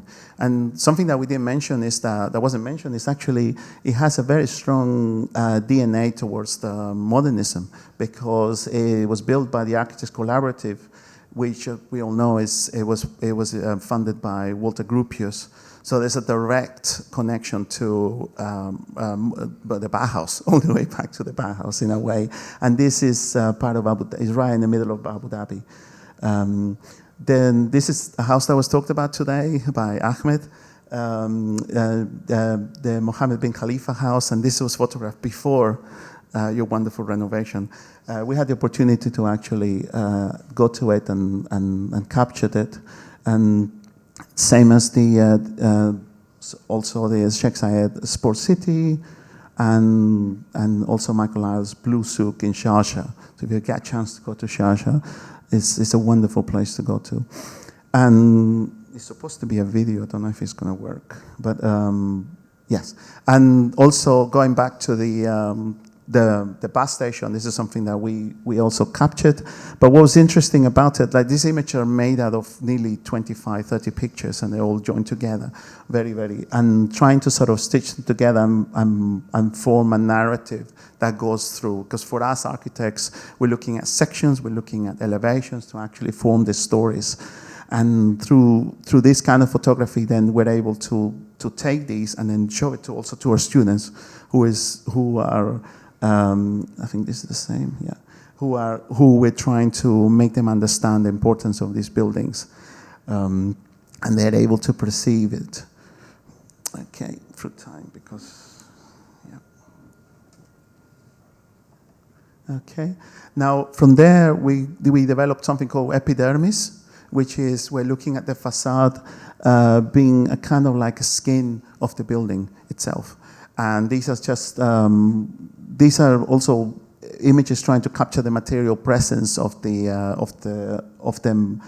main material. Like for example, this is Sheikh Zayed Sports City, and this is also by the Architectural Collaborative as well, that did the Cultural Foundation, and this is actually Radisson Blu, what used to be the Radisson Blu in Sharjah, and of course Burj Al Rashid. The tower, or the World Trade Center, how it was known in Dubai. The other methodology that we use with our students is making. And this slide describes that methodology. So because we don't use sophisticated cameras, we just use the cameras that students have. This is how we go about flattening making the photographs elevational photographs. So the students photograph them, and then we get rid of the perspective, and then they use the elements of the street to get the scale of the building.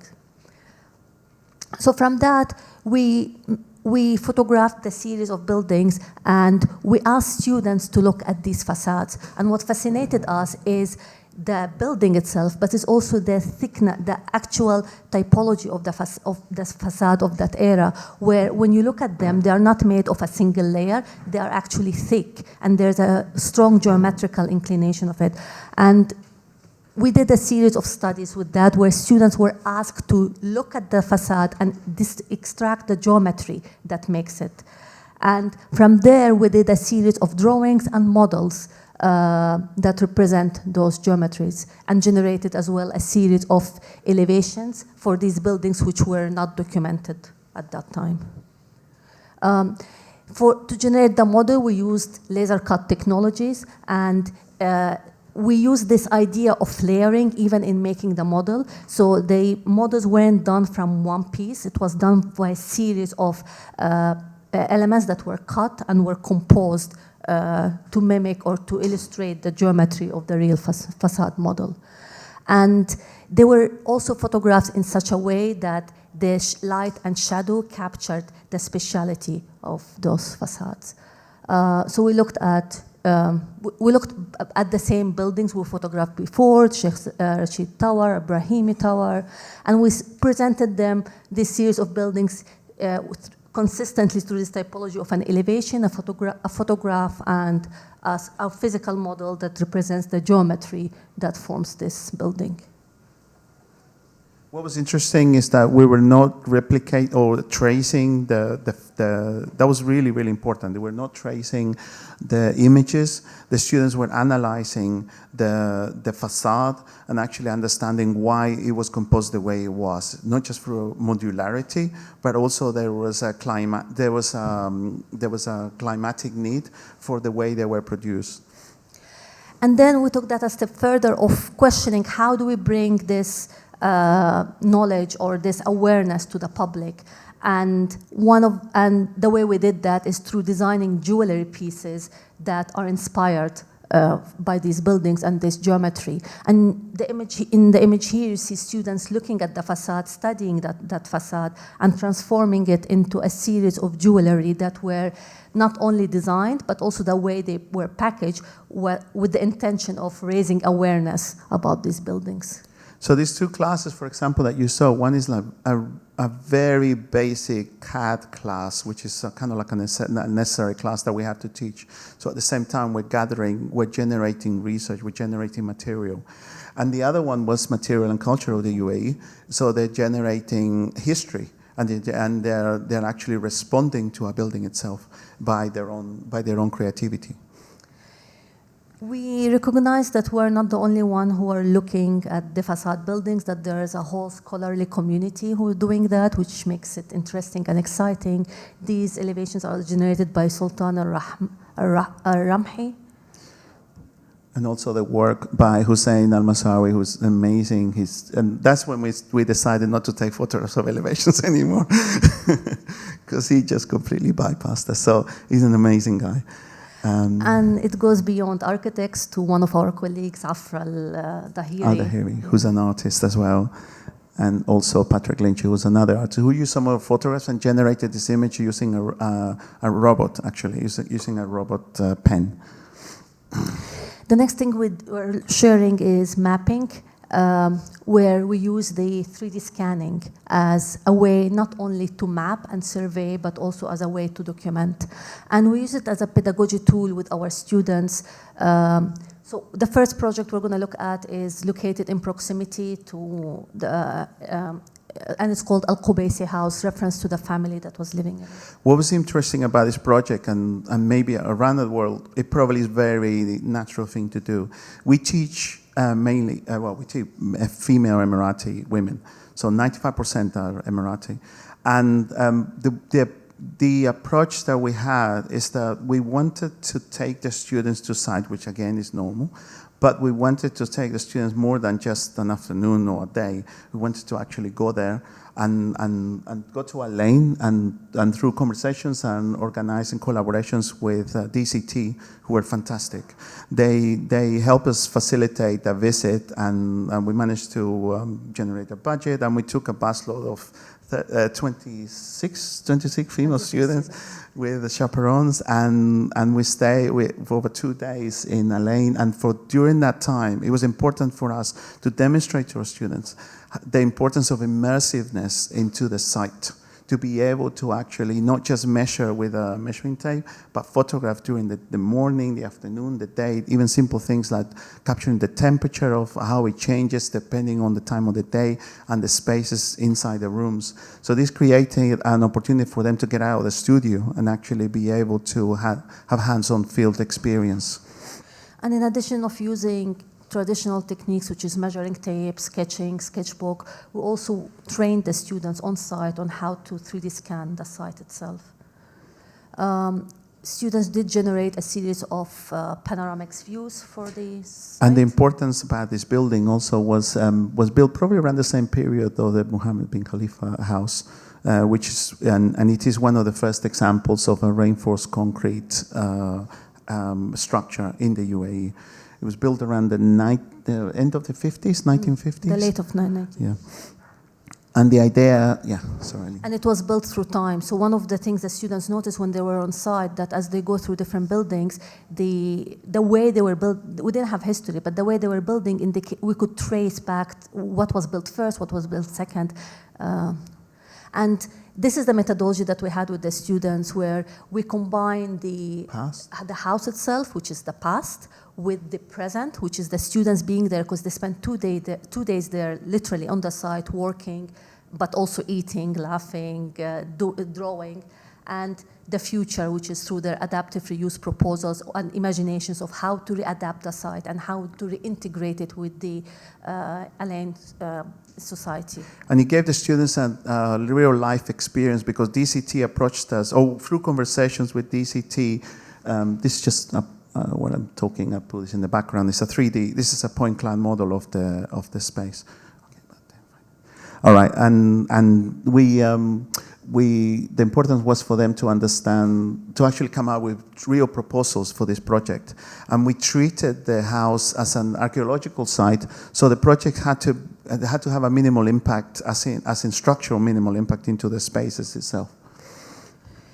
The point cloud data was used not only as a tool to gather information and to survey, but also as a representation, because there are certain things, when you're working with an old building, there are certain things that are difficult to represent.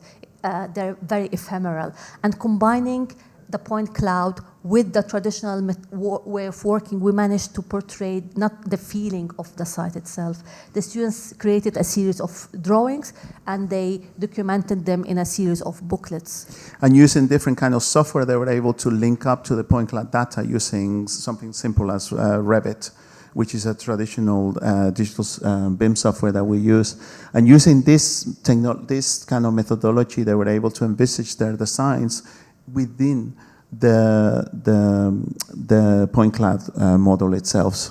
We also, in a way, we challenged the typical form of representing, which is through render, right? And we devised this new technique of how can they communicate their ideas. And what was interesting is that through the point cloud model, we discovered things that we didn't realize, which is actually cutting through the model. Suddenly we were looking at the sections of the buildings. And remember at the beginning, we talked about how architects envisage elevations and sections that we never really see the building like that. Suddenly we see it like that. And that was really interesting, how we actually, the building itself is beginning to tell a story.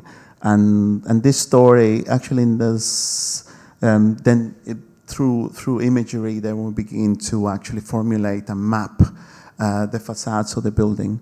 And the students were able, even for us, it was also like a real revelation to actually see an X-ray of the building itself. And we were lucky enough that the project was accepted by the UAE delegation to be represented at the Smithsonian Folklife Festival in 2022. in which the building, they asked us what we wanted to do, and we said, oh, let's bring the one-to-one version of the point cloud model to the National Mall, in which we decided to how we were going to print it out and fabricate it through scaffolding. So we have this amazing courtyard building sitting in front of the Natural History Museum in Washington D.C.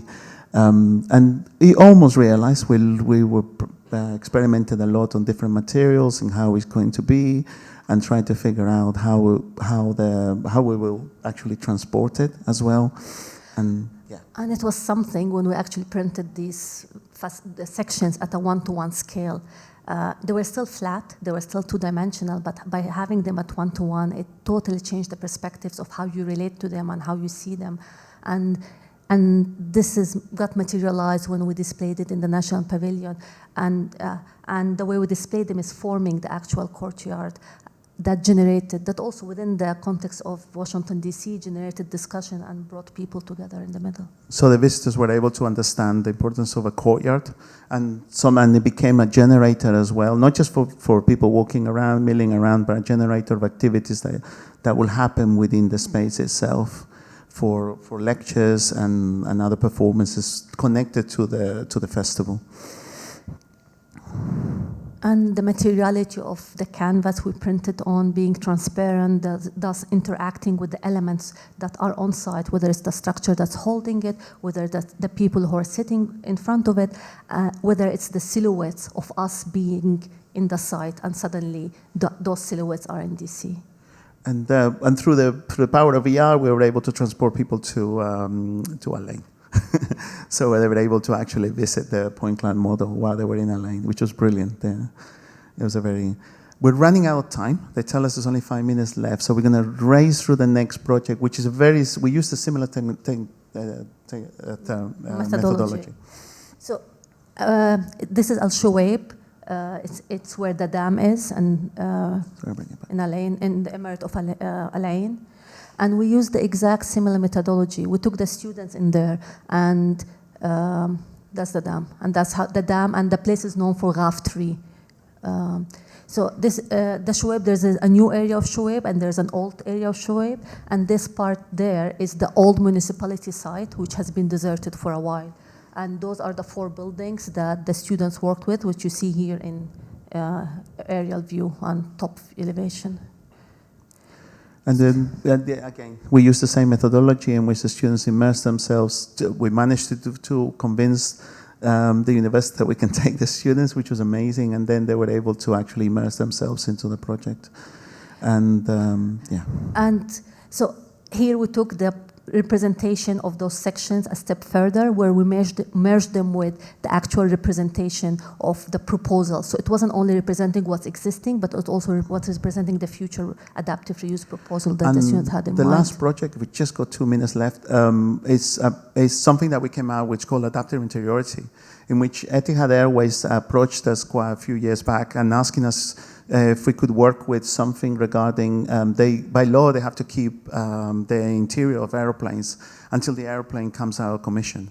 And then a lot of this furniture, which you will recognize, is usually disposed of. So what we try to do is actually incorporate it into our curriculum. And we came out with not just about trying to use this furniture into a different context, which is built for a specific context, now change it to a different context, but also trying to get the students to build it themselves. And in this project, we expanded the idea of what heritage is from buildings to other elements, or to other, because Ittihad is something that is recognized now, and it's a symbol of Abu Dhabi. You could see our students working, drilling, getting hands-on, and it was important for us that the pieces gets reused, so they get taken from the airplane and they get reused on the ground, but it was very important that they retain their identity. So when you looked at them with their new use, you can still recognize and link them to where they came from.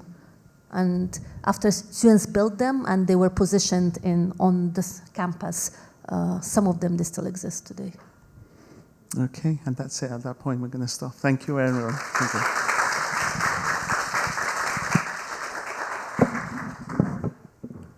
taking questions? Sort of ran out of time, so if anyone has questions, they can maybe direct it to them. And thank you very much for joining the first day of our symposium. Join us again tomorrow at 10:15 as we start our next very eventful and long day of the symposium. So thank you everyone for tuning in, listening in, and joining us. And goodbye for now.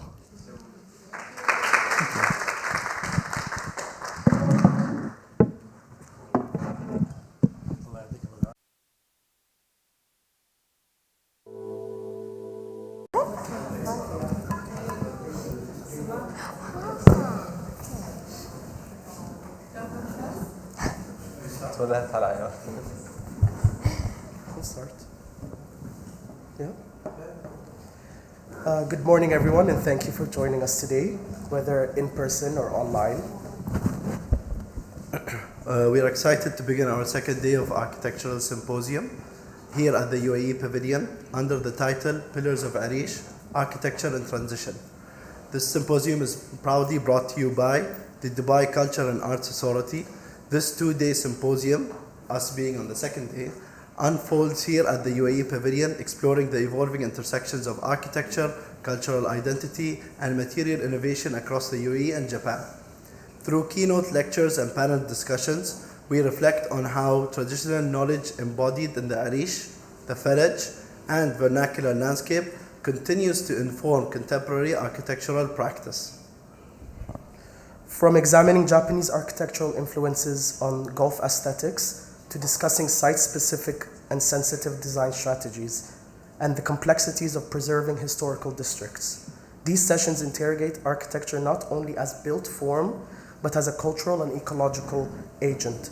With a focus on education, design enterprises, and pioneering approaches to pavilion making, the symposium invites architects, educators, and urbanists to reflect on the shared urgencies of sustainable and contextually grounded development. As you may know, alongside the symposium, our delegates have spent the past few days exploring Osaka and its neighboring cities, engaging with the architectural character of the region, visiting key sites, as well as experiencing a diverse range of national pavilions through the last 2 days. Yesterday's sessions included cultural convergence, the impact of Japanese architecture on Gulf regional identity, which was led and presented by Ahmed Boukhaj. Connecting Threads, Modern Heritage's connection to the vernacular and contemporary, with Lina Ahmed, Maryam Ahli, and Fatma Swedi. East to East, Japanese architecture in Emirati contexts, with Takeshi Murayami, Ahmed Al-Ali, and Ahmed Boukhaj.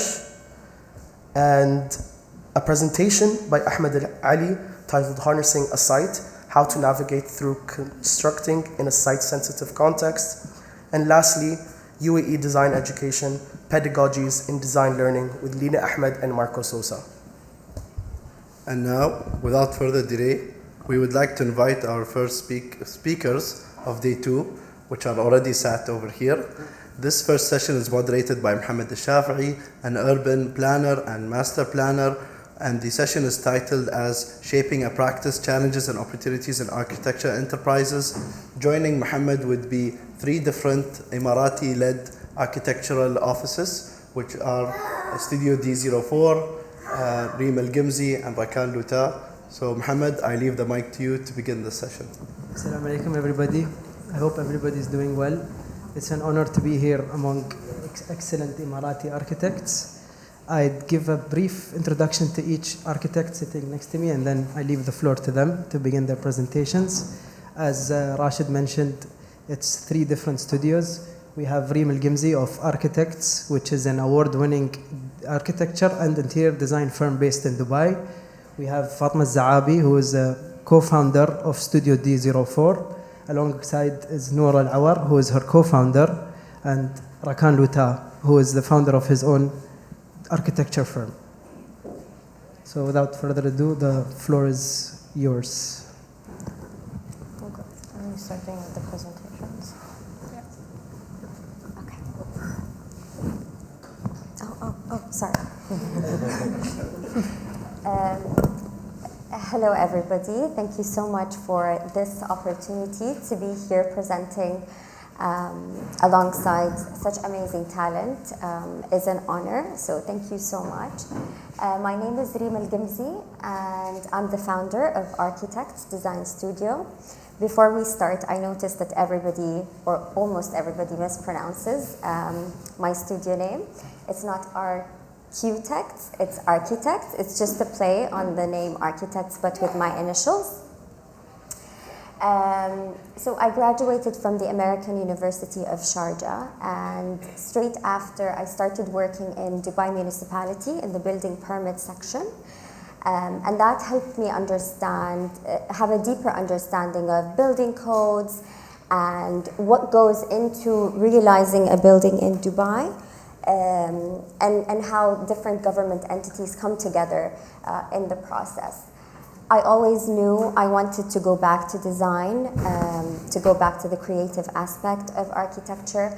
And so 3 years later, after the birth of my first child, I started Architects. And that's why I have that first picture on the slide. Because every time I'm stressed about running my own practice, I look back at this picture and I think, okay, we've come a long way. So September 2014, it was just me, my Maha, and one team member, and then a week before I came to Osaka, we're a team of 20 people. So we have architects, civil engineers, structural designers, draftsmen, MEP coordinators. So, you know, I feel like we've come a long way, alhamdulillah, throughout the last 10 years. Okay, I need to figure out how to. No, I think. So. Okay, so at Architects, we do a wide range of projects. We do residential projects, we do healthcare, we've had the opportunity to explore commercial projects, industrial projects as well, and mosques. So this slide here is an overview of some of the projects that we have completed. This project on the left here is our award-winning project. We were awarded we got the Identity Design Awards for the residential architecture category, and this villa over here is also completed, and it's in Nadishba. I'm sorry. Okay, and this is also another project in our portfolio. It's a villa in the Palm. And then also we have residential projects on site, and this is one of the ones that we have on site at the moment. We've completed around 57 projects across all different types, and we have around 40 on site. Another very important project that I'm proud of is the HMS Mirdif Hospital. You know, it was such a huge learning leap for us, you know, a studio of our size, to do a hospital and do the interiors and supervise the construction. It's been challenging but so rewarding. And I wanted to say that what I wanted to bring in this project is that culture sensitivity as to how Emiratis want to experience healthcare. And a lot of the way I designed the suites and the let's say the larger wings comes from my experience as an end user. So when I use the hospital, so for example, the birth of a child is, you know, an occasion that we celebrate. So how do I create a room where people can come and celebrate, but also male members of the family can be there, can, you know, enter and exit. So a lot of privacy issues were also looked into in the design of the suites. And I really love these last two pictures at the end of the slide, because that was just a construction process, and to see that skylight being you know, constructed, it was really amazing. These are some of the shots of the hospital from the inside. As I said, we did the architecture and interiors. We also have healthcare projects in process.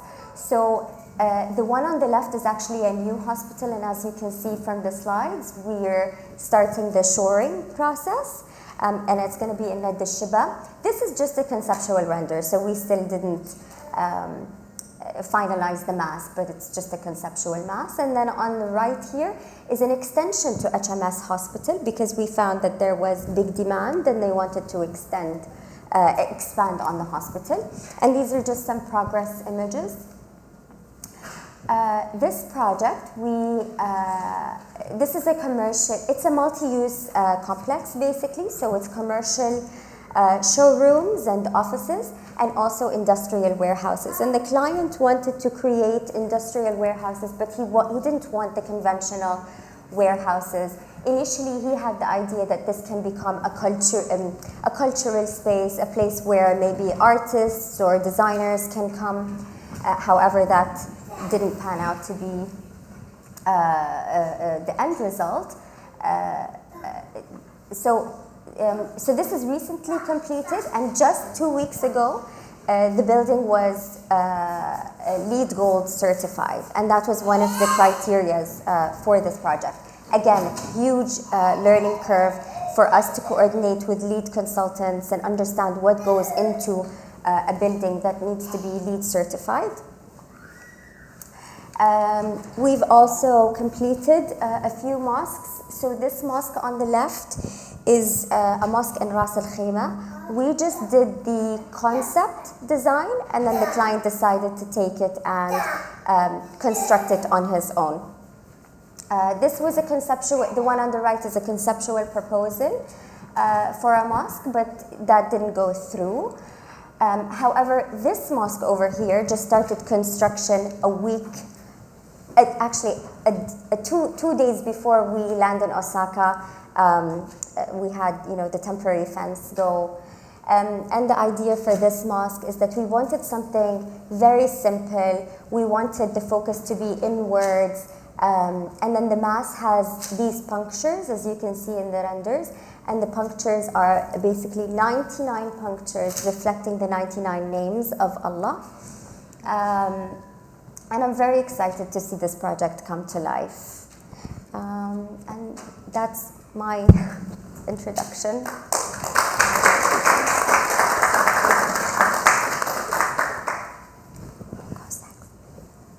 I pass it on to Fatma Zahabi and Noor Al-Awar for their... Yes.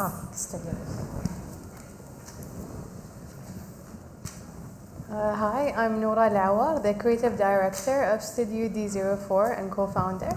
My undergrad and specialty is in architecture. I studied in American University of Sharjah, and with me today is Fatma Zahabi, our managing director.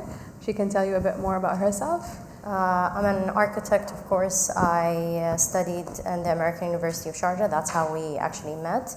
I hold a bachelor degree in architecture, and I also have a master's degree in science of architecture, focused on digital technologies and material science as well. So we founded the studio in 2016.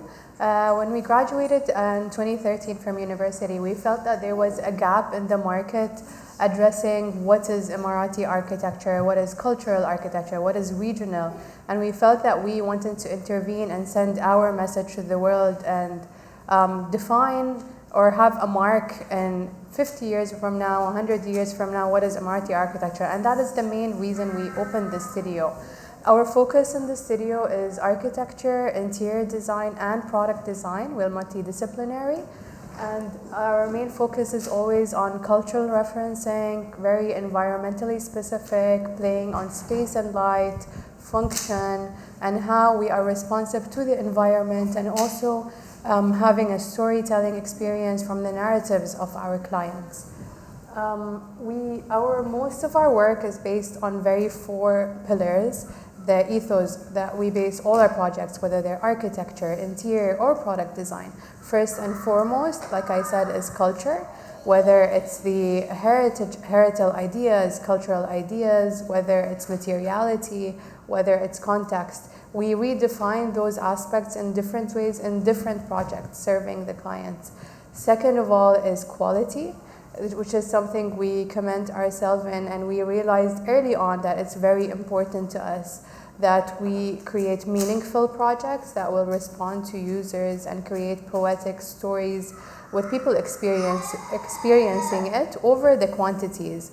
It's not about creating like 15, 20 full projects a year. For us, it's creating 2 very impactful projects perhaps over the years and building that portfolio of very meaningful projects. Third of all is function. As architects, we really tend to create simple forms that are responding to the needs of the users in very timeless ways, and how that function also in a world that's adaptive is how can we create these experiences in very different, definitive ways. And the last one, which is very important, is user-oriented. We commend ourselves in having very close relationships with clients, sitting with them early on, defining their lifestyles and hearing from them, creating their stories within the architecture. So it's not just about form, and it's not just about how it looks, it's also a different feeling when you're walking in the project itself that is very representative of the client, the user, the public. Our projects also do range from private residential to commercial projects to public buildings as well.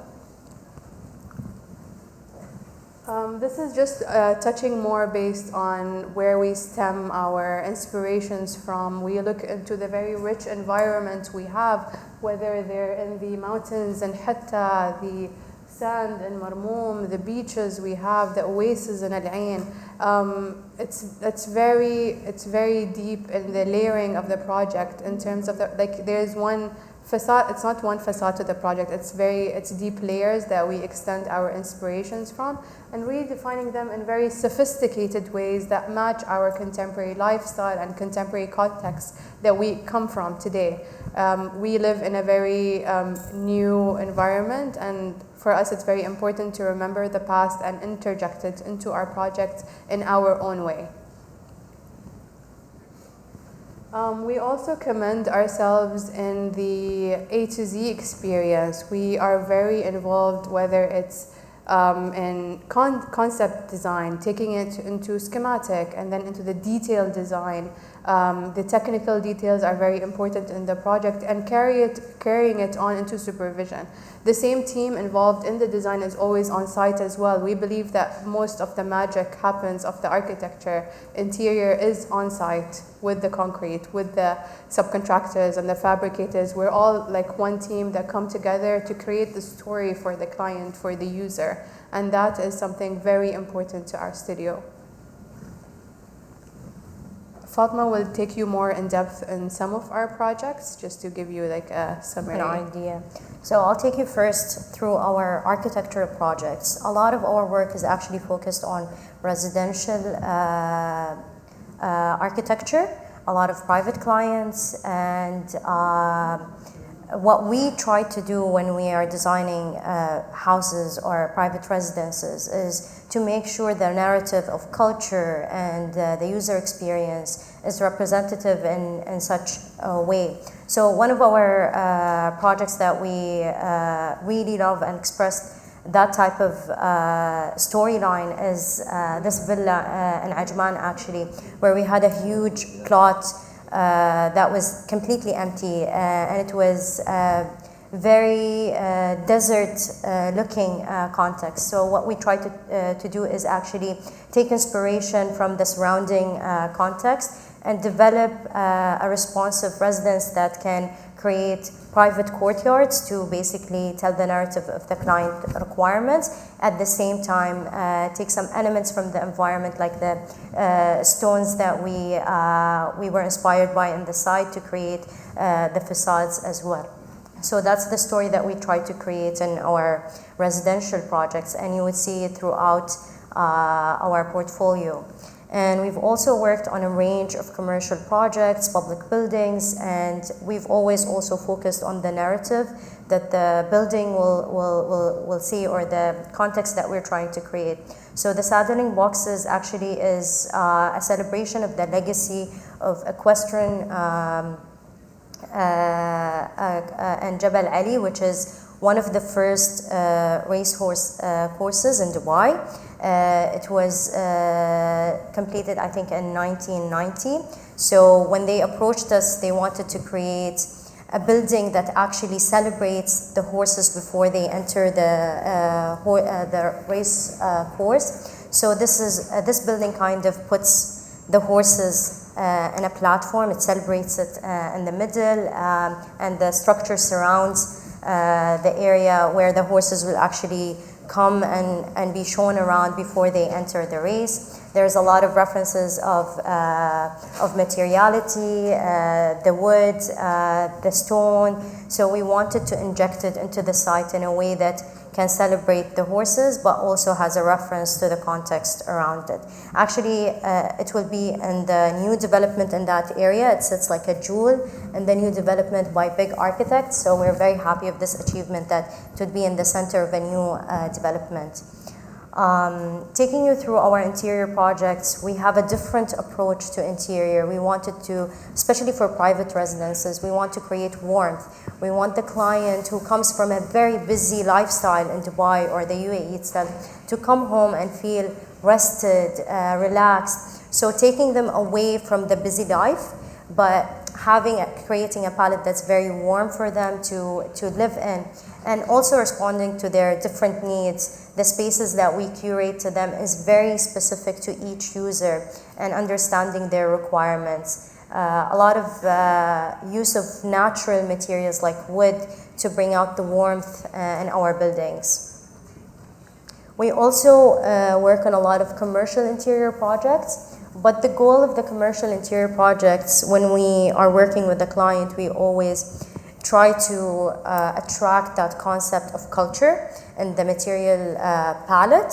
So we try as much as we can to have very natural looking interiors, or taking a concept, for example, Faryal al-Bastaki, who is very famous in creating those traditional looking clothes fashion for back home in Dubai. So when we developed her showroom, we wanted to celebrate her textiles. We wanted to showcase it in the interior. So we played around a lot with using her fabrics into the space. Another thing that we really focus on in the studio is product design, whether it's commissioned by private clients or led by us. It's very research oriented. This is where my master's degree come into play. I love material science. I love manipulating digital technologies and injecting them in our crafts. So not necessarily going backward and representing the same materials in the same way that we had in the past, but celebrating them in a very modern, sophisticated way.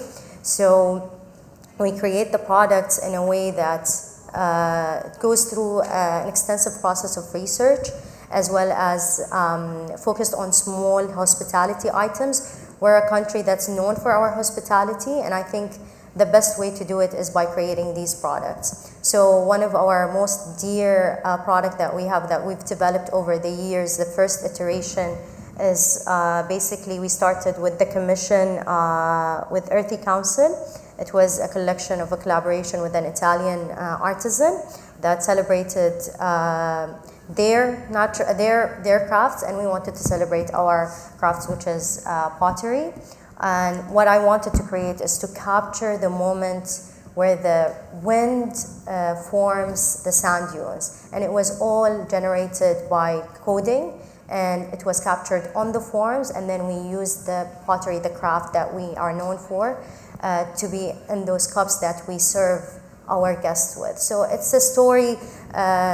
It's a storyline that we like to push in our studio, because architecture projects, interior projects take a very long time to reach the public, and we felt this is something small that everyone can have if they are not going to work with us in their architecture or their interior projects. So a small piece of Studio D04 in your homes. And now I'll move them Rakan. Thank you. Thank you both Fatma and Noura for that wonderful presentation. And now over to Rakan Luta. Okay, so my name is Rakhaluta, obviously, and I'm the founder of Rakhaluta Architects. My firm is exactly 1 year old, so I started last year, April 1. And I would say the reason I started my firm was because I used to always question myself. I used to always think, is it okay? I used to always think that, I used to always be inspired by how a space can really affect you. So I worked at Dubai Holding before I started my own firm, and we used to deliver hotels. And recently they delivered Marsa, which is one of the best hotels now. So, and working in these hotels and entering each space differently, a space could uplift you, and then a space could really give you so much peace, but then there are also spaces that really challenge you.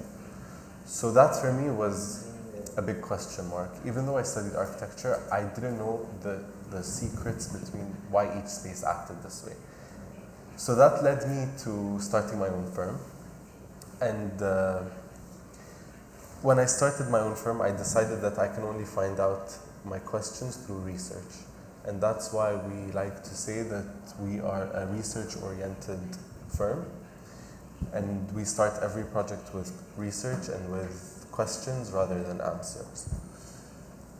So I'm going to move to the next slide. I'll run you quickly on how, because I'm sure everyone's more interested in how it feels being 1 year old and being very young running a firm rather than about what we do and everything. So we come from a very collective society, and I'm sure you all know that. So that's something we're very lucky with. And I think it's a privilege that we should always use to our advantage. We come from a community that when I told them I was gonna start my own firm and leave my job, 9 out of the 10 people told me go for it. 9 out of the 10 people supported me. 9 out of 10 people said, oh, I'll introduce you to someone who wants to build a house, or I'll introduce you to a supplier. We really are very lucky with the support system we have back home in the UAE. So my first, these are the first few projects. So one of them is for Riverly Group. So we went and they wanted to rebrand they sell watches and jewelry. So they wanted to rebrand their designs. They felt like it was outdated. So they came out looking for us, who are young designers, to really bring back their design to life. And we delivered their store and back in September, and they actually achieved double the amount of visitors throughout the months. Other projects are more like renovations, and I noticed a lot of people came for renovations, maybe because it was easier for them to trust me with a renovation before trusting me with their full house. And I think we did a pretty good job. On the left side, we have an office space, which we fully renovated and supervised. So we went from, this was more ID, but we went from fit out to furniture selection to everything, basically, even the layout, changing the layout. And then in the middle, you can see some landscape projects. That was actually a pool project that we were also, which was considered a renovation, but for landscape. So that's, I think that's how I started, with renovations and smaller projects. And then with time, we were very lucky to be trusted with someone's house. So we call this house Bain Al Ghaf, and it's situated in a plot where there are more than 10 ghaf trees on one side, each going up to 15 meters. And we really did not want to, we really wanted to actually build the house around the ghaf trees, so to use them as the main feature of the house. You can see on the bottom right picture, it is a render, but that's where all the ghaf is, and it creates a forest-like feeling. What I would say, so part of the research, just to show you how we use our research, apart from the research of the client, and we really dig into their life, we really dig into their daily routines, what they do on a daily basis on weekends, their family, their children, their situations in life. The research also went into materiality here. So if you see the brown the brown solid walls coming out of the house, these are all actually inspired by the pattern that the ghaf trees have in their trunks. And we're still researching on how we could use, if we could use the ghaf material, or if we could use something similar to really portray the whole Ghaf image in that area. And as you know, Ghaf is a very traditional tree we have back home in the UAE. And then this is another house we're working on. Funny story, they're actually brothers, but they're very different to each other. So you notice that here. We call this the sanctuary because the client really was into functionality and relaxation to the point that he didn't want a second floor because he doesn't want stairs. So this was nice for us to explore. This was actually a good exercise because we explored a lot of the Japanese functionality, and they're very known for organization, very known to the space can be used for multiple purposes. So this was an exciting project. And then this is another residential project that we worked on, and this is fairly simple. It's actually an existing structure, but we went, the client was not happy with what existed, so we went and remodeled the whole thing. Then we moved to buildings. So these are two of the buildings we've done. We have a few more, but these are the two first ones. So the bottom building is in Dera. It's in an area where a lot of single people live in Dubai and a lot of low-income people. So part of the research for that building was we sat with a lot of these people in their buildings. We first asked them if we could see their apartments, and then we sat with them and asked them what they would like. And it's a 5,000 square feet plot, so the total built-up area of the building is 18,000 square feet, but we managed to fit in 38 units, very small units, but because a lot of them would share a big apartment between 10 people, instead we created very small apartments that only fit 2, but at least they get their own bathroom, they get their own kitchen. And a lot of them were very interested in renting out once it's completed. The top building was just a concept in Dubai South. It was very interesting because Dubai South demand you to use colorful facades, so that was an interesting process. And you'll notice that the top of the building is angled, and that was part of our research process, and we got inspired by all the cargo and the logistics units in the area. Then we move into more of our exploration. So I like to, with my team, we like to allocate some time during the week to spend on research, even if it's not for a specific project. But we were very lucky that one of our clients does a lot of projects in Zanzibar. So they came up to us and said, we want to create a playground for children. So that was sort of like a pro bono case where we were very excited to really take our mind off the corporate designs or the commercial projects and try something new in a very new environment. Because as my architecture fellow mates here know, site analysis is pretty similar in the UAE, especially like in Dubai. So this was very, very interesting to look into the site of a completely different country. And that's more of our thought process on the left. You see that we look at flow, gradient connection, how things turn up, and then eventually it shapes up the design. The research part is what ties all our projects. Like I said, it's the common ground between all our projects. And we, on our website, we actually dedicated a page where we publish this research. So, for example, we had a client who had a child with autism, and we spent a good amount of time researching what is good for children with autism, what helps them, what supports them, and how we can really create the space that would make that child comfortable and his mother comfortable, obviously. So there's a lot of research that goes into the projects, and I think research and design really come hand in hand. They don't come separate. This is me and my team. On the left of my side, that's Jasser, that's my design director. We started together last year in April, and now we're a team of 9.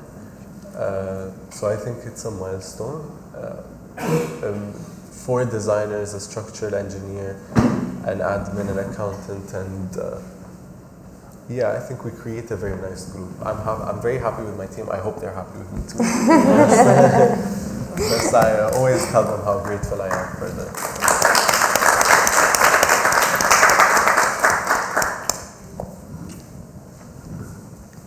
Thank you very much, Rakan, and congratulations on 1 year. We're excited to see the many years to come, inshallah.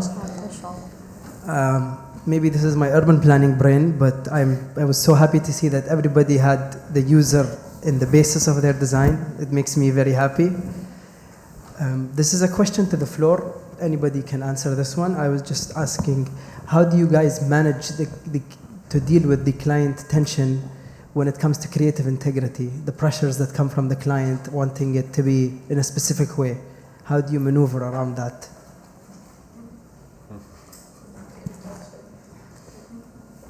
Who would like to answer? Oh boy. Okay. Okay. And you can help. Okay.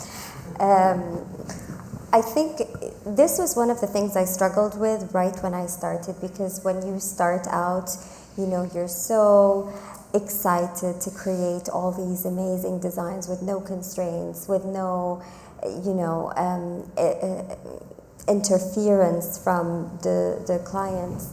But then reality hits and you understand that there are budget constraints and, you know, different clients, different personalities. Some of them are too involved and, you know, you feel like sometimes you don't always have the freedom to do what you want. So I think, and I don't think you always find that formula. I think it's always something that you learn and you tweak as you go.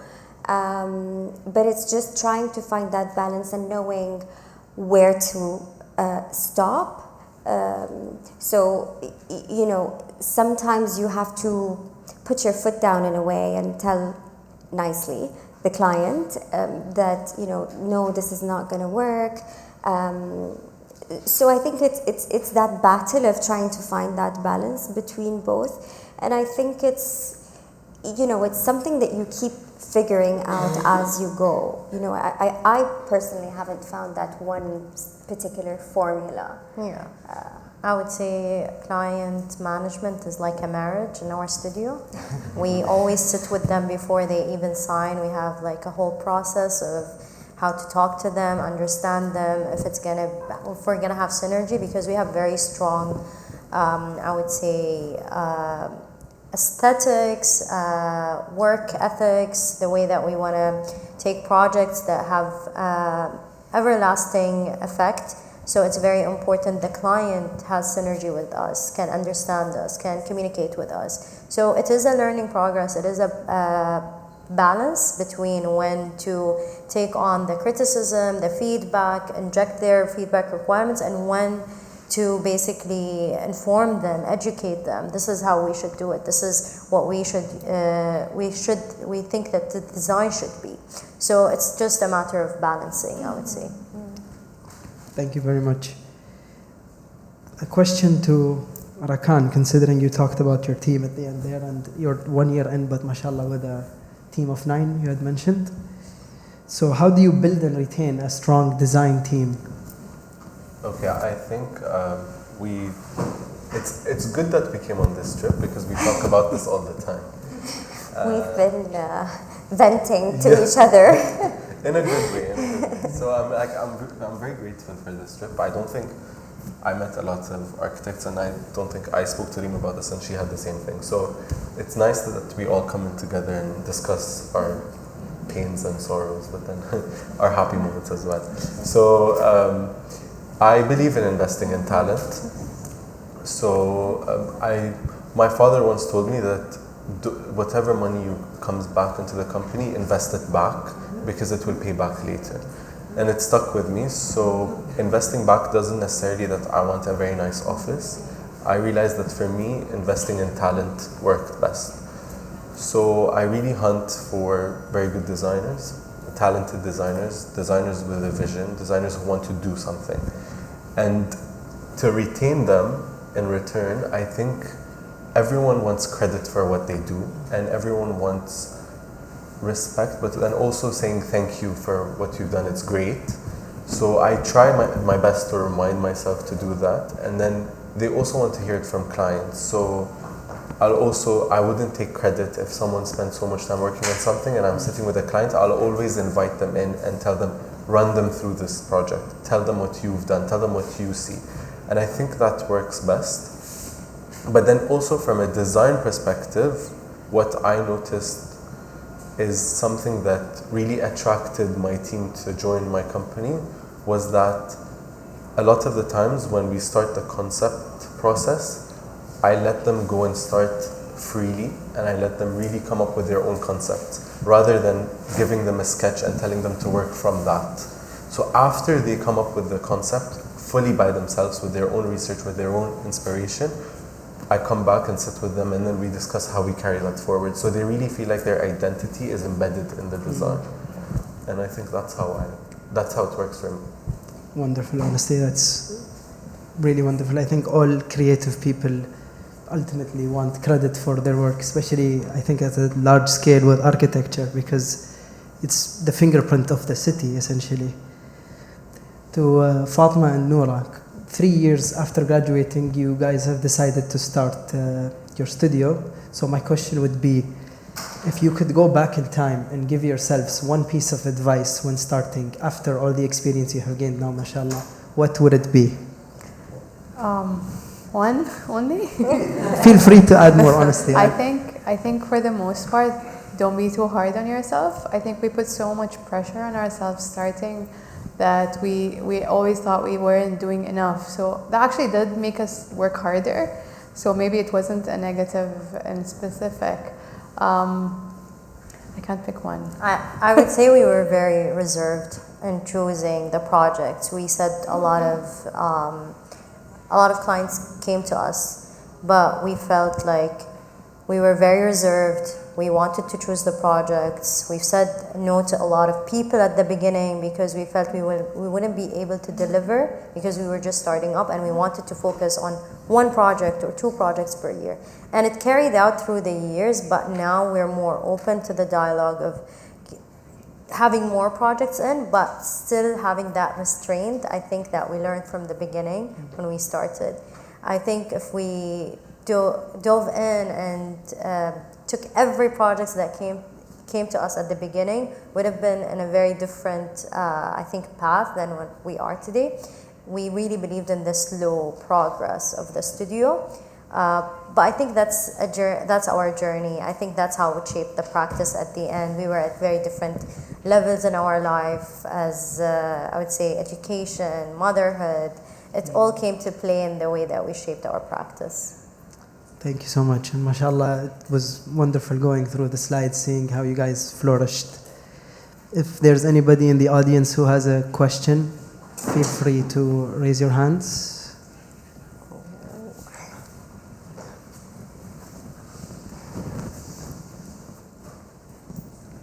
Thank you very much, Shukran, for listening to your voices and your narratives. I think that's really, really nice, very inspiring for us. My question was for all of you, actually, the 5 of you, and it's with the resurgence of artificial intelligence, because I know it's something that we have to tackle as we educate the next generation, and it's something that's hit us in the past 2 years, 1 year. And I'm wondering, how has that affected the way you look at design as practitioners? And if maybe hasn't at the moment, but maybe something that you're looking into or using. I was wondering if any of you could share that to us. I'm not an architect, but I've dabbled with AI, or I dabble with it all the time. So maybe until somebody else wants to pick it up, I like to look at it as a tool rather than the brain itself. Maybe you use it to create a base, but then you start editing on it, or the opposite. You would start with something and then add certain elements through AI. And I think it's developing, and as it develops, it will continue to improve and improve. But I don't think I would ever see it taking over any creative role that human beings take. I think any new technology, anything new, will have people that will be very against it instead of adapting it and using it for their benefit. Through architecture, we started with drafting by hand and by drawing, and everyone was freaking out when they shifted to programs using computer-aided tools to create their plans. They felt that took away from the craft of architecture. You wouldn't be able to actually design the spaces. the same way that you would have done if you actually drafted them by hand, but it actually helped a lot in the progress of the projects, the time, the work. You focused more on creating rather than spending time drawing. So I think it's just a matter of time on how we adapt AI. How do we use it as a beneficial tool to extrapolate what we need into our work? So I think it's something new that, of course, it's going to have its challenges, and it's our fear of it taking over. But at the end, just like what Mohammed said, it will never take over the creative brain. It will just be a hand or a tool that we can use. You wanted to say something? I mean, I think with AI, I agree with both of you, and I think it could be that we're resisting this idea of, well, not resisting, but we don't trust it fully at this point. So who knows, maybe 10 years from now, it will, cut the design process, in half, or make it shorter. In our studio, we've explored AI, but to be honest, on a very superficial level, where we would give the prompt and we try to use it in the conceptual stage, where we try to also extract conceptual images that would potentially drive the story of the project. But there is always that input that needs to keep going back, and I think that's just because we're exploring it prematurely. One of my agendas for this year and the years to come is to really dive into this and see whether that can improve our conceptual exploration of a project. I'm going to use a very real life example for me, and it's similar to what Mariam was talking about yesterday. So if you remember, I mentioned renovations. A lot of these renovations are for very old homes in Dubai. So sometimes when I ask for the floor plans, I get a very old floor plan with numbers that you can barely read and not in the format you want. So usually people will send it on files with the DWG format, or this isn't the case for a lot of renovation projects. So one thing that AI is very handy for us in is that we upload these plans and we actually ask AI to convert it to DWG format, and it works. So for that, I think it speeds up our process 100%. And that's where it comes in handy for us specifically. But that's a very real life example. No, that's a very good tip. Thank you for that insightful information. We'll try that. Okay, I would even contribute to your remark on AI, since architecture demands the human element in it. I'd rather push the AI to do the labor work, the Excel sheets, the contracts, and all of the back of the house things, and that will leave a beautiful room for the architects to explore creatively. And this is a good segue to go back to Noura and ask her, as a creative director of the practice, do you enforce the local materials or the vernacular Emirati architecture on the clients that come to you and ask you for a design, or this is something that is optional? What happened gradually, it's because we do use them in our projects. People come to us for that brief. So they come to us looking for culture in a contemporary way.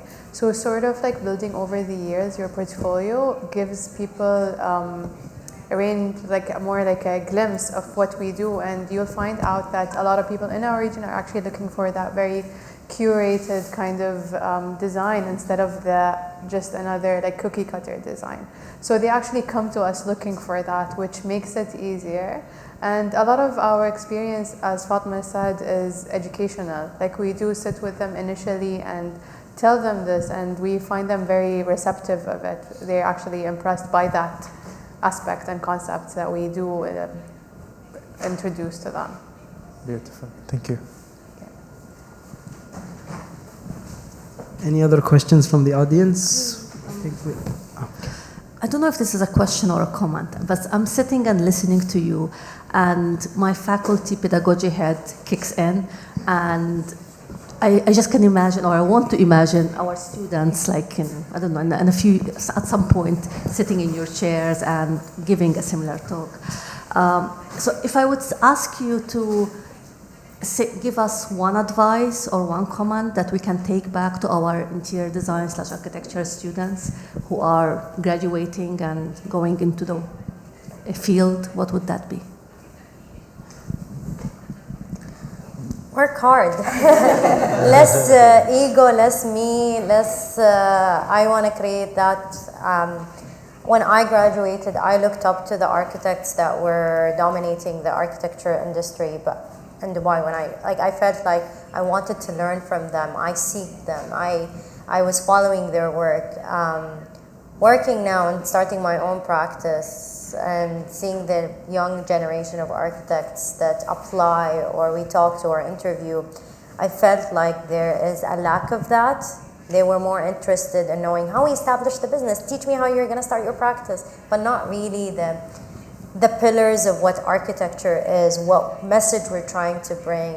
So I think less ego, less me, I want to create this, rather than learning, trying to see how we can create this type of architecture, how can we create this type of interior, what type of research do we need to learn to create this type of work. So that's the advice that I would want to tell the education sector.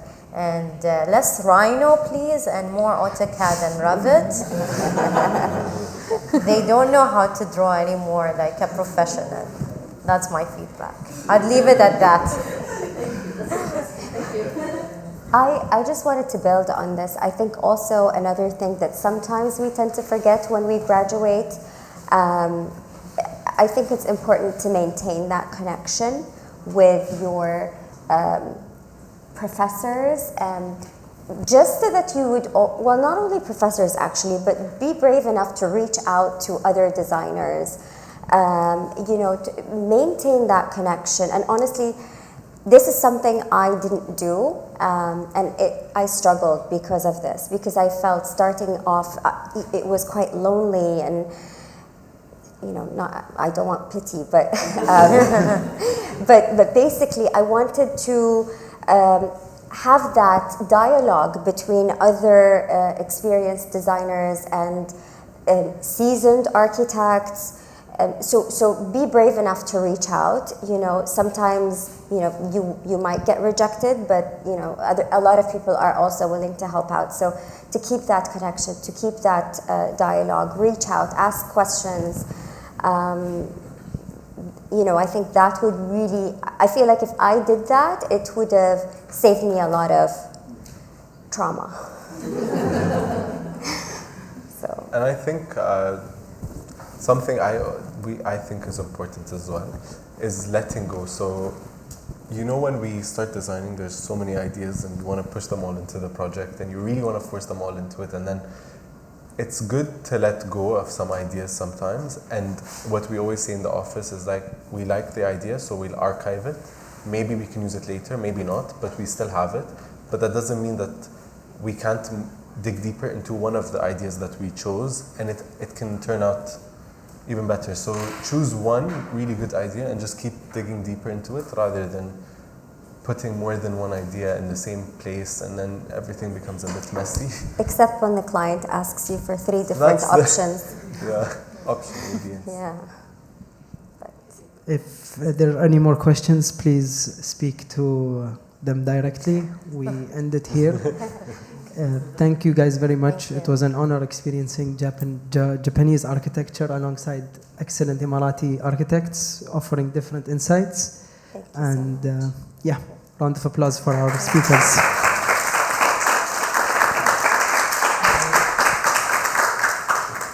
Thank you, everyone. Please do stay seated as we have another discussion coming up.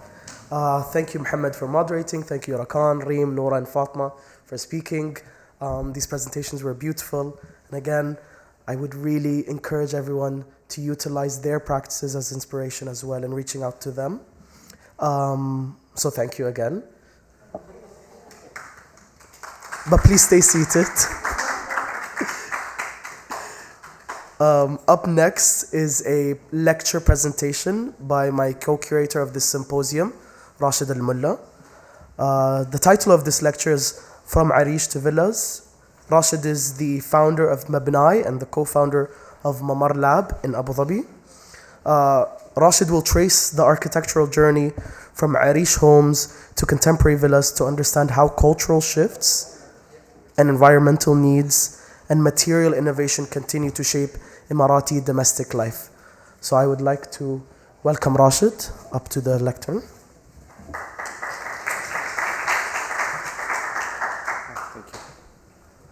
Thank you very much, Salim. And thank you all for the audience, for Dubai Culture, Her Excellency Ala Badri for being present as well.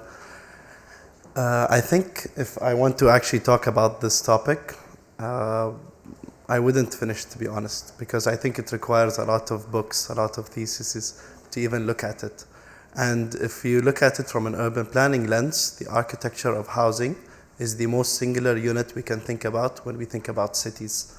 And if we actually try to perfect the house, we will then perfect the neighborhood, which in together will perfect other elements of the city. Now, because of time and because of not wanting to bore you into an academic journey through Emirati housing, a lot of the slides would be just highlights and a lot of key insights. And I also apologize for my voice disappearing on the last day of the tour, second day of the symposium. So apologies for that in advance.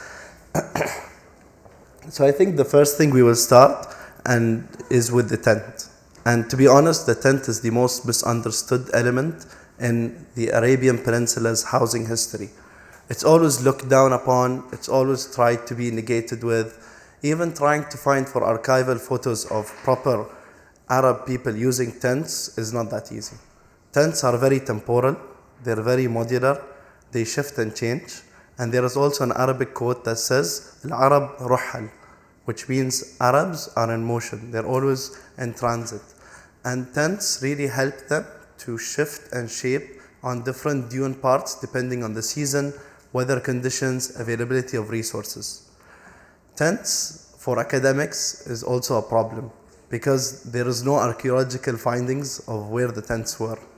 The only archaeological findings you will find is that the trees around that area have been used or they have been, basically they've been decayed. So really for us academics or historians trying to look at where the tents were, we rely much on oral history. This picture is actually in the empty quarter, Rub' al-Khali. A lot of people think the dunes of Rub' al-Khali are very high. They are, but in relative to other dunes of the same area, the terrain is quite flat. And here you can see Arabs mingling, but there is a partition to the other side of the tent where women are seated. And this is actually one of the first evidence we have of partitioning the men gathering space or to the women gathering space, which actually also pivoted to multiple decades up until 2010, I'd say, where we had separate function spaces for women and men. And we'll go down with this presentation to look more into depth on what exactly happened and why. This is maybe the closest accurate floor plan to a tent. A lot of pictures of tents today are very oriental. They don't match reality. The pictures we find online are of tourist companies taking expats visiting or like tourists to tents, whereby the whole floor plan is wrong. And what we can see over here, the very striking feature at first is the divider. It has multiple names in Arabic. Hereby, because this is a Saudi tent, they call it al-Qit'a, which is Q-A-T-A, as mentioned over here. And interestingly enough, today we saw one of Rakan renderings showing the divider still being used today in contemporary form. Not diving deep much into it, but the main elements you can see is that the women quarter or mantaqat al-Maharam or the Muharram here is always larger than the men area. Because this picture shows only men, we always also get deceived by this. Women spend much more time mingling together, cooking together, and even socializing within what we call a madarib. And madarib is the Arabic terminology to a group of tents, which we'll see in the next slide. And it comes from the word madrab, or something to be struck into the ground, which are the nails of the tent. You can also see here that it's placed in coordination with the wind direction. You can also see the, here they call it a ruwaq, which I don't really agree with, but you can see the ruwaq, which is the curtains covering around it. And this is the Arabic version of the floor plan we've seen. So British experts who came later on used this as a way to trace exactly how a tent would function and operate. We see here a group of tents in one of maybe the most accurate ways possible. Neolithical and archaeological findings of Jordan showcases that this format of tents was what inspired courtyards in the Roman era, which carried towards, in later eras of architecture, moving towards Islamic architecture and finally contemporary architecture. The courtyard was made in this thinking because it provides privacy to the members of the family together, and it also breaks wind currents. The other temporal format of housing was the Arish, which we are now sitting in a pavilion very much inspired by the Arish. The Arish, similar to the tent and similar also to Japanese architecture, is very modular. It changes, it grows, even the floor plans of it shifts around. There's a technical issue here, yeah. That's okay. And I think the modularity in Emirati housing carries forward throughout the generations. So whenever someone asks me, what is Emirati housing? My first answer is, it should be modular. Because we have changing family dynamics. Families grow, they shrink. And as such, our houses need to befit that. So here's just a brief, quick floor plan of the Arish. Placed also a prototype, which I don't think it exists. It was inside Dubai Museum or the Fahedi Fort, whereby we see that this modular version, the people living closer to the coastal areas added a wind tower, or a barjin in Arabic, to benefit from the coastal wind. So when we look into other Arish, we don't find the barjin because they are more in the desert, but because this is closer to the coast, it actually changes to match that dynamic. And also Arish caused a lot of legal disputes and issues with the land department, which in Dubai it was founded in 1960, because where the Arish end was where the land would end, and then people would fight over it, and there was just a lot of legal dispute. So it's not only a pain for historians, but also for legal experts to define the boundaries of a house. Now this is a floor plan taken from an Arish in Sharjah, but a lot of Arish don't match each other because each family likes to reconfigure it based on their needs.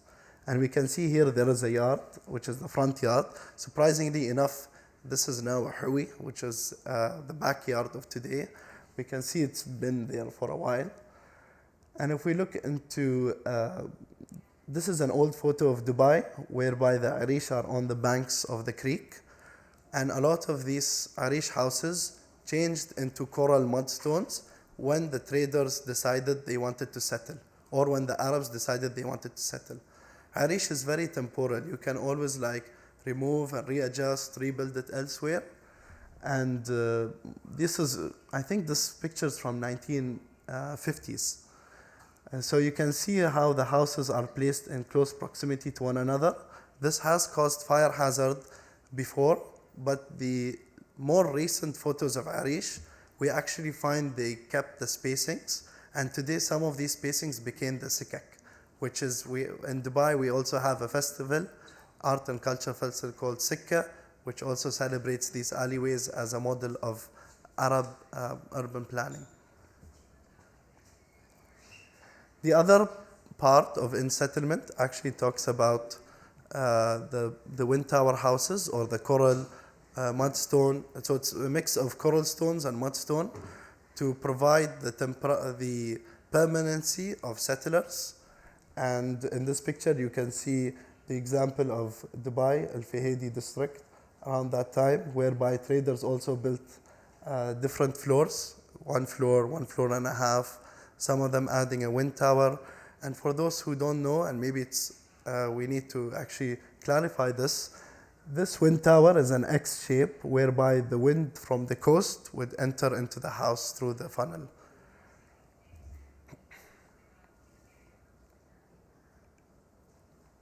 And just very briefly, you can see the courtyard here, very present in the sketch. And these sketches are all by Peter Jackson. You can see the front elevation, it's very ornamental, it's very maximalist, it shows character. It also shows how each family wanted to redefine itself or re-showcase itself. And we can also see here the majlis being separated and into different rooms. This is for different purposes. One of them is for the family, one of them is for the male guests, and the other one's for the female guests. And also interesting to note that there are a couple of storages, and sometimes these storage would actually support the business operations of traders.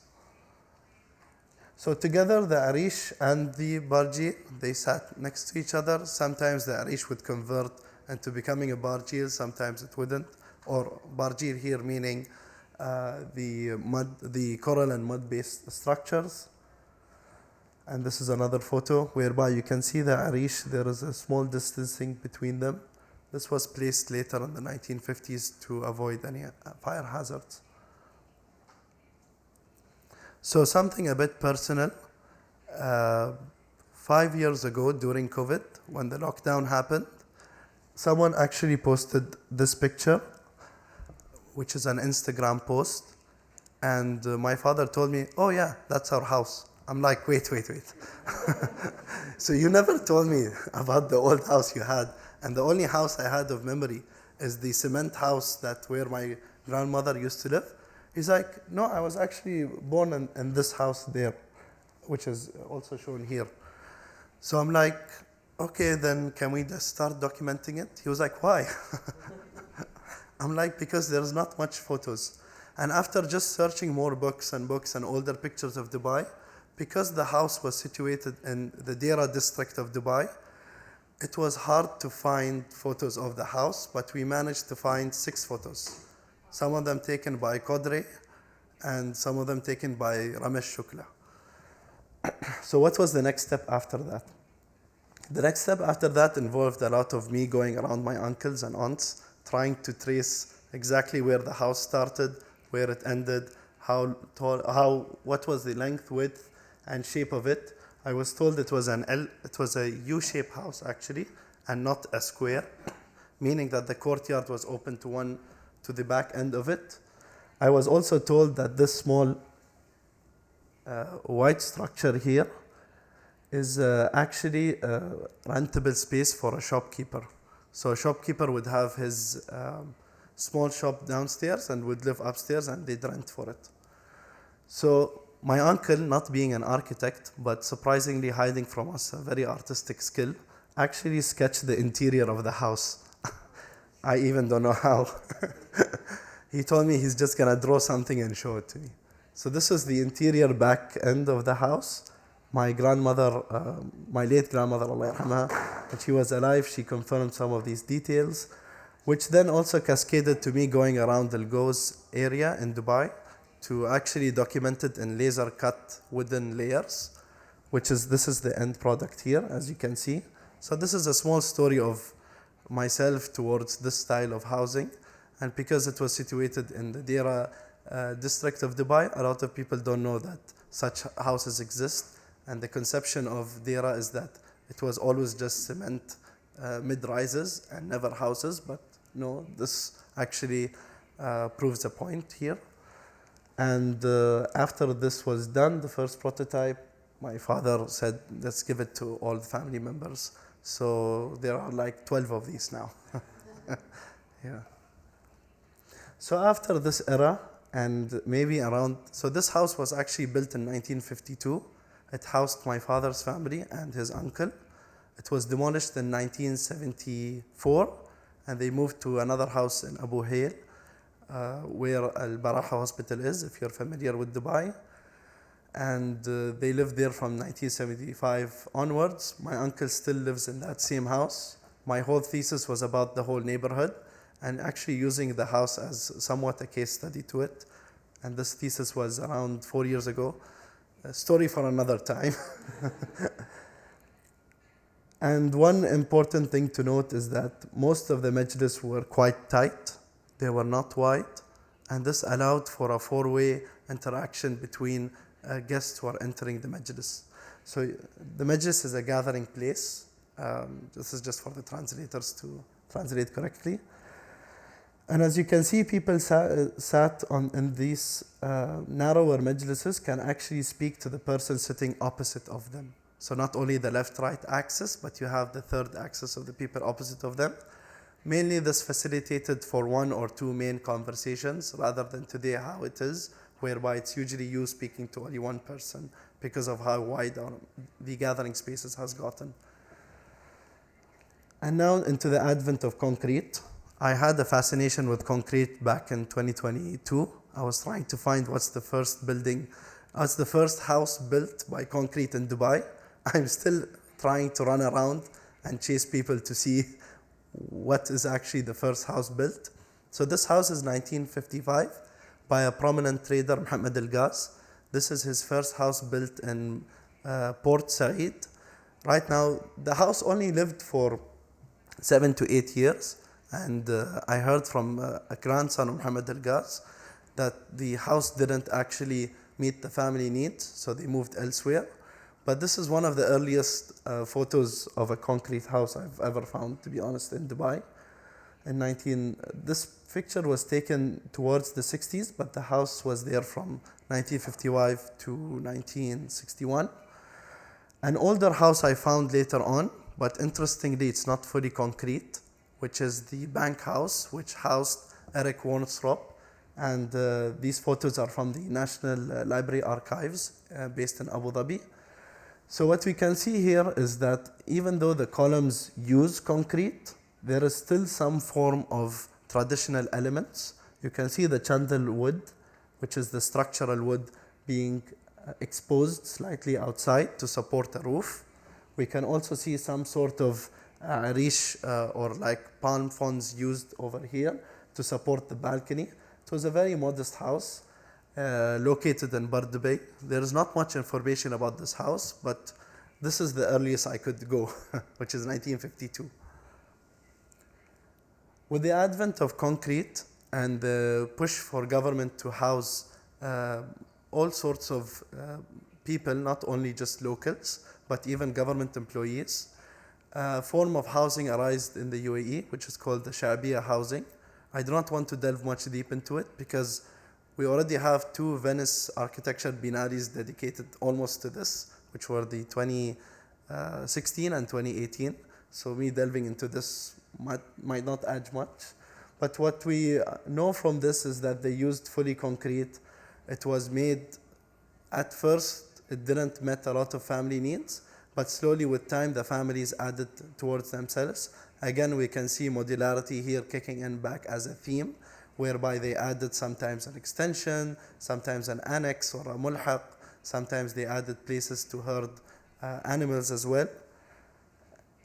And these are just photos from a demolished Sha'biya in Dubai. This is one of the floor plans of a Sha'biya. Now there are so many different architects who worked on this. Even Kishu Kurokawa, which will come to the next slide, visited Abu Dhabi, went with the American architects who designed some of these in Western Abu Dhabi, and had also a critique towards it. But this one, I believe it was the Al Ain Sha'biya, which is a city outside of Abu Dhabi. So when Kishu Kurokawa first visited Abu Dhabi in the early 1960s, he had an interaction with the Sha'biya housing. So Sheikh Zayed invited him to figure out housing for the UAE because he was very famous for metabolist architecture and housing in the Japanese context. For those who don't know Kishu Kurokawa, he's a very prominent Japanese architect, one of the people who led the metabolist movement as well. So this is word for word from his diary account of visiting the Sha'biya. in western Abu Dhabi. So for context, this is very far away from the cities. It's in western Abu Dhabi region, around 2 to 2.5 hours away. But what he saw is that people would house their animals and livestock feed inside the houses and live in the tents outside. And he was like, just in summary, what actually happened, which Kisho doesn't mention, is that the AC broke down when he visited. And to repair the AC, it takes a month and a half for someone to get to that area of Abu Dhabi. So Kisho Kurokawa, although he was making a statement saying that Bedouins can't live in California-style housing, his statement wasn't 100% valid, because we also have the pre-context that some of the machineries didn't work, and the concrete, as he calls it, became heat box ovens. But something interesting he said is that the tent was generational knowledge compounded, and the Bedouins are the master of these tents. They exactly know what to do with it. They exactly know how to craft with it. And involving us as architects, as foreign architects coming to that without the context, might lose the essence of it. So then towards modernity, and when concrete came with it, a lot of contracts came, a lot of expats came into the UAE to support engineering, for example, engineering, healthcare, multiple different sectors. And these expats actually sort of influenced the very early post 1970s houses. This is a house in Jumeirah which is demolished. Very interestingly, maybe one thing to point out, which I'll delve more into, is the concrete blocks you can see here, which is called breeze blocks. Some people also call them sunscreen blocks, breeze soleil blocks. But in this context, it's actually called the breeze blocks, and there is a whole history towards it, which I'll dive slightly deep into. And this is the second time I'll mention California. I'll mention California 3 times in this presentation. So these breeze blocks were actually a response of post-World War I by an American architect. His name is Edward Stone. He traveled to China, whereby he saw the bamboo screens being used, which allowed for wind to pass by, provided privacy, allowed for airflow. So he wanted to sort of replicate that in a concrete model. And he also thought of blocks because he wanted something that can be scaled, quickly built out, and can actually form as something to break the harsh sunlight of California, but also allow the coastal breezes of California. So how does Edward Stone connect back to the Gulf? The United States Department of State, which is the foreign ministry, they commissioned Edward Stone to design the US Embassy in New Delhi. And when Edward Stone visited India for the first time, he noticed how humid and hot the weather is, and that because India is an Eastern culture that celebrated and wanted privacy, he thought of, after the construction of the embassy, that he'd add a whole facade of breeze blocks, which you can see slightly over here being mimicked. This actually influenced for the introduction of breeze blocks towards India, Thailand, Cambodia, Laos, and the Indian engineers, construction managers, and architects brought the breeze blocks to the UAE and the Gulf region. So this is an Eastern thinking made into a Western concept and then reintroduced back into the Eastern context. And you can see here, this is a house in Jumeirah, which is built by Al-Hajj Saeed Luta. And initially he built it to house one family, but then he built a second floor and added different apartments to it. It still exists, it's still there. It's on a street called 51A if you want to visit it in Dubai. And this is a morning march that used to cross this house every single day. We can see the breeze blocks very present in the staircase so that the apartment renters can navigate to their apartments without anyone seeing them, which made quite sense for the UAE because it blocked sunlight, allowed breeze to enter in, but also provided privacy. Another interesting house that was being built first as an English bungalow but slowly, because he watched a lot of movies, he decided to change it into an Eastern pagoda. This house in Al Wasl first began construction in 1965, but because of the complexities of finding someone to execute it, it took until 1985 for someone to live there.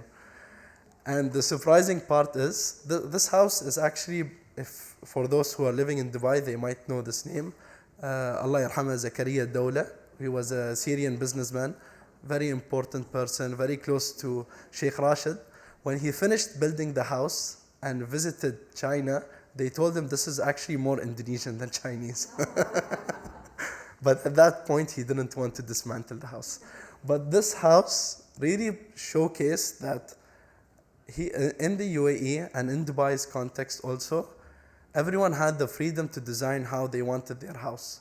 So we had a kaleidoscope of different shapes and designs and features of houses in Dubai of different styles. And funnily enough, in 2019, I read a tweet, someone comically saying, if we actually dug 500 years later, if we actually dug to see the archaeological findings of houses, we wouldn't know which empire us would be part of. But this flexibility and modularity also ties all the way back to the tent housing. So this always carried upon us. And even like clients expressing their wants and trying to enforce their demands on architects is always a struggle. Maybe the architects who spoke in the last session can tell you more about it. Another also famous typology that arose was the Aramco typology. Aramco is short for Architecture, Engineering and Contracting. It's found by Salim Al-Musa and Abdullah Al-Musa. And this is the last time I mentioned California. Interestingly enough, Abdullah Al-Musa studied architecture in California, and he thought that the Palm Spring houses and the LA houses fit with Dubai's own context. So he actually brought this typology to Jumeirah first, but also to Al Wasl, Suqaim, Sufuh, and other parts of Dubai, whereby these small modular houses housed a lot of expats. A lot of them still exist today. This is another Aramco villa as well. And interestingly enough, also in the 1980s, this is very close to my house. And when I took this picture, I was like in shock. This is a very recent picture. But funnily enough, the mosque behind it is Ottoman style, like Turkish Ottoman style. And the house in front of it is a Tudor style housing. Built right next to each other, built somewhat in harmony. And I think this is what makes housing in the UAE context very special, is that everyone had their own customized an essence to it. And maybe one way that I want to look at this sort of housing and how to preserve it is actually trying to push these homeowners, instead of demolishing it and rebuilding something else with it, to reshape or readapt to other things. I'm just going to quickly include two examples. One of them is an art cultural center, sort of, very small, located in Al-Mamzar. Ghaith Abdullah's grandmother house, when she passed away and no one lived there, they basically wanted to rent it out to expats or like migrant workers, but Ghaith had a different idea to it, and he saw a gap in the market, which is not having a lot of studio spaces in Dubai or exhibition areas. So he converted his grandmother house into a small cultural center in Mamzar. And another example is Heel Cafe in Jumeirah, whereby the Kharbash family, instead of demolishing their small humble home and building a larger home, renting better, they actually turned it into a whole culinary experience. And I think these two small examples, there are so many of these that are popping out everywhere right now. They really help us to document this sort of period of housing. These structures can survive the next 50 years even. They're very stable, they're very solid. So potentially somewhat looking into the policies of reusing zoning laws for this sort of housing might actually help the homeowner to redecide before demolishing the house. In the 1990s and the next decade, we find a lot of different styles of architecture, but also heavier facades starting to appear, Mediterranean styles, Italian styles, Spanish styles. So some examples here include, this one is right in front of my house. It's a Greek style housing, very heavy on the facade, but also very expressive in nature. And this sort of, this is like, for me, I call this the final boss of classic houses. And it's a lot of different languages in one facade. None of them are connected to one another. This is a house that's currently existing in Muhisna, but the renders don't show that. They show mountains, which is not super true. But this is for me like the final level of where we reached. And the interior spaces of them also were super maximalist. They were all over the place, chairs, sofas, paintings, TVs, screens, you name it, a lot of rugs. And I'll come back to this at sort of the end of my presentation, because there is a critique supporting this again, which I'll come back to it at the end. And as you can see, they tried to put as much as possible of things. And I think in our culture, we like to cling on things more than the Japanese culture. So this maximalist approach also supports our behaviors of having larger storage spaces, whereby Japanese architecture is more about minimalism, more about just keeping what we need. And also some of our delegates mentioned this as soon as they arrive into the hotel room. Not having a lot of closets, for example, was one thing I heard. And this is just the floor plan and how the Majlis Annex is actually then segregated from the core villa function. And then a new contemporary sort of arises around 2010, inspired first by Kuwaiti architects such as AGI architects who experimented. They brought in these models from Europe mainly, because Kuwait's landscape is a bit different than ours. I always try to say that Kuwait housing architecture is maybe 5 years ahead, and we always will get that, because growing up, no one would have told me that his house was 3 floors, but now because the housing plots are getting smaller, 3 floors are becoming more common. As you can see, the facade is very minimalist, very contemporary, maybe tied again back to the notion of clients being well traveled around. They saw a lot of houses, but even like the appetite also changed. Here you can see another villa in Jumeirah. By the way, these 3 photos are taken by Abdullah al-Ustad, an Emirati photographer. Hereby you can see how on top of this contemporary style, there is a bit more consideration towards sun direction, whereby they've placed it a lot. They've extruded the facades most exposed to the sun to create pleasantful balconies. And this is also another form. But also, the Emirati client brought back courtyard in a different way. Now we have a lot of U-shape, L-shape houses. What we saw in the 1990s was more of rectangular or square with no courtyards. This is a response to privacy. This is a rendering of an L-shaped villa whereby most of the interior functions is where the facade glass are located in, and it's not exposed much to the road. If you speak to, for example, Ahmed Al-Ali or Ahmed Bukhash, they can talk much more than me about this sort of privacy. But with this style of housing and minimalism, we also get this sort of living room. From a very maximalist living room to a very minimalist, very small, very compact. And even before, when we had 2 to 3 different living spaces, now we're back to one living room.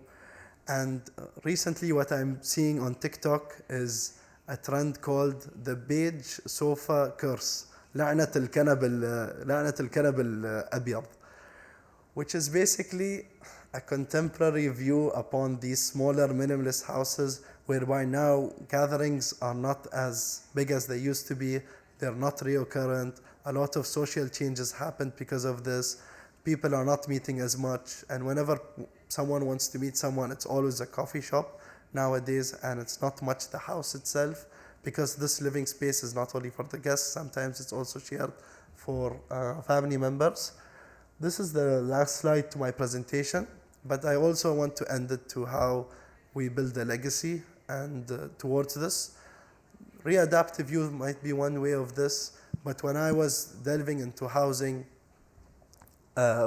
almost 5 years ago now, I noticed there are not that many academics involved in housing. In the UAE, maybe we only have one Emirati champion for this and a few other smaller scholars that are talking about housing.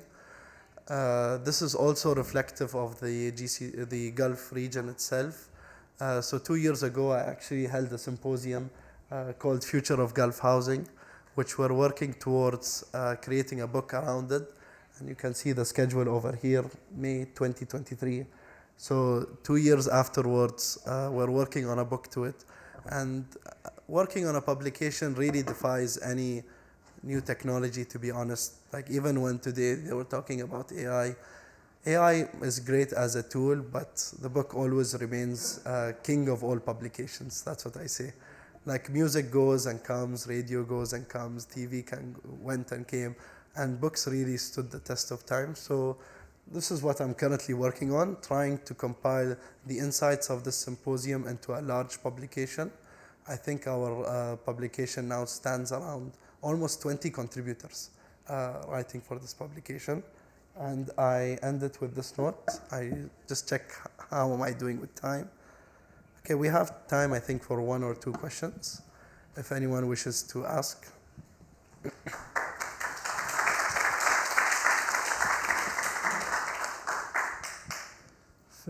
First of all, I would like to congratulate you on this wonderful research and presentation. I think it's really deep and thoughtful, and the narratives that you used, it's really amazing.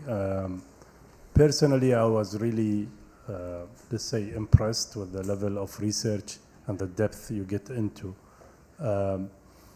It's a passion also was for me for a certain period of my career about housing, and I did a lot of researches about housing, Emirati development of housing, tried to push some of the agendas to change the houses, but unfortunately there is a huge bureaucracy when you come to actual practices, that when you want to do a real change when it comes to design.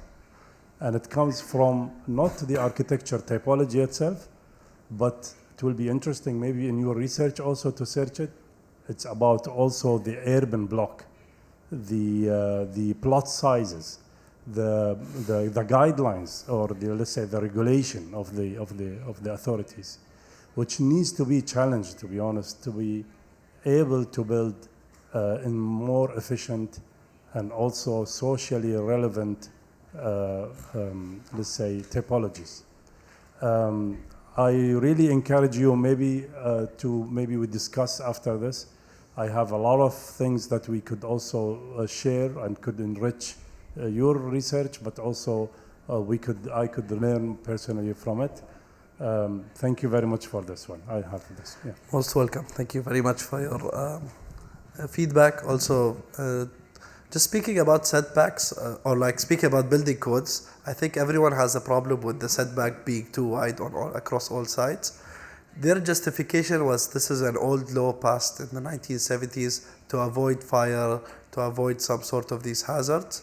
And more recently, I think Dubai municipality is reviewing a lot of these housing codes. They're now allowing for a second annex for the children who are basically, instead of moving out from their family house, they can continue to reside within their nuclear families alongside their parents' nuclear family. So I think honestly there is some movement going on and change towards such restrictions. But during my research towards Abu Hail, I noticed a lot of people have retrofitted their garages into small grocery stores, laundromats and everything like that, which I felt it supported the whole 15-minute city concept before anyone even thought of that. And I don't have photos here with me, but maybe I can show it to you after the session, whereby how different families really benefited from having these smaller retail units, but also supported the community that way. Yeah, but thank you very much. Yeah. Again, also, thank you so much for this insightful presentation. I wanted to add on the last point that you just mentioned, which is I heard the word 2 days ago, which is applied economics, and it got me thinking to research what is it. And it's basically what you just mentioned, is that people need to transform their garages to earn more money, or people transform their garages for an extra room. And this is something I heard a lot with my clients when it comes to residential, and you mentioned that as well, is that it needs to be modular. So the idea of modularity, does it happen only in the expansion of the structure, or also with the soul of the space?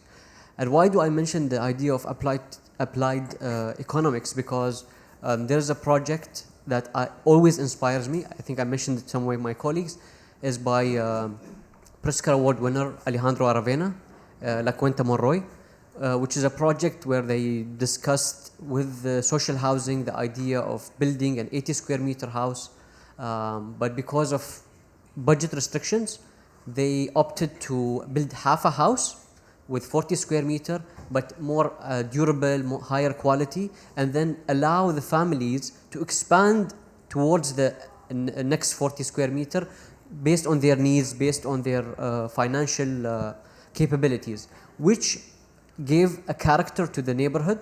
When they were building the first half, it was like a cookie cutter, I would say, to a certain extent. But then whenever someone expanded, they added their own touch, own personality, which in the end created a neighborhood that's very thoughtful and colorful. So I think, to me, that project always comes back to even what you just showed, people wanting to own their own styles, but you kind of need, as a designer or as an architect, you kind of need to guide them to a certain extent and then allow them for freedom in the future. Yeah, and also in terms of applied economies, there is now a trend going on whereby the neighborhoods that don't have a lot of F&B or like a lot of cafes or restaurants, the Dubai government now allows you to do a home-based business. So I see a lot of menus popping up in different, next to different garages. Mainly right now what I'm seeing is Ned Shibah, because there's not many shopping malls in that area. So a lot of people are taking the initiative to open their own home-based businesses, but also serve the community through, for example, using different applications or calling them in advance to prepare orders. But what you're saying about modularity, I think it's slowly coming into conversation. I had a conversation with Ahmed, I think before this trip, about how feasible it is to build a house in 3 stages. And he told me that a lot of clients request for that, having a lot of open spaces or having a lot of spaces dedicated towards future expansion, future thinking. One thing maybe architects should push for is that a room should have multiple functions. A gym will not last as a gym always.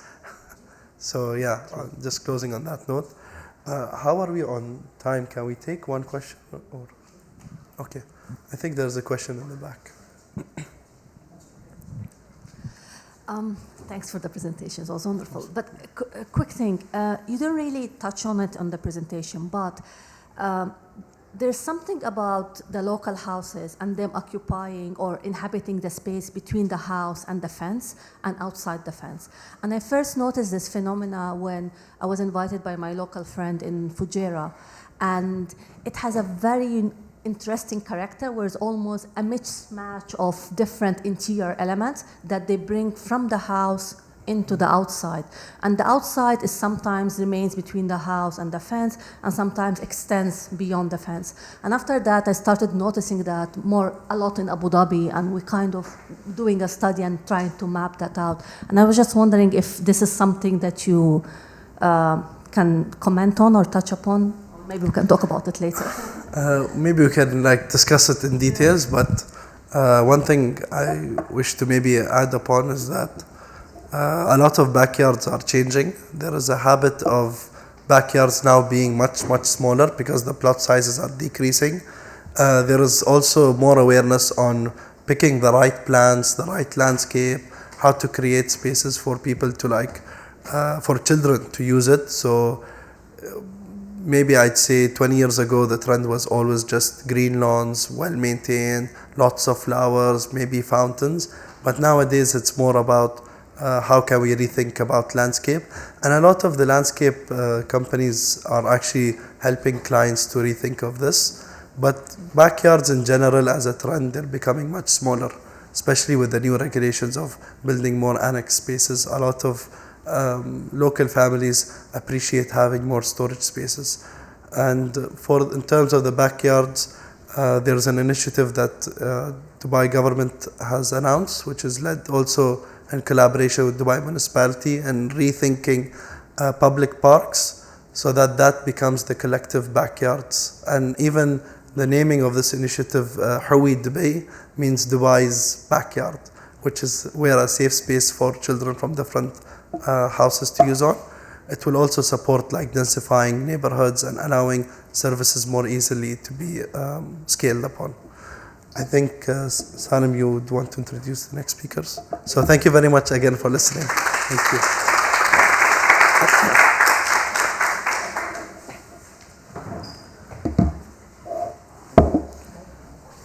We will just quickly, thank you Rashid for your presentation. We'll just quickly change the seating a bit and prepare the next presentation.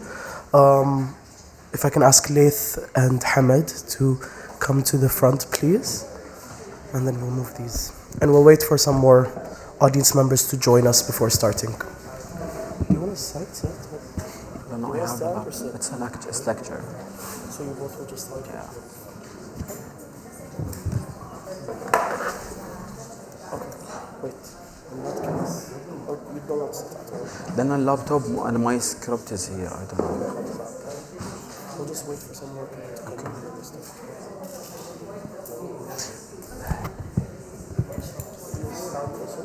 Presentation صح؟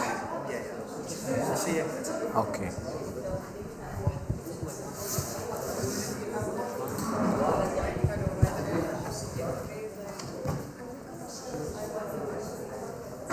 شغلت المايك؟ شغلت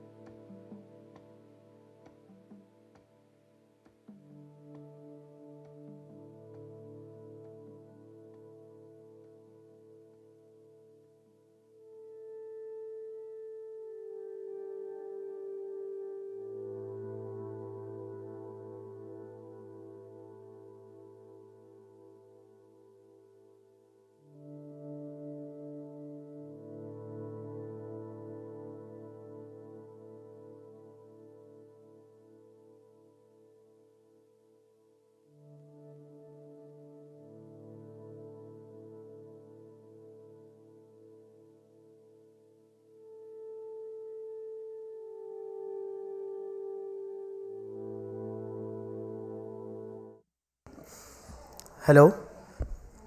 Hi, everyone. Thank you for coming back and welcome to our next session.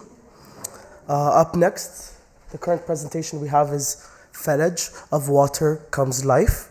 This presentation is brought to you by Layth al-Shiyadi and Hamad al-Mutawwar. Layth is an architect, urban planner, and artist based in Muscat, Oman. His multidisciplinary practice explores the intersection of cultural heritage, visual storytelling, and the emotional dimensions of the built environment. Hamad is an Emirati architect and also a visual artist based in Sharjah. His work moves across architecture, exhibition design, urban installation, and research-based projects. In this session, Layth and Hamad will uncover the ingenuity of the Falaj irrigation system and its ongoing legacy in sustainable water management and architectural heritage across the region. So I would like to please welcome Layth and Hamad.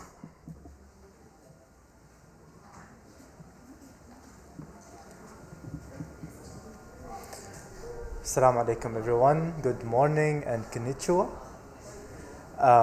First of all, I'd like to thank Dubai Culture, Sualif and Mibnai for this amazing opportunity and for allowing me to express the intersection between cultures and how can we learn from it in our contemporary life. So today I'm going to talk about the village system, and the presentation will not be on the technical aspect on how the water will be distributed through the system, but rather it's about the civilizational infrastructure and that affected communities and societies and the spatial order in our region caused by this ancient technology. So unlike the other participants who talked about the modern heritage or the contemporary practices, I'm going back millennials, exactly 3 millennials, 3,000 years back, to talk about the root of the civilization of our region, specifically in Oman and in the UAE. So for the spatial and historical foundations for the presentation, I'm going to introduce our region to the Japanese audience. This is the Arabian Peninsula, and the region I'm going to talk about is in the the southeastern bit of the peninsula, the region that Oman and the UAE share together. And of course, the civilization is how geography informs culture and how the human need is shaped by the geography. So for instance, we have the Egyptians, that their culture that revolved around the Nile. You have the Mesopotamia, ancient Iraq, which was also built around the two rivers. And like Japan, you have an island nation where the geography of this island have informed the Japanese culture and civilization. Likewise, the context that I'm going to talk about is about the mountains.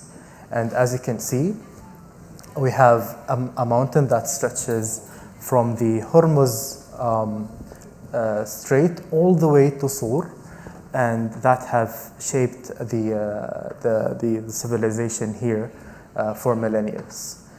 This is a fun illustrated map done by Hadi Al-Qasmi, and it shows the different geographies around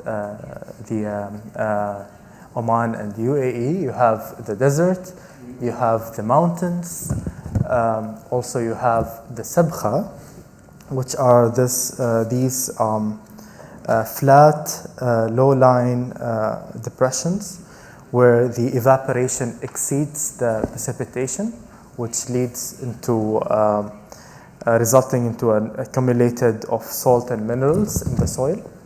You have the sand dunes, and of course you have the mountains. So since the dawn of time, this irrigation system was introduced and was even It was at its peak through the ancient Persians who have resided in this part of the world, and also adopted by the Arab tribes and the Arab dynasties later on, and made it even more sophisticated. So this is one example. It's a civilization that was called Salut, and those were the first Arabs who adopted the village system and carried it into our modern times. And this artifact will revisit us later in the presentation. So around village, around water, civilization flourishes. So I'm going to talk about the three types of the village system, and that is based on the source of that water. So the first one is called the Dawoodi system, which is the most sophisticated system. It was so sophisticated. People have built stories around it. And the story is that the King David, Malik Dawood, who is a prophet and a biblical figure, both known in Islam and Christianity and also Judaism, was able to commission and command his jinn, which is this metaphysical creatures, to extract water from from underneath the surface. It consists. It's basically it's the less prevalent type of village system. It's only 21% of the entire systems.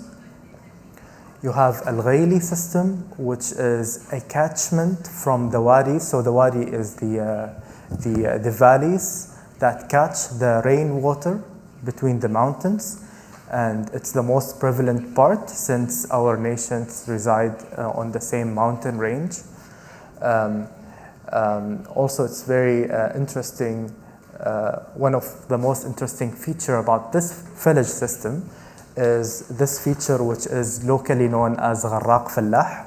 And this is our way of maintaining the water stream despite wadis crossing and interrupting the water stream. So the water goes inside, underneath, and then comes back up uninterrupted, which is very sophisticated. The third type is called Al-Aini, which is basically sourced from geological water sources and hot springs. So this is one thing that our region and Japan share. We have hot springs, and also we have a big hot spring bathing culture, both in winter and summer. And also those hot springs are one of the village sources. And it's interesting because one spring could feed different villages, and depends on your water temperature preference, you can visit any of the villages to choose if that water is the right temperature for you. So now we're going to talk about the social and economic contexts, and Hamid will talk about it. Okay, so while Laith took us through the historic foundation, different types of village, now we delve into the social aspect of it. But to begin with, I mean, sometimes in order to understand the context of the UAE, we have to examine and investigate the wider Khaliji, Arabian, Islamic context as well. I will be going briefly now on how those systems continued within the UAE and how they have been preserved in different ways. So here we have like 3 examples. Each one of them reflects a complete different approach. Not only in form or geography, but also in how they have been valued and presented today. Well, starting from the left, we have Hatta Heritage Village in Dubai. I mean, village here is currently part of a recreated environment. However, it still functions. It still irrigates the groves. It connects the mosque with the old town, with the gardens, and as well as the new cafe shops and new touristic attractions. So the visitors currently are allowed to experience how water moved through the community and shaped our day-to-day life. Secondly, we have Al-Ain Oasis in Abu Dhabi. Al-Ain known to be the garden city of the UAE. And the village here is also agricultural. And I mean, in 2011, the Al-Ain Oasis has been chosen to be a UNESCO World Heritage Site. Lastly, at the 8th Fort in Sharjah, this particular one is interesting because the village here is part of a fortified settlement, and it shows how forward-thinking we were. Like, we were thinking about urbanism before the term even existed. The village here connects the fort, the groves, and the wider community, which was a system of defense, economy, and social order as well. And 2 years ago, the complex was added to the Islamic World Heritage Site. So while village existed in ancient Oman and UAE, it was never disappeared. It shifted from a way of survival into a heritage or a touristic attraction as well. So those sites aren't just memory, they are part of, I mean, they show us how the system kept evolving and adapting to a new times and a new meanings as well.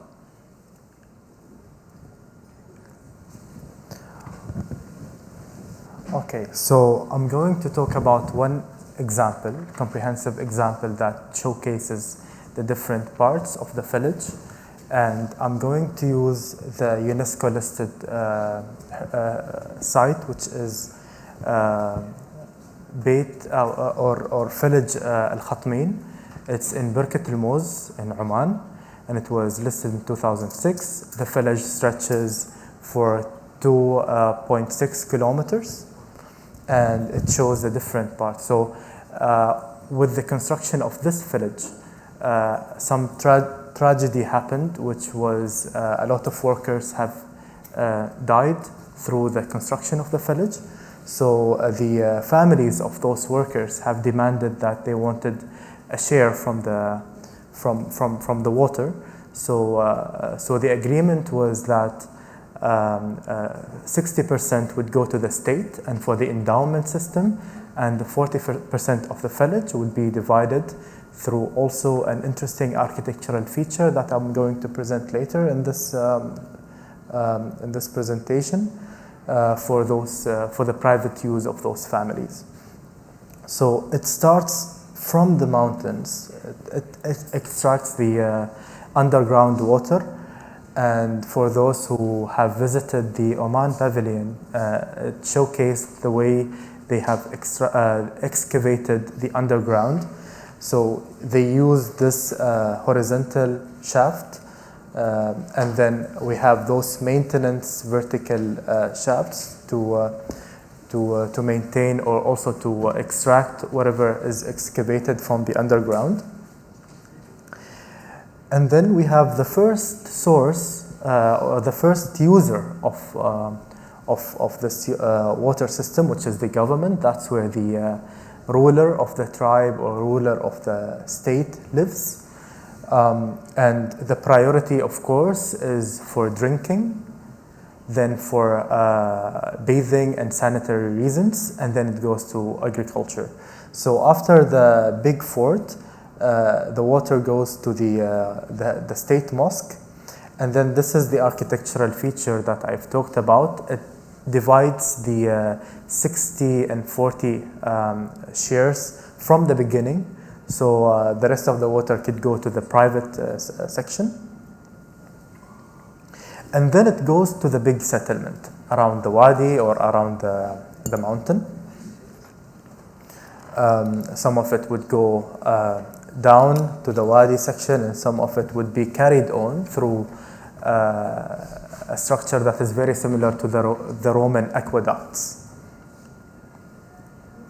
Interestingly enough, in the mountainous region of Jabal al-Hijr, we have a lot of watchtowers that frame the landscape, and those were surveillance towers that made sure the security, the water security is being maintained.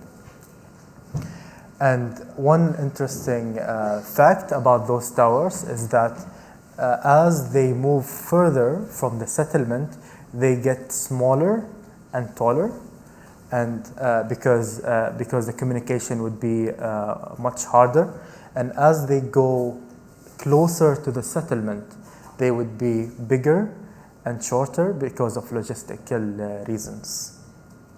So next time when you visit a mountainous region in both Oman and UAE, make sure that you notice this interesting forms. Differences. Yeah. Okay. So lastly, after the sanitary reasons and drinking reasons, the water goes through for agricultural reasons. And this is the aqueduct system that I've talked about, and also the rest of the water would be used for endowments and for to supply the ecosystem, so for the wilderness and for the animals. So it's a circular approach that was cooked for over 3,000 years, and we can learn a lot from it. Okay, so as I said, also the shares of the people are divided with time units. So each family would actually have a share based on how much they have contributed to the construction of the village, or how important politically this person is, or they could even trade their shares. So instead of using the full amount of water, they could sell their share of water, and then that money would go back into the maintenance of the village. And the volume system also depends on the weather and the precipitation, especially with the Ghaili system. Yeah, and as I said, the priority is for drinking, then bathing, washing, and finally agriculture. So this is the divider that is used to divide the water streams between the families and between the plots.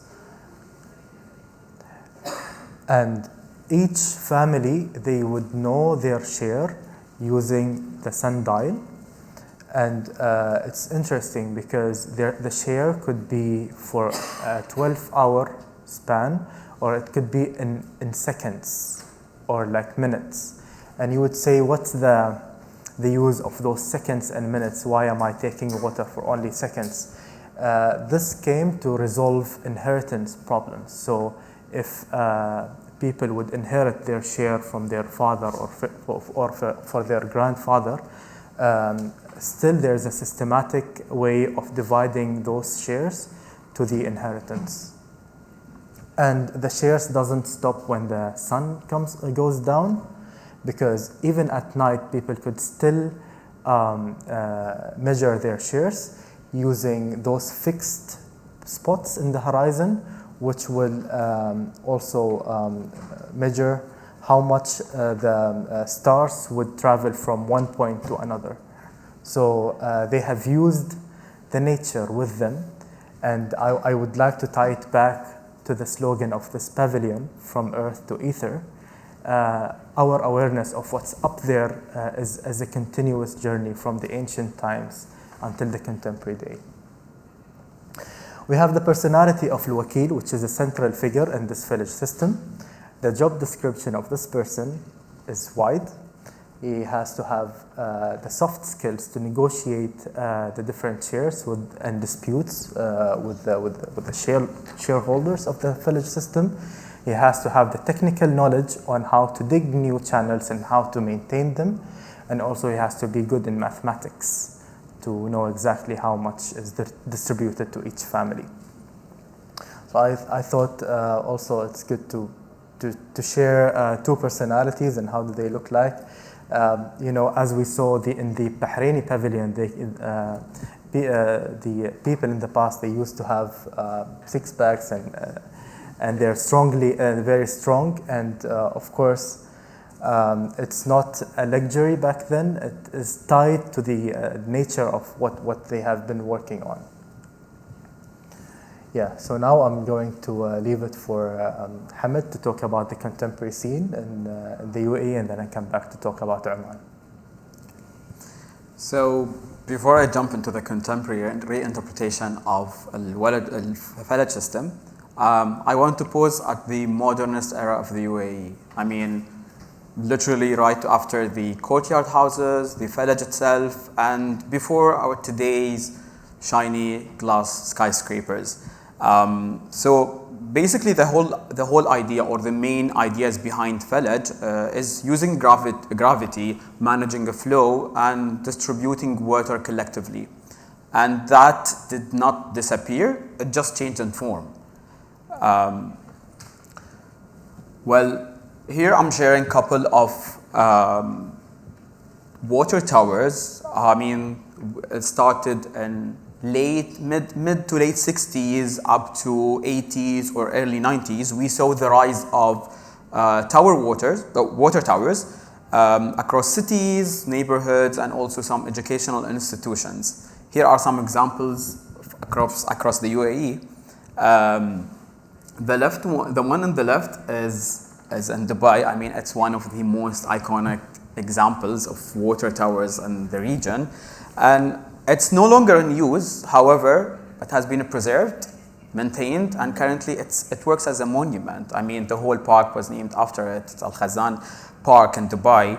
The one in the middle was built into it's a water tower in the public school. The schools that have been built in late 70s, early 80s, they were built to a prototype. So majority of the schools in the UAE, they have the same water tower. So personally, I don't know where this picture came from. It could be anywhere in the UAE.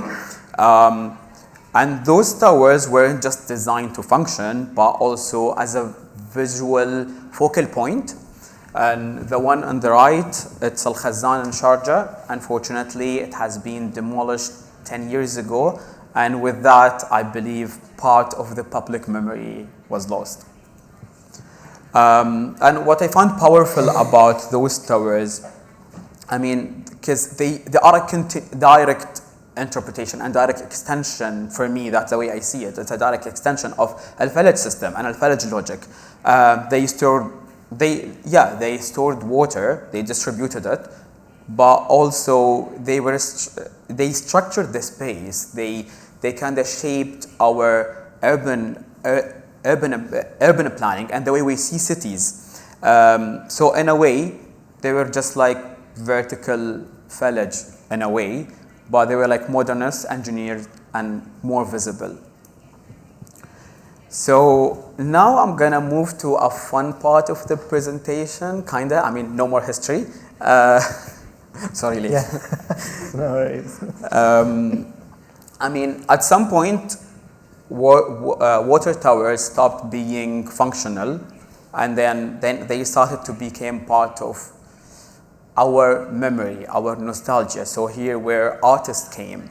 I mean, in this section, I want to focus on the forms, the water towers form that came in the 70s and 80s mainly, than the ones that have been now currently used and interpreted as symbols, and they have been exhibited and referenced. I'll start with the left one. I want to highlight a work of the Emirati artist Roda Al-Kitbi, as blue as a Absile Depth. The artwork was commissioned by 1971 Design Space. It have a unique settlement as well. I mean, it settles in an extension of Al-Hajar mountain as well. So this installation, obviously, it doesn't function. However, it doesn't have water, but it holds a presence, and it brings forward that strange or looming shape we have grown around, which is usually ignored or forgotten. In this piece, I mean, we see the logic of village system, gravity, visibility, circulation, that all compressed into a symbolic form. The one in the middle, it's Al-Qasimiyya school. I mean, it's covered here, but yeah, it's Al-Qasimiyya school, and that's the original 70s water tower. It haven't just been preserved. However, it has been acknowledged, exhibited, and has became part of the curatorial narrative of the architecture triennial back in 2019. The third one, I mean, that's a direct influence of the Felaj itself, not the water towers. However, I mean, it's called, that exhibition called Felaj to City by Ahmed and Rashid bin Shabib. Back in 2017, that exhibit was part of the UAE National Pavilion and Expo Milano. And the Felaj system here was exhibited not just as an irrigation infrastructure. However, I mean, they focus also on the social and spatial system. It showed how water shaped public and private life. So the installation was mainly about identity, about a tradition, and how a tradition adapted while space has changed. I mean, now we're moving to the contemporary interpretation of Felaj. One of the key projects that have a direct influence from Al-Felaj, the traditional Felaj, I mean, when we talk about the Felaj system, we are not just talking about the engineering part of it, or the architectural or urbanism part of it. We also talk about how water has shaped the entire environment, how water shaped us as people, and how people moved, settled, lived together harmonically around water. So in this part, I want to shift my focus on the logic behind Felaj system and how it's still showing up today, even though sometimes we don't notice them. Today in places like Al-Hisan, as I mentioned, Al-Hisan master plan in Abu Dhabi, I mean, I believe this site we all talked about, because like it's an interesting site where you have Al-Hisan itself, the modernist cultural foundation, and currently the contemporary extension that I'll be talking about. So it was designed by Danish architectural firms, Sibra. So Al-Hisan reimagines how water can structure public spaces and contemporary city. So in this project, we see some shallow basins or shallow channels that cuts across the landscaping. It's not functional. It doesn't irrigate any farms, anything. However, they guide movement. They connect the site together. They cool the space a little, and they connect different parts. Also, they anchor the way we move, the way we gather in certain occasions on Qasr al-Hisan. So, to me, this is how Felaj system thinking lives on, not by copying or mimicking the actual Felaj, but just by asking the same questions. How do we design with land? How do we center people around shared environments? And how water remain as a structural logic, even if it's not, if its function evolved. So, another example, the one on the left, is the Founder Memorial in Abu Dhabi. The memorial that's the middle one. The middle one is, I mean, it's the memorial, the Founder Memorial in Abu Dhabi. I mean, we can see there's like a garden within the memorial site, and across that garden there is a traditional Felaj, like an actual Felaj, like a literal Felaj. It does irrigate the land. However, the whole concept of it here is not to irrigate the land, but it works as a memory of the late Sheikh Zayed, Allah yarhamah, and it represents his vision of protecting heritage. Even before the unification of the UAE, late Sheikh Zayed was providing water for free in Al-Ain, and he supported the maintenance of Al-Ain oasis and Al-Flaj generally. That's why we can see them present in the modern UAE. So placing the Felaj here in this exact space is not an accident. I mean, it represents Sheikh Zayed, Allah yarhamah. Another monument is the one on the left. It's Wahat al-Karama, and it's also in Abu Dhabi.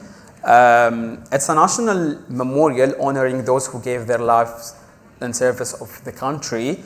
And one of the most striking aspects of the design or the monument itself is the linear water that cuts through the monument.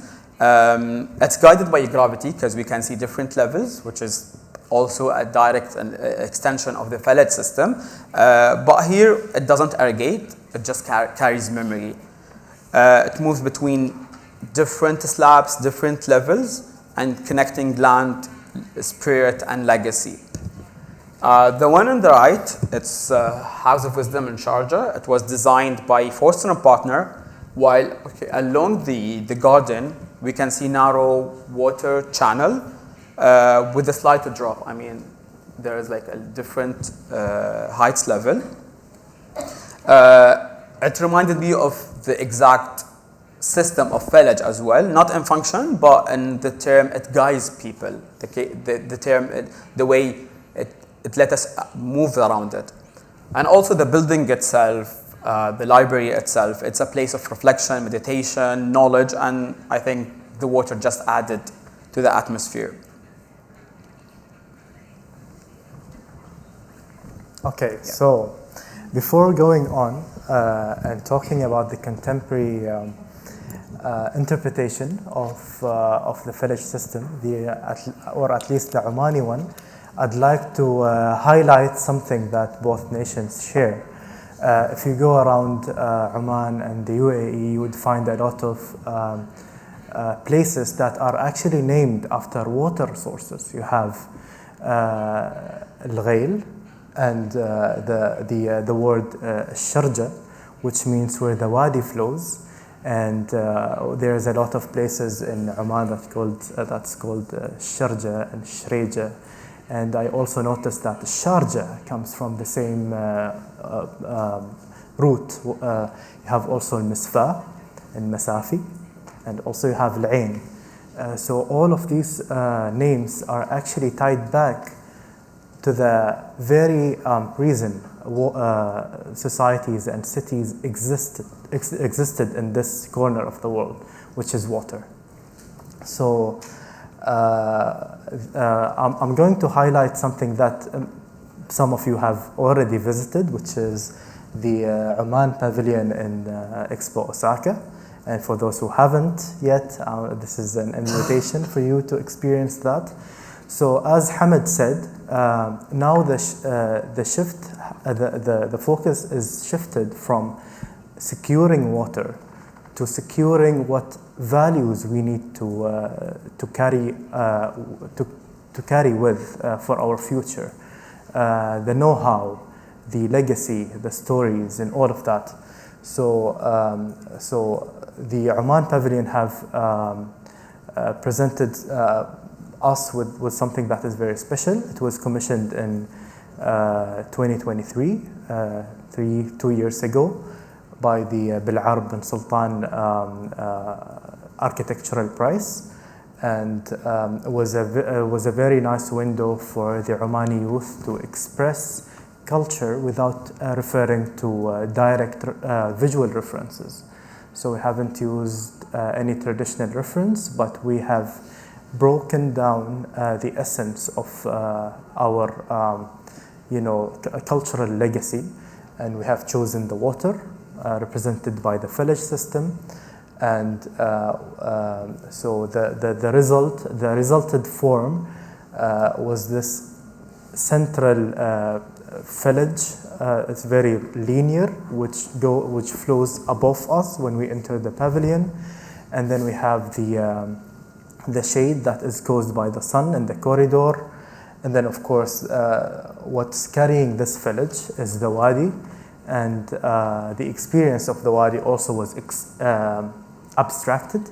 So instead of bringing the actual components, we have abstracted the spatial quality of the wadi and made it as a resting place for the visitors of the expo, which is public.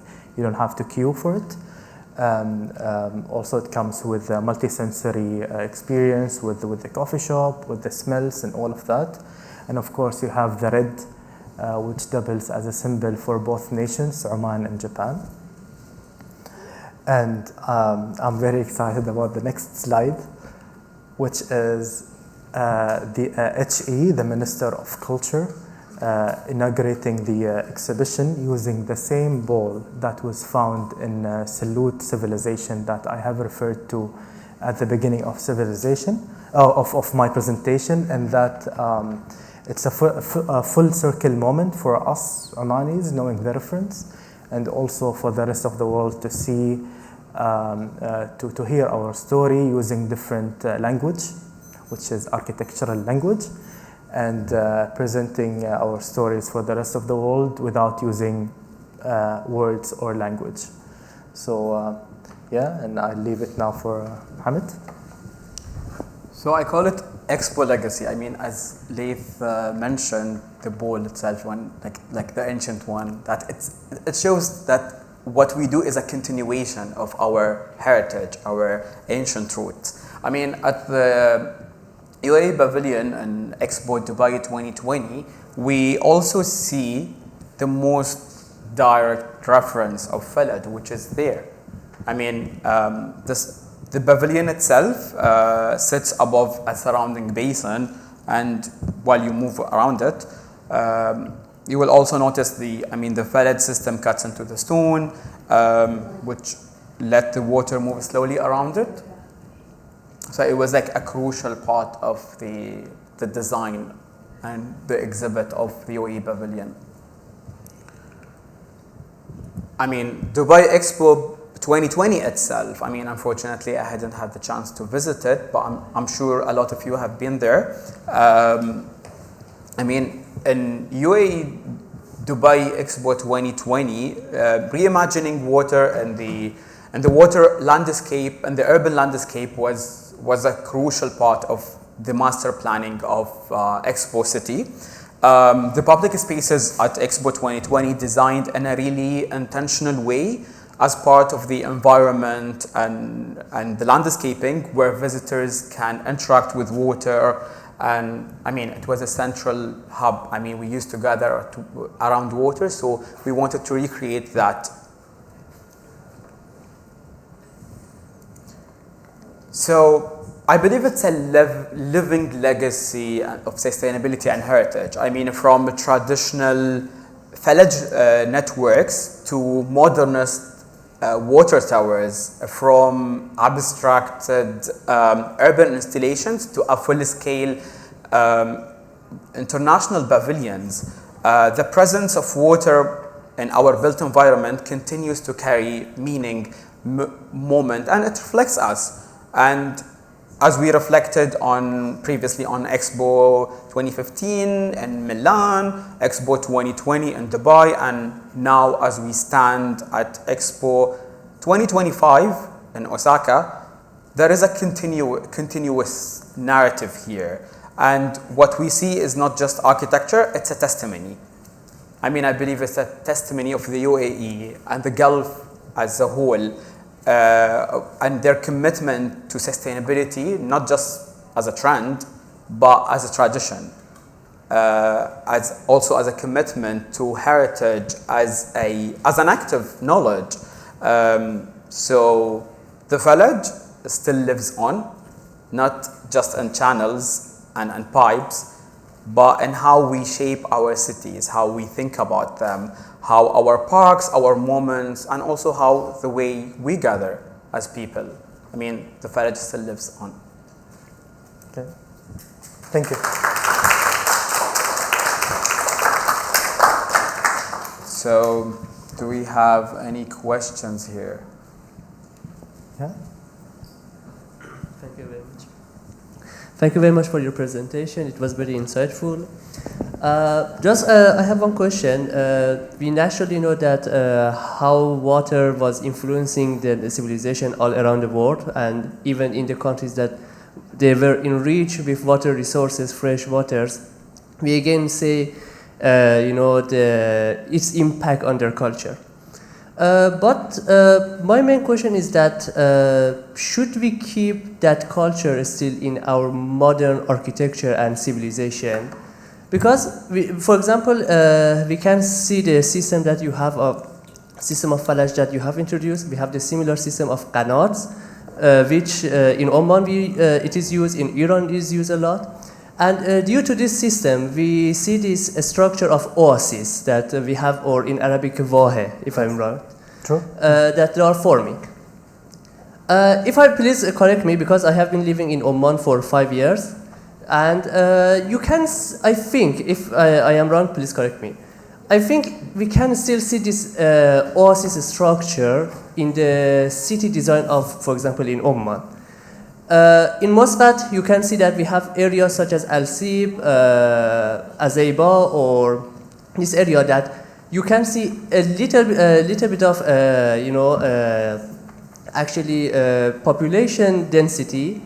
After that, there is again no population, and again population density, and we can see a very long city that is formed across along the coast. Yes, but I think it's kind of becoming an issue in the modern structure of the, for example, city, because we need to keep these businesses in contact with each other, or if we want to connect pipelines, because now due to increase of population, probably we cannot use underground water.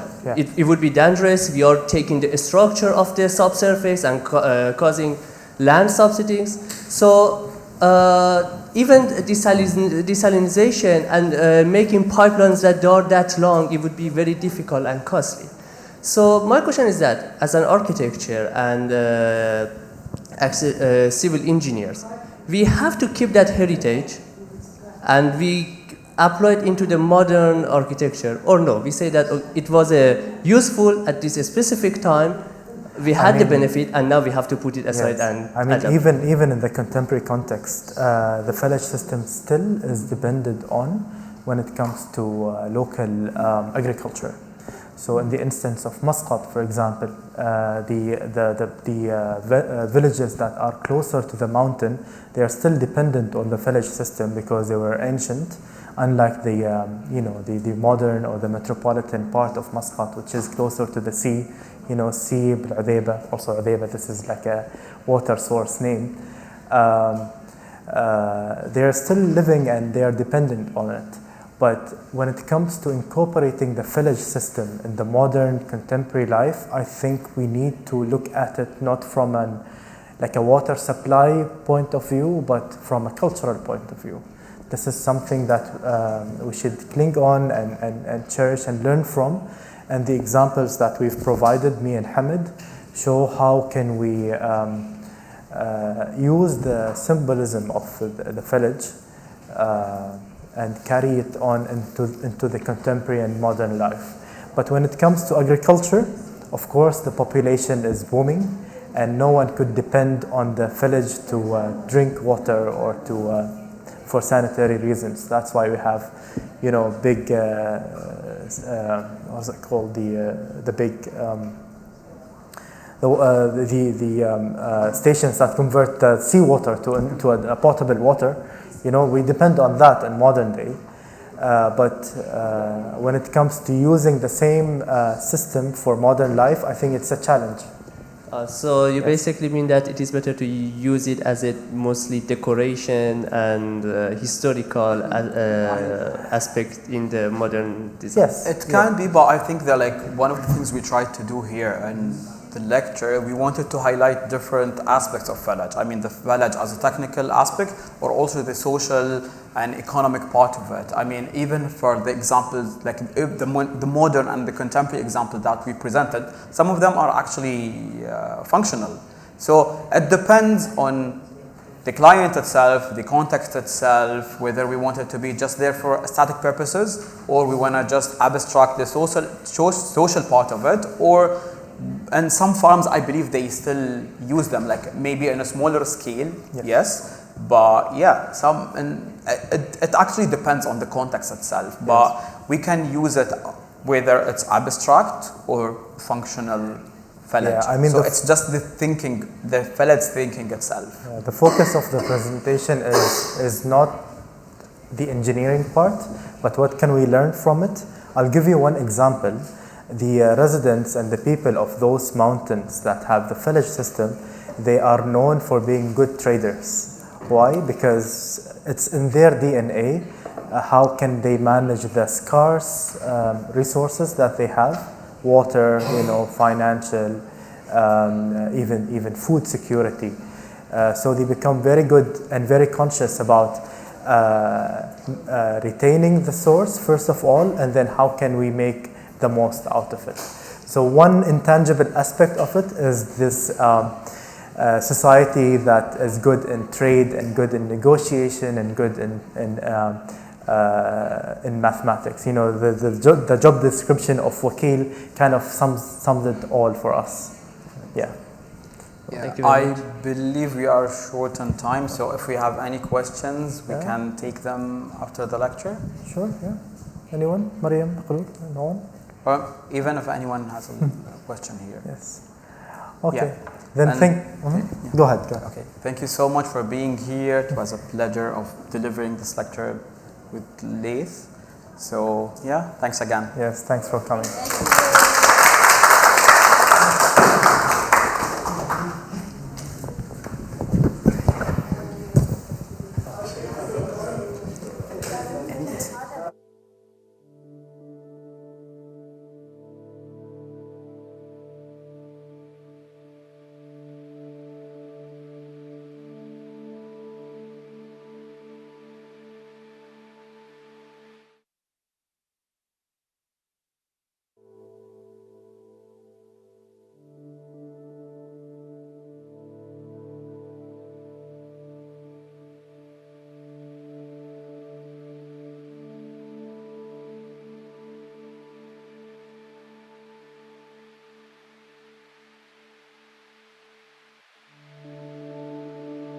Symposium titled as Pillars of Arish Architecture and Transition.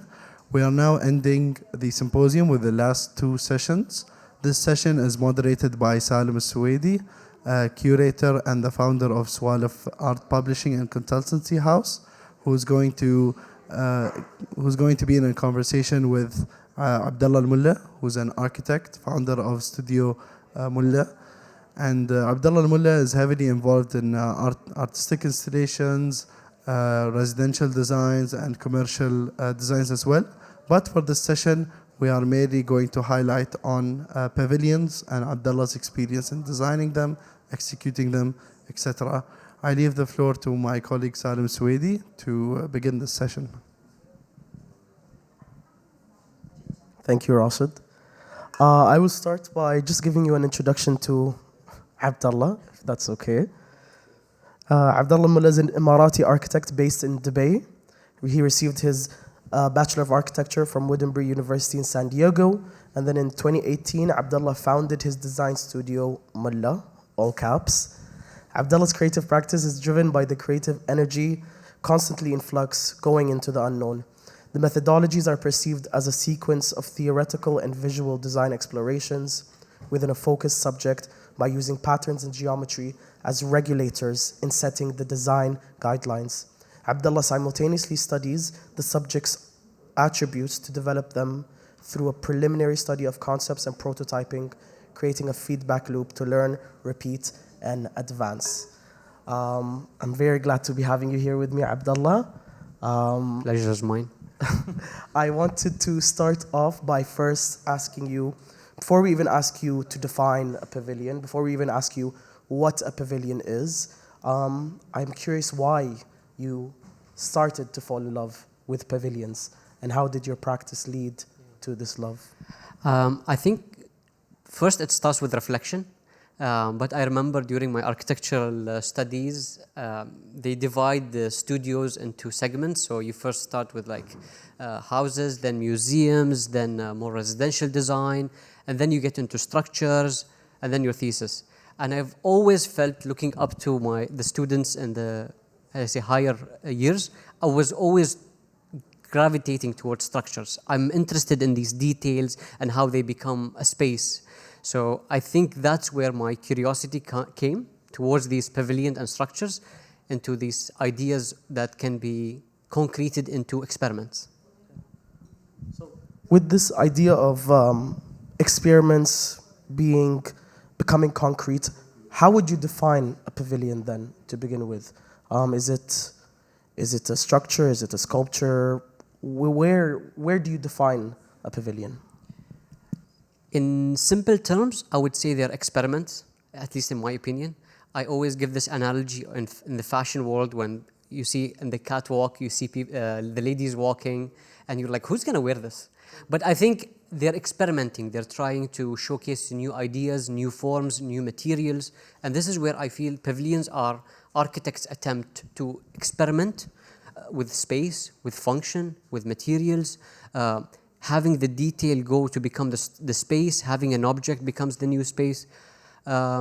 Ultimately, you need a bit of both. You need it to be a bit artistic, a bit sculptural, a bit functional, and only by looking at people's reaction towards this pavilion, you will know if whatever you wanted to test is successful or not. In any case, I think you'll be successful in the learning process. Yeah. Hopefully we can show some of Abdullah's pavilions in the presentation here. But while we're on this topic of experience, how can we draw this line between whether a pavilion is structural, whether it's a shelter and it's a space, versus when it becomes a sculpture, when it becomes something that's static or built and in place? I mean, if you think about it, even a shelter is a function, even a statical sculpture has a function of admiration. People look at it, people gravitate towards it, and I think as humans, we tend to adapt. So I think when it's a sculpture, an architect is trying to evoke a feeling. And if it's a shelter, then they're trying to emphasize the idea of a function. In both cases, they're trying to deliver something. I read the sentence a few days ago that usually they say form follow function, and I read on someone's profile form follow feelings, and I really like that because to a certain extent I think pavilions really try to do that. The form of a pavilion is trying to deliver a feeling, and I think you'll be successful in both cases, whether it was a sculpture or a shelter. Do you think you gravitate towards one over the other, and if so, which and why? Because I feel like your work is very sculptural, but still functional. So which one do you think you yourself implement into your design philosophy the most? Knowing my design process, obviously it depends on the project, but knowing my design process, I am always trying to be function driven. I want the structures to have logic, to have meaning, to have future life. And I think functionality to me is so important. Because I have this idea that function is the bedrock of any pavilion. Once you get that, it's much easier to manipulate the form, to cater to that function. But I think the opposite is a bit hard, at least from my practice. Whenever I like a shape and I try to fit a function in it, you tend to feel that there's something that's not working. But if you have the proper function as the base, and then you try to let the form wrap around it, tends to work better. So if we're talking about like this, the foundation, what works better, what doesn't, how would you define success then in a pavilion? Like for me, for example, if I can share my own perspective, I think the UAE Pavilion has a success factor in it that it's one of the few pavilions that doesn't require a line to enter, right? And it's very open, free, and people can roam and explore. People can come in and come out and then come in again and come out again. So I think that it really serves a goal here. It's successful in its circulation, right? How would you define success in a pavilion? So most of the projects that we do start with this idea of a question. I think if we stay on this page, I can continue on that, because in this pavilion, we were asked to design a sustainable pavilion, because it was the year of sustainability, COP28, and we started asking ourselves this idea of what is sustainable, and through the research, we stumbled upon this picture of late Sheikh Zayed, and I loved the idea how he's using the palm tree to create shade, to lean against the trunk for support. I like that he's using its fruits and the dates to eat. There are these palm frond weaved baskets. He used one resource to create multiple functions. And then came the idea of, can I create a pavilion made out of palm only? Because to me, that was the idea of success. And after we finished the pavilion, after we constructed it, thankfully we were able to create majority of it. I would say 90%, 95% made of palm only. So, but there were some challenges, because when you set the question, then some other challenges come that you try to answer through your pavilion. If I can see a picture of the pavilion next. So basically, if you see in this example, we used the trunks as columns, but we were like, okay, this is the nostalgic thing that people will remember from this pavilion that they're used to. But can we take other elements that they're used to and reform them in different shapes? So for example, there was the khus mat, the sarud, but then we were like, okay, let's try to give it a different form and then plug it into computational design, because this is something else that we like to do, is we like the future. As much as we like the past, we love the future. So we use computational design to recreate patterns for the ceiling to inform. Another element of surprise for us was, if you don't mind showing the next page, the flooring. So there was this idea that we wanted to use the palm. Can we slice the palm trunk to create wooden flooring? As you can see, some of it was successful. The inner part of the trunk is not usable, but the outer part is very usable. So we were able to create the flooring out of the palm. It smelled like you're in a palm farm, which was something unexpected. But because of our desire to ask this question, can we create a pavilion that's entirely made out of palm, is that it gave us different answers. So I feel the success came on how much was that question answered. And I think I'm very happy with that. Adding to the success is when people interaction come in, where you see that you find people from different places around the world feeling nostalgic to this pavilion. Someone comes and asks for this design to be implemented in different places.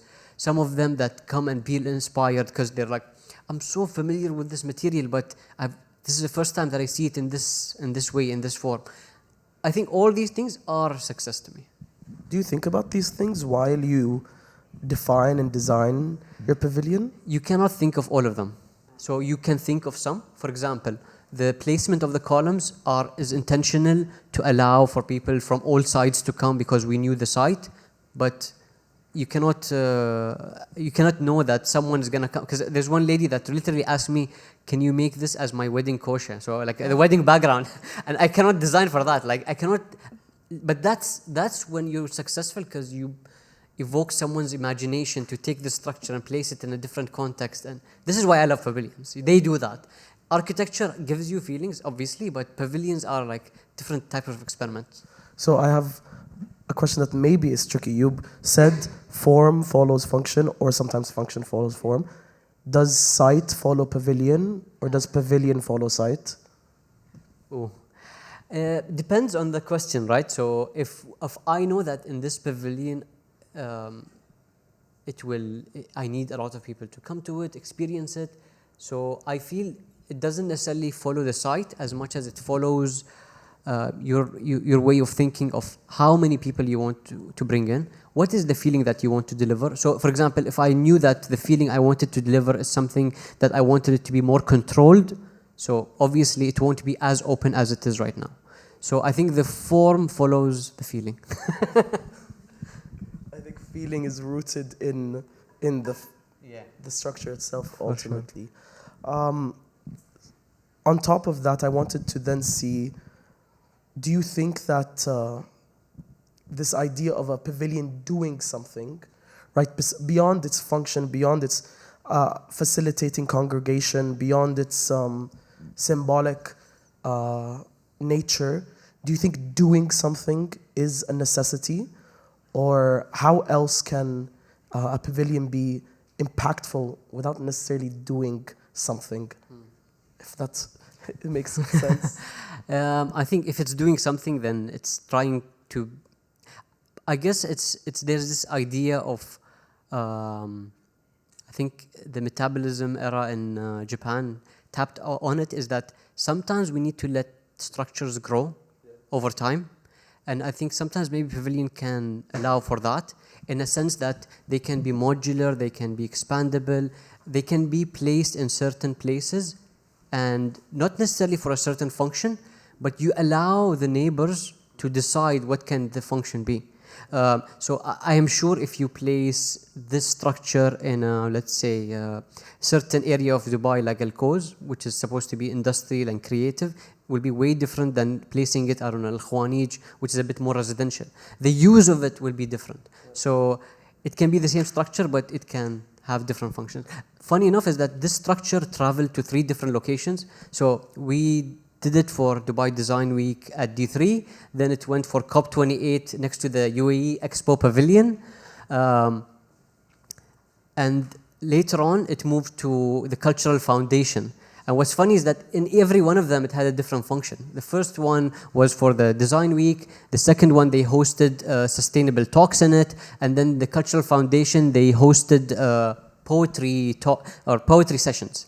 So this is something I think was very poetic and amazing to me. I didn't design for it, but it's a learning that I took from the pavilion moving around. This is a very technical question, but did the pavilion structure move, or did the design and concept that you created here move? So did you then refabricate the pavilion every time? No, actually we had to maintain some parts where you disassemble and reassemble, but I think definitely the pavilion moved, and it moving to me felt like people are liking it in a certain way, which allowed me to reflect a lot, like why are people liking it, why is it moving to different places? And I think there's something successful in that I'm trying to push forward. But I think that also comes to the next idea of movable structures, because it was literally a moving type of architecture that I've never designed for. Usually when you design pavilions, they get dismantled or recycled, but this is the first one that I think moved to different locations. And funny thing is that every time it moves, someone tells me it feels like it fits there. The first one, it was fitting because it was against the glass blocks of Design District, so it was creating a contrast. When it went to the Expo for the COP, it was people said it felt like it's within the environment, and then when it went to the Cultural Foundation, also people felt like, oh, it's very cultural. I had like someone from Egypt who had like a 2-hour talk saying how it reminded him of his culture. So I think like sometimes you cannot design for such things, but if the design works, it will by itself expose. Yeah, like having a life of its own. Yeah. I wonder, did you think to yourself that this would be a long-term sort of initiative? Or did you think this is a one-time commission? I really thought so. But like it was one of those projects where at the beginning I was exhausted from the previous exhibition, and I was contemplating should I do it or not. But I took the challenge and it worked. And from the first day is when people started asking me to move it to their, because the structure was bought from another entity, but I had different mainly governmental entities talking to me, asking me to move it to their site. I bring this up because I think about sustainability when it comes to pavilions, and how can we ensure practicing sustainable ethos when we commission people to make pavilions, when we create new pavilions. You know, sometimes people sell pavilions, sometimes they get reused. What do you think are some of the most creative ways to continue the life of a pavilion? So yours has been traveling. Yeah. Not a lot of pavilions can travel.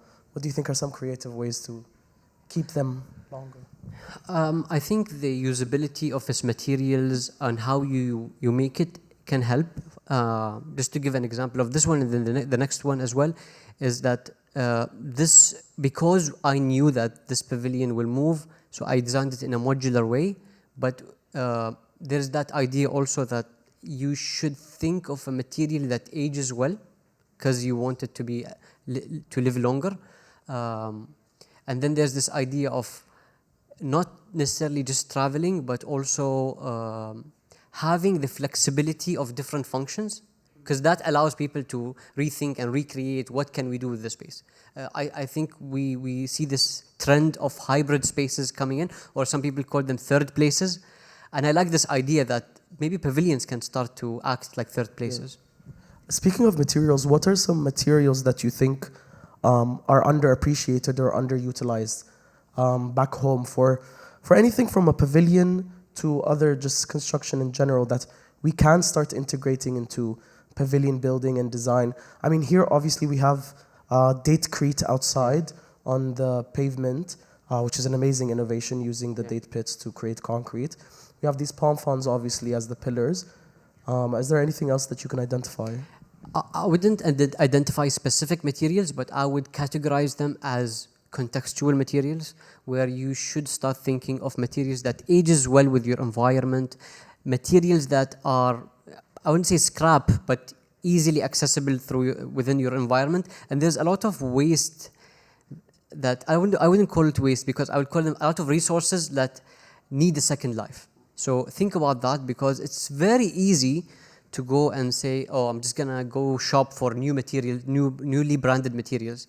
But it gives you a bigger task and a much better satisfaction when you know that whatever material you used had a previous life and you're giving it a new life. In your life, are there any pavilions that stand out to you that have left an imprint in your mind? I wouldn't say necessarily one pavilion, but I always enjoy the Serpentine Pavilion in London, because to me is like this idea of, okay, it's a new architect every year. What are they going to do? What are they going to showcase? And what I love also that it's different every year. So it follows the architect's methodology. BR could take a small square and turn it into this pavilion. Another architect can transform it to be something more cultural. Another one that can make you feel something underground. So their take on pavilion is something I really admire. Is there something that you think is challenging then in that process of, if we have a space that we commission someone every year to come and create a pavilion in it, what do you think are you as an architect the biggest challenges you face when you get proposed and asked to create a pavilion for some sort of festival, event, biennale, expo? Yeah. What are the first things that come to your head as like red flags and, okay, I need to think about this first? I think when it's branded, that's, I think, is my main issue, and maybe something I was guilty of doing. Because the pavilion is not something that you use to market a company or a brand. It should really speak out of your desire to experiment. So when you make it branded, you already give it this image of what it's gonna look like. The colors of that brand, so you associate it with it. So I think, at least moving forward and working with the previous client and future clients, I always get that idea that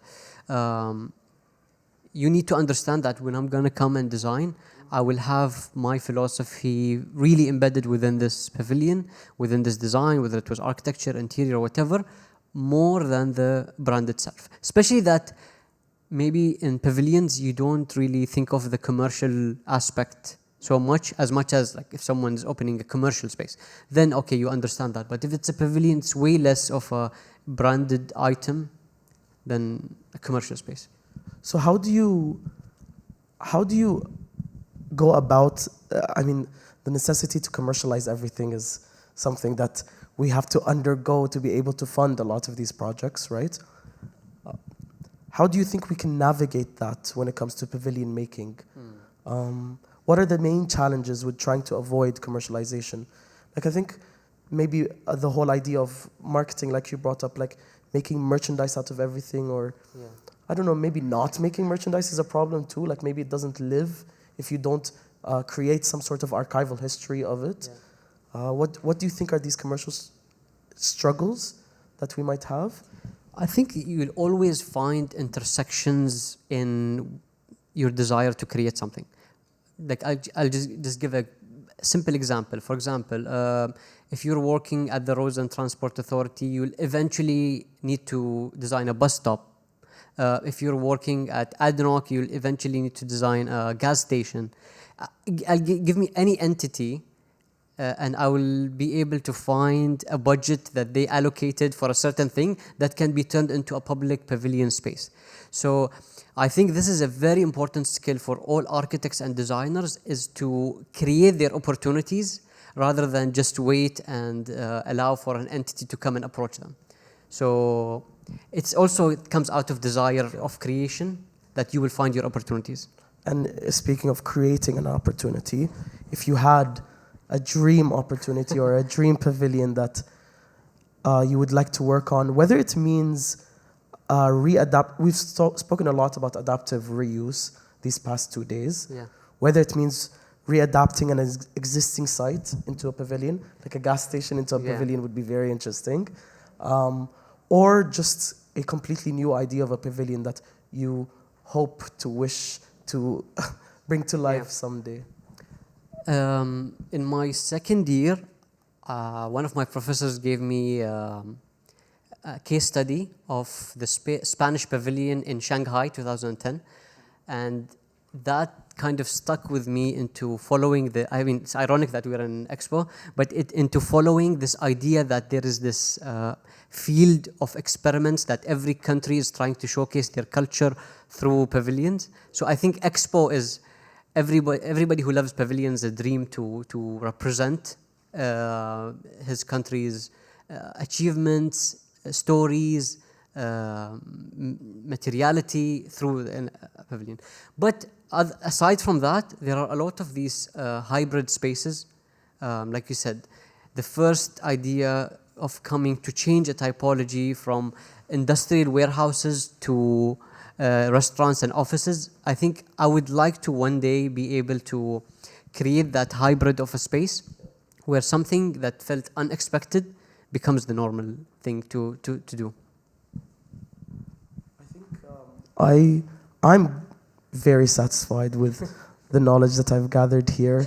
One thing that I really want to focus on as a takeaway from this conversation is this idea of placemaking. You're creating a place at the end of the day, and this place suddenly becomes its own body, and it has its own rules and functions and feelings. So if you had one note to leave us in this session before we open up to questions, what's this final remark that you can share about pavilion making? I think when coming to create a pavilion, there is this poetic idea about not necessarily designing a space to be a bedroom or a living room. It's a single-use space that can be reinterpreted to be anything. And there's a beauty in that, and keep it this way, because that's how people are going to come and make it more playful, more adaptive. Thank you. Abdullah, if we have any questions.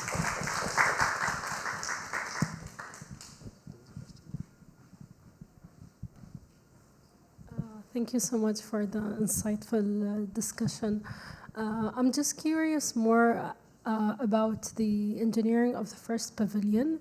What was it really made of, and are there any challenges that you faced during construction? Are these real palm trunks, or are they filled in with steel structure inside? Can you tell us more about that? So, as I said, I tried to maximize the usage of palm tree as a resource. But I thought also we need to understand that we are in today's world. We have materials that could allow us to create, bigger spans, better structures, things that back in the day were not possible because of lack of materials. So the trunks are natural. They weren't enforced, but the structure below it is where the enforcement comes. But that was also used. I tried to use natural materials, which is wood, to create it. So there's the enforcement on the ground floor, and then the floor mats or the khus on top. They had a metallic ring connecting them as well, just to hang the pieces. And then they were the metal structures were covered to at least lower the vision of these, I would say, foreign materials. But there were challenges with the number of mats on top. We had more than 700, and I think all suppliers went crazy like who's this guy who's trying to scout for all of them. We had to borrow some from Oman also. So it was an interesting, process. But I think it was a nice challenge because it gets you out of your comfort zone and of the reachability of what's within. I think I wanted to ask, where did you resource them? Because it's interesting that you couldn't find a lot, and maybe now suppliers are more interested to reuse the palm fronds to create such things to be again.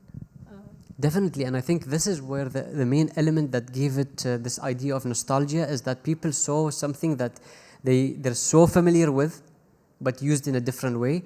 And I think it allowed them to think, okay, what else that is around me and in front of me that I can take and use in a different function? And that, to me, was at least my personal success. Thank you.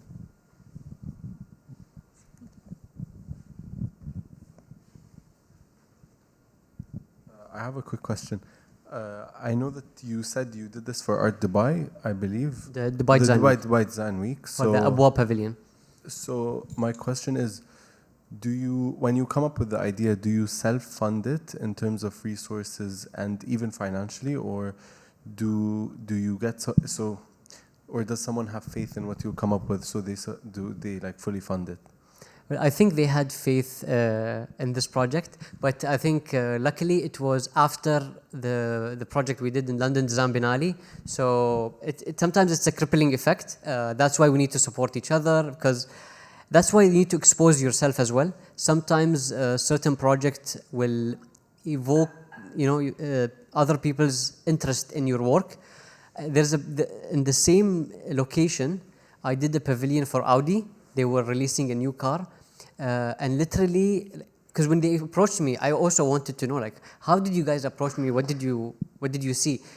Just for me to know, so I can build on it. And they're like, simply, like, you came the year before it in 2018. I did it in 2019, and I came in 2018 just to say hi to them. And I don't know, I don't know what did I say that made them feel that, oh, this architect has something to do. And then they approached me, we did an interview, and then they took it from there. So you never know what incident to be in the right place at the right moment. And I'm telling you, I'm very lucky to be blessed in this ecosystem that supports to an extent that I cannot even imagine. I don't know what did I do in life. I feel very lucky. But also, obviously, it needs to come with these challenges of you need to deliver as much as you can. But if you're in the right place in the right time, hopefully everybody will support you for sure. Inshallah, we see every architect here designing a UAE pavilion at expos in the future. I think this is the wrap up of our conversation. Oh, yes, thank you. Thank you. Thank you for your beautiful speech. Thank you so much. I'm not expert of architecture, but I have a very I am very interested in your speech in view of sustainability and design. Yeah. I have one question. Yeah. Very basic question. And what is the difference of the structural characteristic of the palm tree, and to ordinary common trees in Japan or these countries, such as pine trees or cedars? Yeah. Could you explain? For sure. I'm not also a very expert in landscape and trees, but from my experience is that some trees are more solid, and the palm tree is more fibrous. I think someone gave us also a note, was Rashid, that said, Laith, that palm trees are more like grassroots. So they have this structure that's more fibrous. So it's more not solid. So you cannot really use it in a lot of functions. But I guess this is where you come and you look at what are your challenges and rethink, okay, what can I do with it? Since it's a fibrous structure, what type of function will use this fiber structure of the palm tree in a good way? But I think a lot of people back in the day, they were successful in using the palm tree for everything. Like they used the dates to eat, They use the leaves to create household items, the trunks and fronds for architecture. So I wouldn't say it's a weak material. You just need to keep it in a certain way for it to keep its integrity and structure. But yeah, that's why I think you see less Arish or palm architecture because of its longevity. Unfortunately, it doesn't have a lot of longevity like other types of wood. Do you think good the chemistry of the Japanese weather? Yeah, for sure. So I think the weather allows the trees in Japan to be stronger versus I think the trees in our environments. Just to add on that, I think it's just the type of wood is hardwood, what we have in Japan, yes, and you get some sort of softwood, but how, like for example the ring. The ring is specific because of the wood they're using, and here it's just a different type of wood fiber. Yeah, that's all. But I think that comes with its own beauty is that each tree is very contextual. So even the palm tree, there is dates palm tree, coconut palm tree, different types of palm trees. So because it lives in that environment, its fragility comes its beauty, and you just need to use it within that form.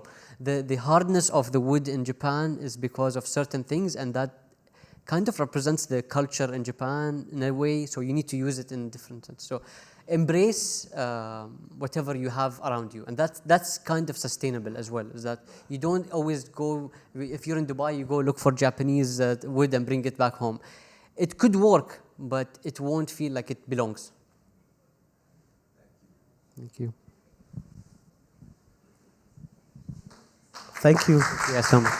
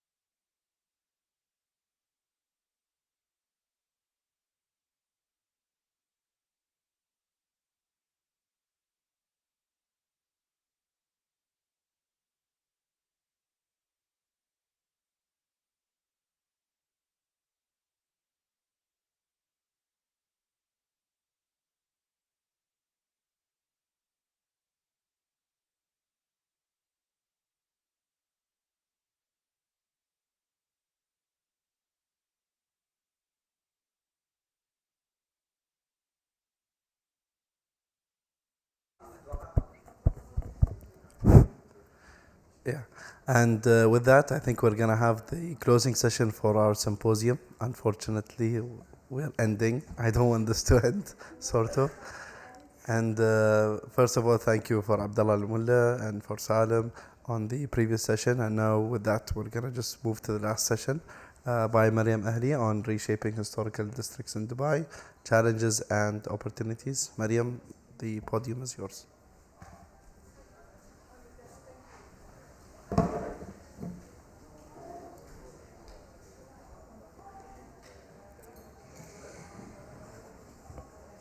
Good afternoon, and thank you for having me again. Ending this two-day symposium will be with us walking through the story of Shindaga Museum and Shindaga Historical District, a space that has undergone one of the largest cultural restorations and curatorial transformations in the city of Dubai. In the museum, our goal wasn't simply to preserve Our goal in the museum wasn't simply to preserve old buildings, but to actually reactivate a living neighborhood. Through architecture, storytelling, and public participation, we reimagined how a museum can function in the heart of a city, on the creek where life first began in the city of Dubai. We'll explore the process of restoring over 160 historical buildings, curating 22 thematic pavilions, integrating oral histories, and designing for both authenticity and modern use. This is not just about the past, it's also about us shaping identity and a place for generations to come in the future. Al-Shindaga is not a static museum. It's a living heritage district where memory is embedded in walls, alleyways, and the stories that we tell. It is a representation of how we currently live our heritage, the way we speak today, the way we dress, the way we eat, the way we greet people, the way we also behave is all deeply rooted in our identity. The museum itself comprises more than 80 traditional houses in the wider neighborhood, occupied by themed pavilions, each dedicated to different aspects of Emirati culture. We have the culture of the sea pavilion, life on land, traditional food, faith and jewelry, traditional crafts, and also life on land, perfume, and faith. What makes it unique is the way collections, architecture, and storytelling integrate together. We didn't place heritage behind glass. We placed it within its original environment. The most important assets we have to highlight in the Shindaga Museum is the district itself.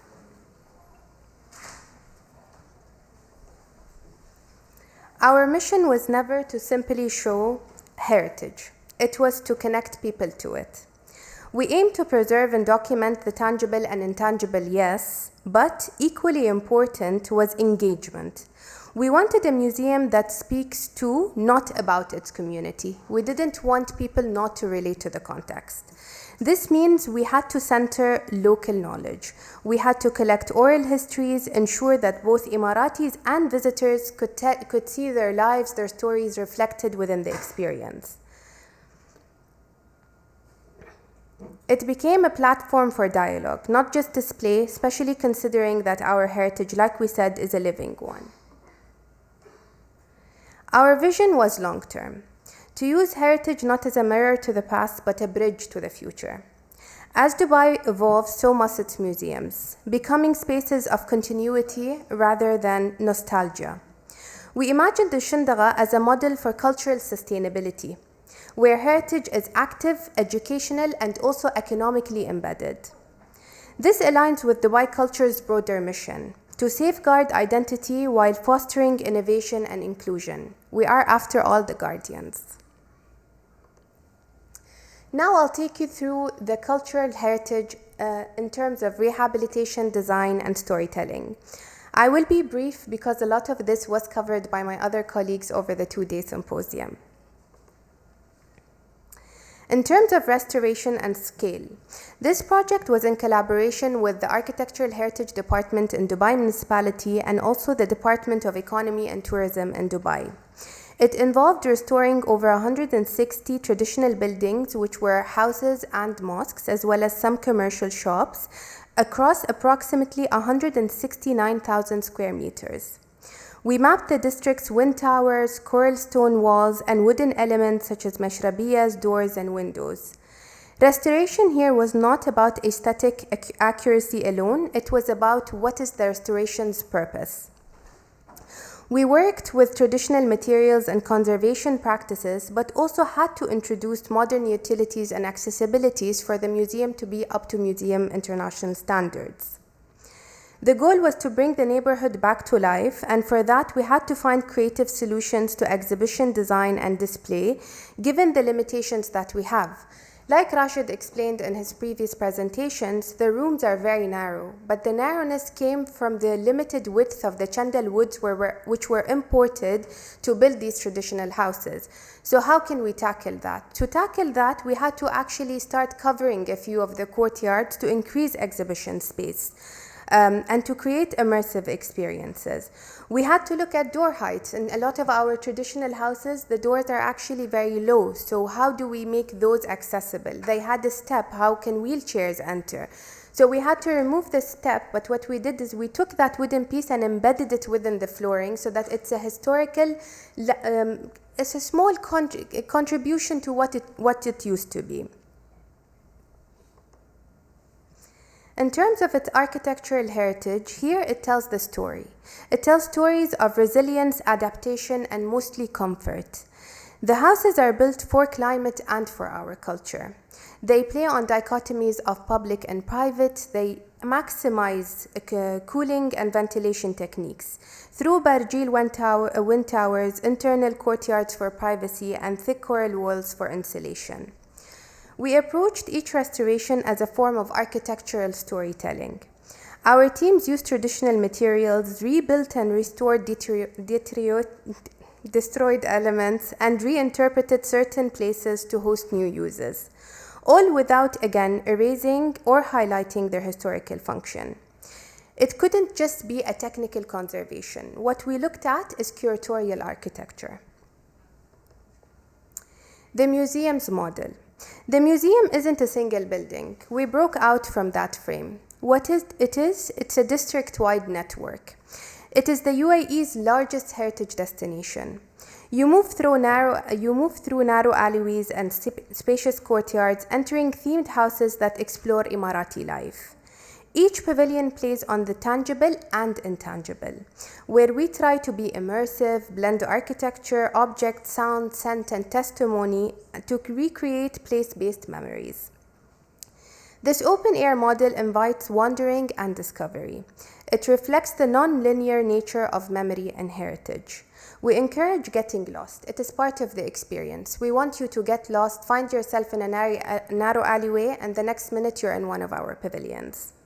Take the perfume house, for example. Here, the visitors can smell the materials used in Emirati perfumery and daily customs from oud to amber. In the culture of the Sea Pavilion, you hear chants of pearl divers and the creak of wooden boats. In the People and Faith Pavilion, you hear oral histories recounting memories, rituals, and resilience. In Life on Land, we explore how the different elements shaped our environments, from the tangible water, flora, and fauna, to roots of trade, travel, and even folkloric expressions. This isn't object-focused curation. It's experience-based, and it is storytelling, designed for engagement across different audience groups. We face challenges in preservation. How do we balance between what is authentic and what is functional? And that was complex. How do you make spaces that are safe, that are accessible, and also climate controlled without compromising their historic authenticity and integrity? What we try to do as much as possible, and where the nature of the architectural heritage allowed, is to use reversible techniques and also minimal interventions. In a lot of these areas, you will see that nothing is actually on the historic fabric. Everything is offset, so it could be reversible. The original architectural heritage is always maintained and highlighted and also overall celebrated. The most important challenge, though, was the honoring of intangible history in these spaces. How the spatial memories of residents, the emotions embedded within these spaces, or the quiet of a mosque at dawn can be understood for visitors who have not experienced these areas. Community engagement was at the heart of this project. We collected hundreds of oral stories and engaged with many subject matter experts to be able to tell the story. Families donated items, documents, photos, tools, jewelry, each layered with meaning. These weren't just additions to exhibitions, they were actual curatorial foundations to the museum's experience. They helped us dismantle institutional hierarchies of what a museum is. A museum should not collect on its own with its own curatorial vision. The museum has to not only be for the public, the museum is from the community and for the community. We didn't structure the museum by time period. We structured it by theme and experience. Storytelling guided every decision, from object placement to architectural and design approaches to visitor flow. We layered narratives, personal, communal, architectural, and also commemorative of the space. This reflects how actual memory works. Memory is not linear. Memory is intuitive and emotional. Al-Shindaga Museum is also aligned with the Dubai 2040 Urban Master Plan. which prioritizes walkable, inclusive, culturally embedded neighborhoods that overall safeguard traditional heritage and its historic built environment. Heritage should not be on the sidelines. It is central to sustainability and mostly identity. This district proves that preservation and progress are not opposites. Preservation and progress should be partners in any urban development. We just don't preserve heritage, we also activate it, and this is to ensure life continues to take place in these places that once were. We host school groups, art festivals, craft workshops, and educational programs across our facilities and in alignment with academic curriculum where applicable. This is cultural sustainability, keeping traditions alive not just in books but in actual practice in the communal places where we believe are vessels for knowledge share and exchange. Can you play the video? I leave you with a short video of الشندقة, highlighting its different architectural heritage within the urban fabric of Dubai. What we should know about الشندقة is it's placed on the creek. The creek is the original pulsing heart of the city. We have 3 historic districts, of which الشندقة is one. It is where the royal family of Dubai, the ruling family, resided when the city was first established. You can see a lot of examples of mosques, traditional architecture, heritage, decorative elements.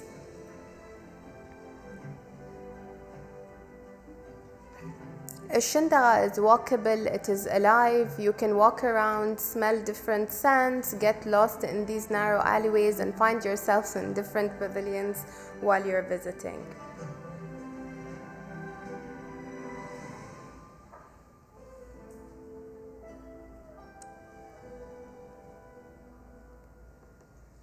And with this, we end our 2-day symposium.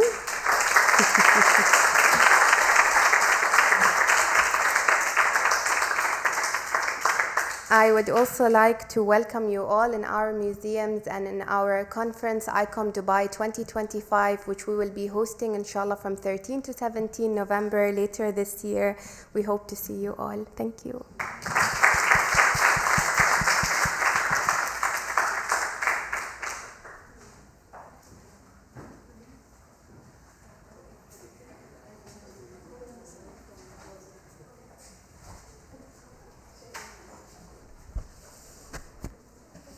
So I think maybe I have the worst speech to give today because I think it's the saddest one. Yeah, we'll wait. I think no one else cares, but let's wait for Rashid and Salim. Okay.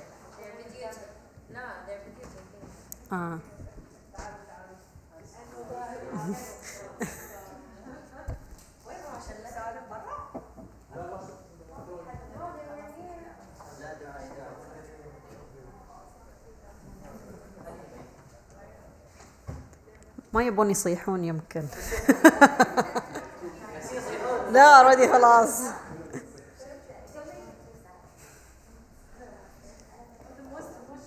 لا انا بعد. Should I wait?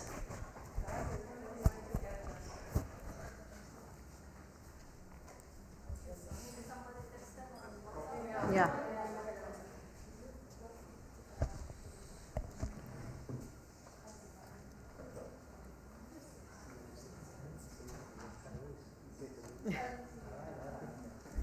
Hi.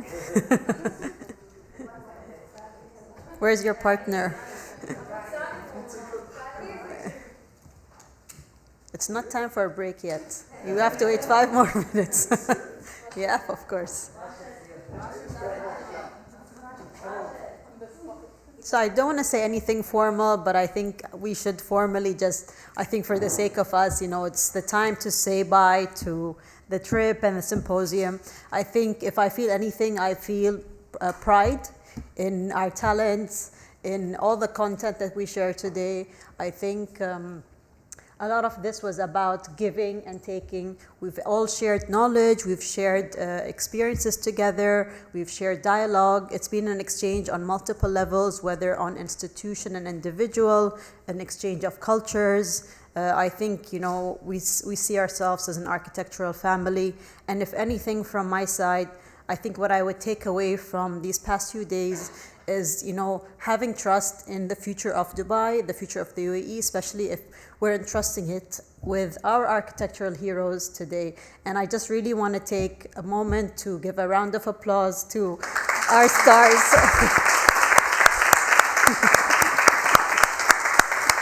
I might cry, but it's been a pleasure to work with both of you. I think you've put so much dedication, time, passion, and commitment to make every detail. I think, you know, I think you've put the team before anyone else. You've thought of everyone's well-being. We wanted, you know, I think the message to go to the world, and I think it has. So really thank you. And again, thank you to all of the speakers, the delegates. It wouldn't have been without every essence and every soul and every participation from your side. So thank you so much. I'm not gonna